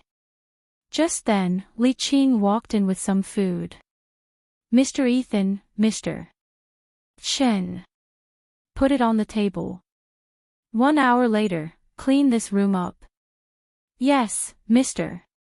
Ethan. I should go back now. Don't contact me even if there's a client. I need to rest for today. I don't understand why you moved away. Isn't it good here? You wouldn't have to keep traveling here and there. Because I need to pay you if I stay here. But you need to pay rent there as well, and it's even more expensive. You also had to furnish your new house. At least the furniture belongs to me. Fine. Whatever floats your boat. How's that woman? Who? You mean Li? She's very diligent. I would have married her if I haven't married already in the past. Do you have a wife now? I don't want to marry again precisely because I had before. Just then, Chen Zhao's phone rang. It was an unfamiliar number. Hello. You're? Chen, it's me, Yafan. I'm not feeling well. Are you free? Of course. Are you home? I'll go there now. Okay. See you in 30 minutes. Didn't you just say that you're not seeing any clients today? It's a female client, indeed a beautiful actress. Damn. You're so lucky, Ethan cursed. Has Paul sent your car back? Drive me there. Bastard. I'm not your personal driver. In the end, Ethan still drove Chen Zhao to Beverly Hills. Chen Zhao walked into Yafan's house. She was still beside the swimming pool. Yafan was half naked and had a pair of sunglasses on. At the moment, she was lying on a lounger. Yafan, how can I help you? Yafan removed her sunglasses. Licking her lips, she stared at Chen Zhao. I'm yours today, Chen. Come. Yafan was repaying Chen Zhao. She had just gone for audition that morning and successfully obtained the role. Although it was only a supporting role, the movie was a blockbuster after all. Only a few such movies would be released every year. Among actresses similar to Yafan, there was intense competition even for roles with simple dialogues. This was the best role that Yafan had obtained so far. After one round, the two rested in the pool. Chen, are you very close to Mr. Steven? Just average. He's also my client. Actually, I didn't help you too much. It means a lot to me. Chen Zhao grabbed Yafan's slim waist. Her boldness and enthusiasm made him totally addicted. Let's go into the room. The two switched their battleground and started another round of combat. In her moaning, Yafan muttered, Chen, you're so great. What can a woman say to a man to best flatter his vanity? This is it. However, it is a common saying that there are only bulls which are overexerted and no fields which are overplowed. Chen Zhao was precisely in such a state. After a few rounds, in addition to the fun time the previous day which he had yet to recover from, Chen Zhao could hardly straighten his back. Stay here tonight. No. I really should leave. I still have a patient later, Chen Zhao said, his face pale. If I stay here for one more night, I'll really become a dry corpse, Chen Zhao thought. All right. Be careful on your way. Chen Zhao had already called Vincent. Soon, the car arrived at the entrance. Chen, that woman's excellent. How did you manage to hook up with her? Vincent glanced at Yafen, who was standing at the gates. Just drive your car. Looks like you were almost dried out by that woman. Ignoring Vincent's tease, Chen Zhao leaned quietly on the rear seat. His demons were still in the motel, so he had to go there first to pick them up. In an ordinary apartment, Chris just returned from work when she saw her boyfriend walking out from their house. Nance, are you going out? Yes, Nance nodded. Nance, you're already tired from work. Why don't you rest at home? Noticing the obvious dark circles under her boyfriend's eyes, Chris was somewhat worried. I have something going on. Nance's reply was rather cold. Okay. Do you need me to accompany you? Nope. Without even turning his head, Nance got into his car directly. Staring at the leaving car, Chris frowned deeply.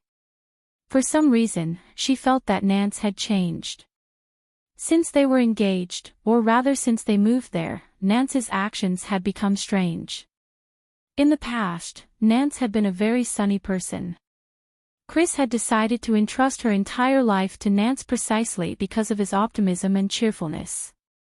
However, since they moved here, Nance became somewhat gloomy. Moreover, she had received calls from Nance's colleague who asked her if something had happened to Nance at home. For a few times already, Nance had become furious for no reason and even fought with others. More creepily, Chris noticed that Nance's behavior recently was becoming weirder.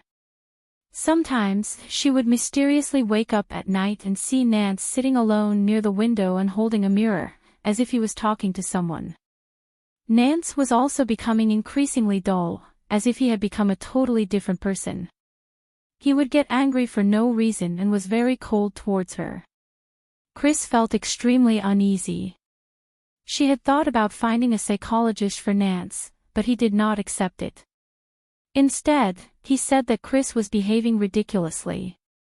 Chris suddenly felt that she had to understand what was happening to Nance. She also turned around and got in her own car to tail Nance. Chris had thought of many possibilities. She suspected that Nance might have another girlfriend outside, or have been addicted to something bad, or perhaps have gotten himself into trouble. However, whatever the reason might be, she had to figure it out.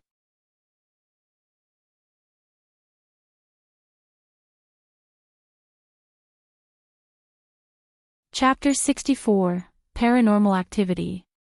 Chapter 64, Paranormal Activity. Chris drove behind Nance, staying about 60 to 70 feet away. There weren't many cars on the road, but Nance didn't notice her following him. Looking at Nance through the window, it could be seen that he was talking to someone while driving. He kept moving toward the shotgun seat and his mouth seemed to be moving. Was there someone there? There shouldn't be one. At least, she couldn't see anyone from the back. It wasn't possible unless the person wasn't as tall as the seat or was a kid. This was impossible though. She'd been following Nance the entire time, but Nance never stopped. No one came on midway either. Nance's behavior was just very strange. Suddenly, a car from the other direction drove past with far headlights. When the lights shone over, Chris felt her vision blurring. The next moment, she saw a woman's figure sitting beside Nance. The woman turned and looked at Chris. How is there a woman in Nance's car? Chris looked again, but she was gone. Did she see it wrong? Or was she blocked by the seat again? Chris felt unsettled. A bad feeling shrouded her heart. Where's the car? Where did it go? Whoosh. Suddenly, Chris heard breathing behind her. Light flashed in her rearview mirror and there seemed to be a woman sitting in the back seat. Ah! Chris twisted the steering wheel in fear. Thud. The car crashed and Chris' forehead started bleeding. Thankfully, she hadn't been driving fast and it didn't cause a car accident. However, she'd run into the taxi in the other lane. Damn it. Get out of the car, asshole. You know how to drive. Hearing the angry roars, Chris could only unbuckle her seatbelt. When she saw the taxi driver, she said, "I'm sorry.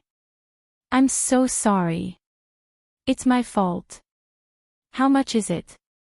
I'll pay you." I knew it's a woman driver. Vincent yelled, gesticulating madly. You dented my car door. $300. Chris was pissed.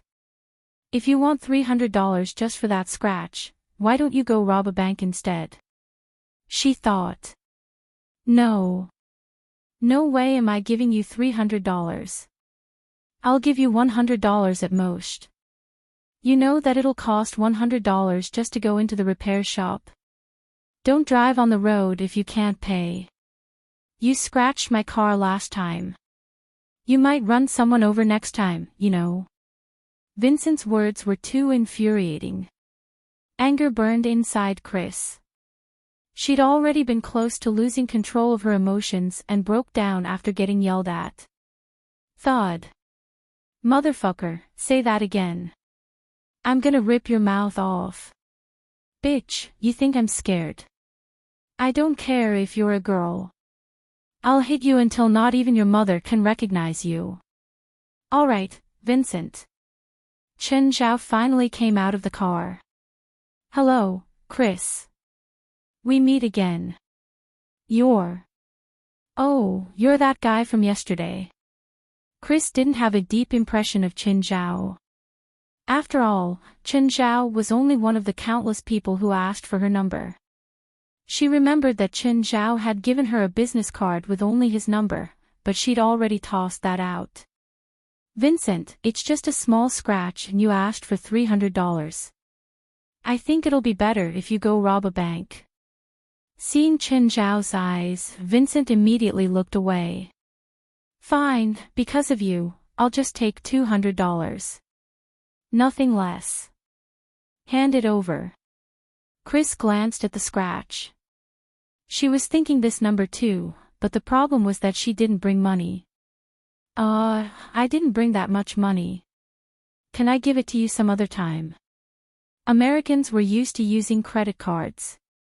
Most people wouldn't have more than $100 in cash with them.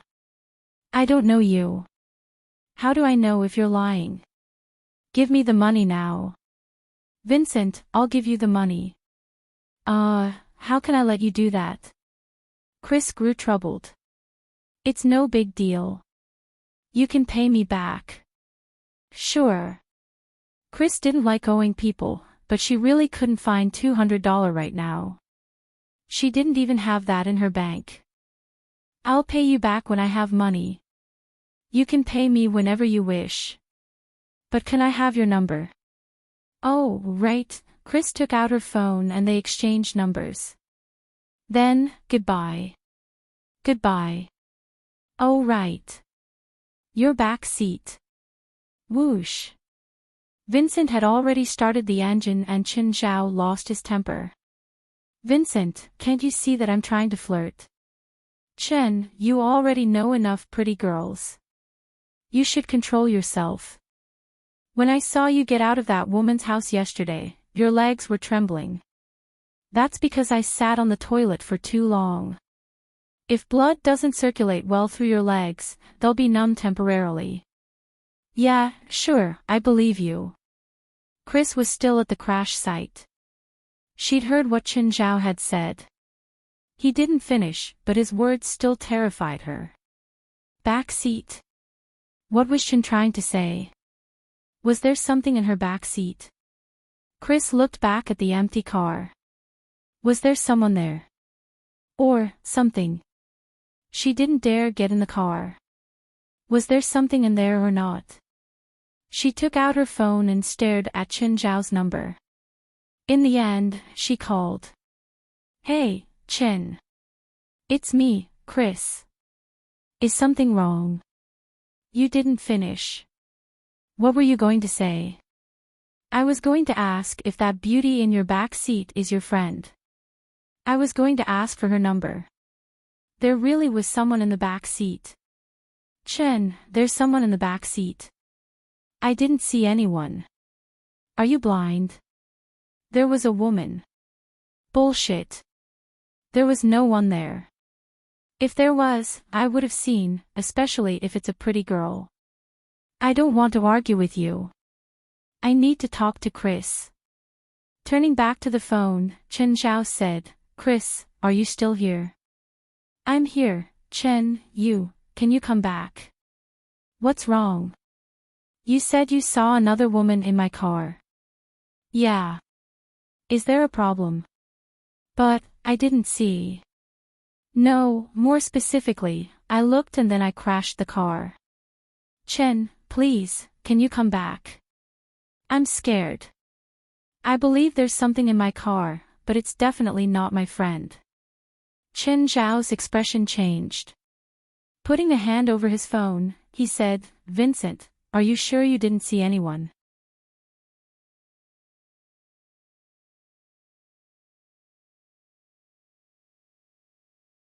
Chapter 65, Should I Steal Her Away? Chapter 65, Should I Steal Her Away? Chen Zhao asked Vincent to turn around and drive back. At the moment, Chris was still standing alone in the night wind, trembling anxiously. Chris, are you okay? Chen.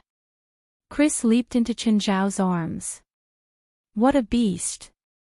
Vincent roared softly, gritting his teeth. I'm scared. Chris really was frightened. Calm down. I'm here. Chen Zhao was openly feeling Chris up as he gently tapped her shoulders. That thing. Is that thing still there? Chen Zhao glanced at the car. No. It was indeed not there. It seemed like Chris had correctly guessed that the woman Chen Zhao had seen was not a human. Is it a demon? Chen Zhao did not think that it was a demon either. At least he had never seen a demon which could appear in human form.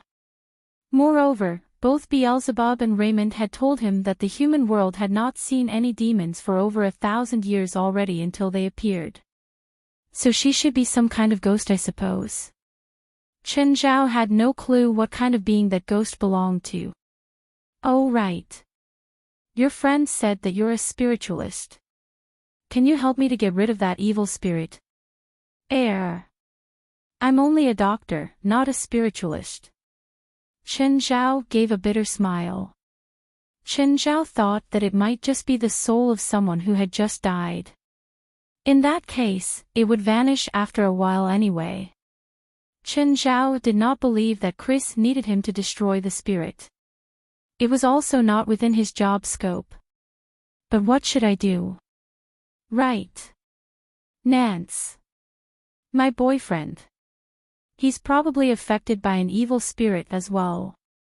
Help me. Help me. Chris, I really can't help you.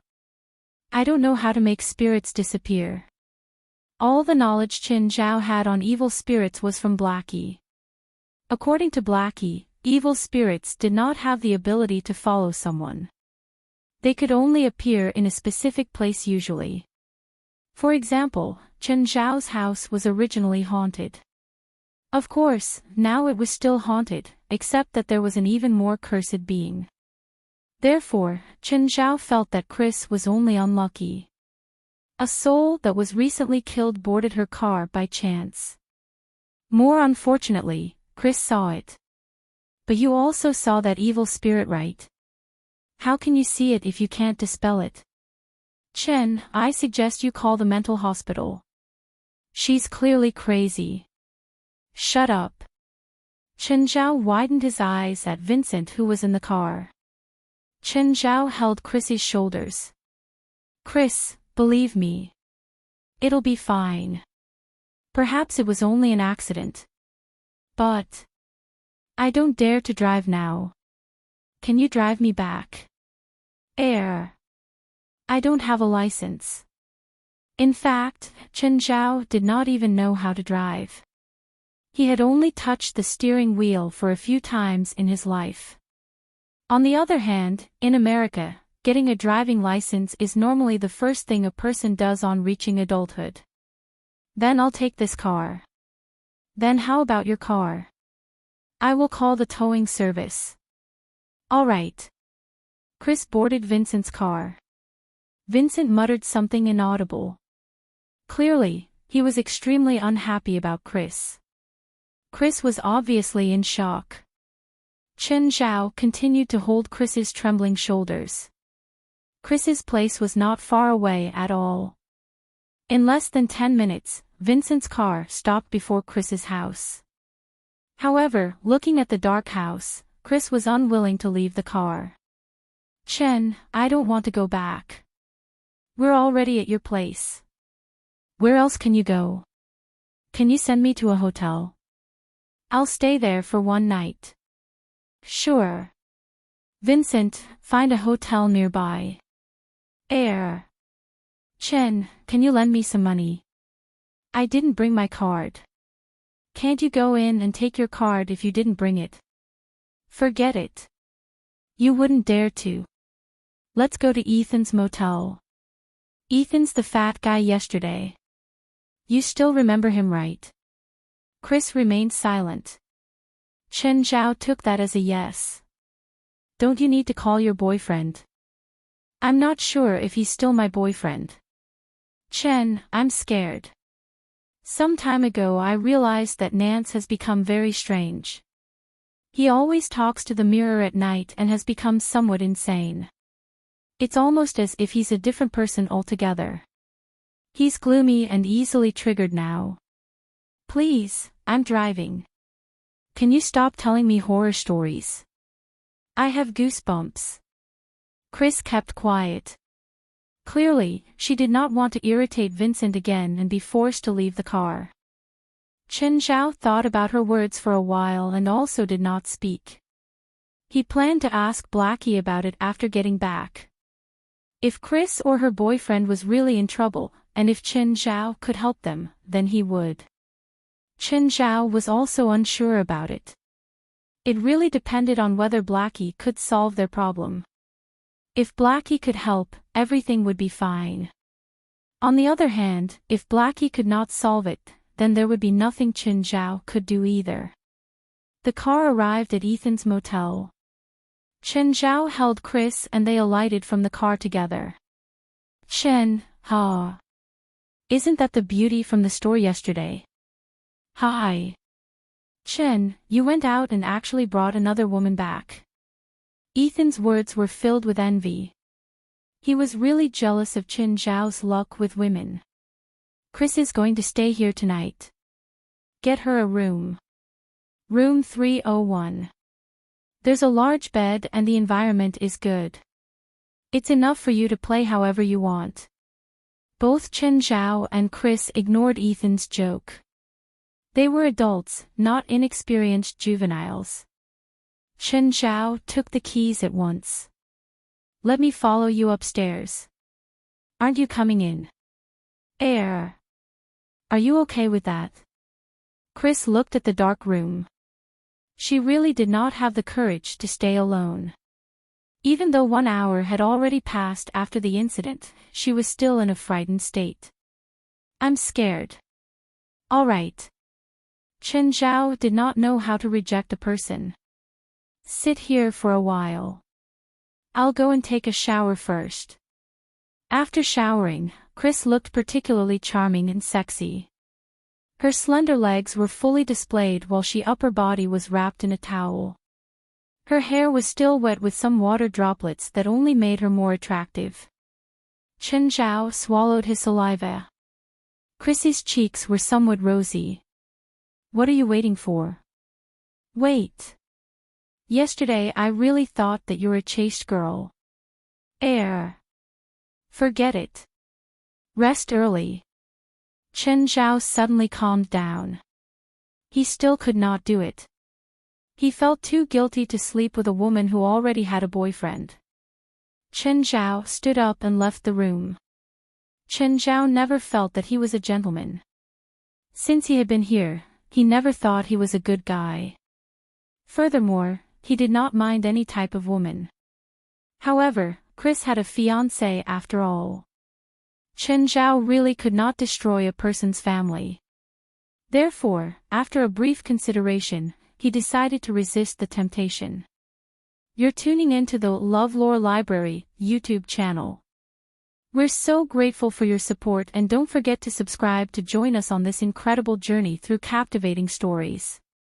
Your generosity through donations truly makes a world of difference, as it's the primary source of revenue that allows me to expand and enhance this channel for you. Thank you from the bottom of my heart for being a part of this adventure.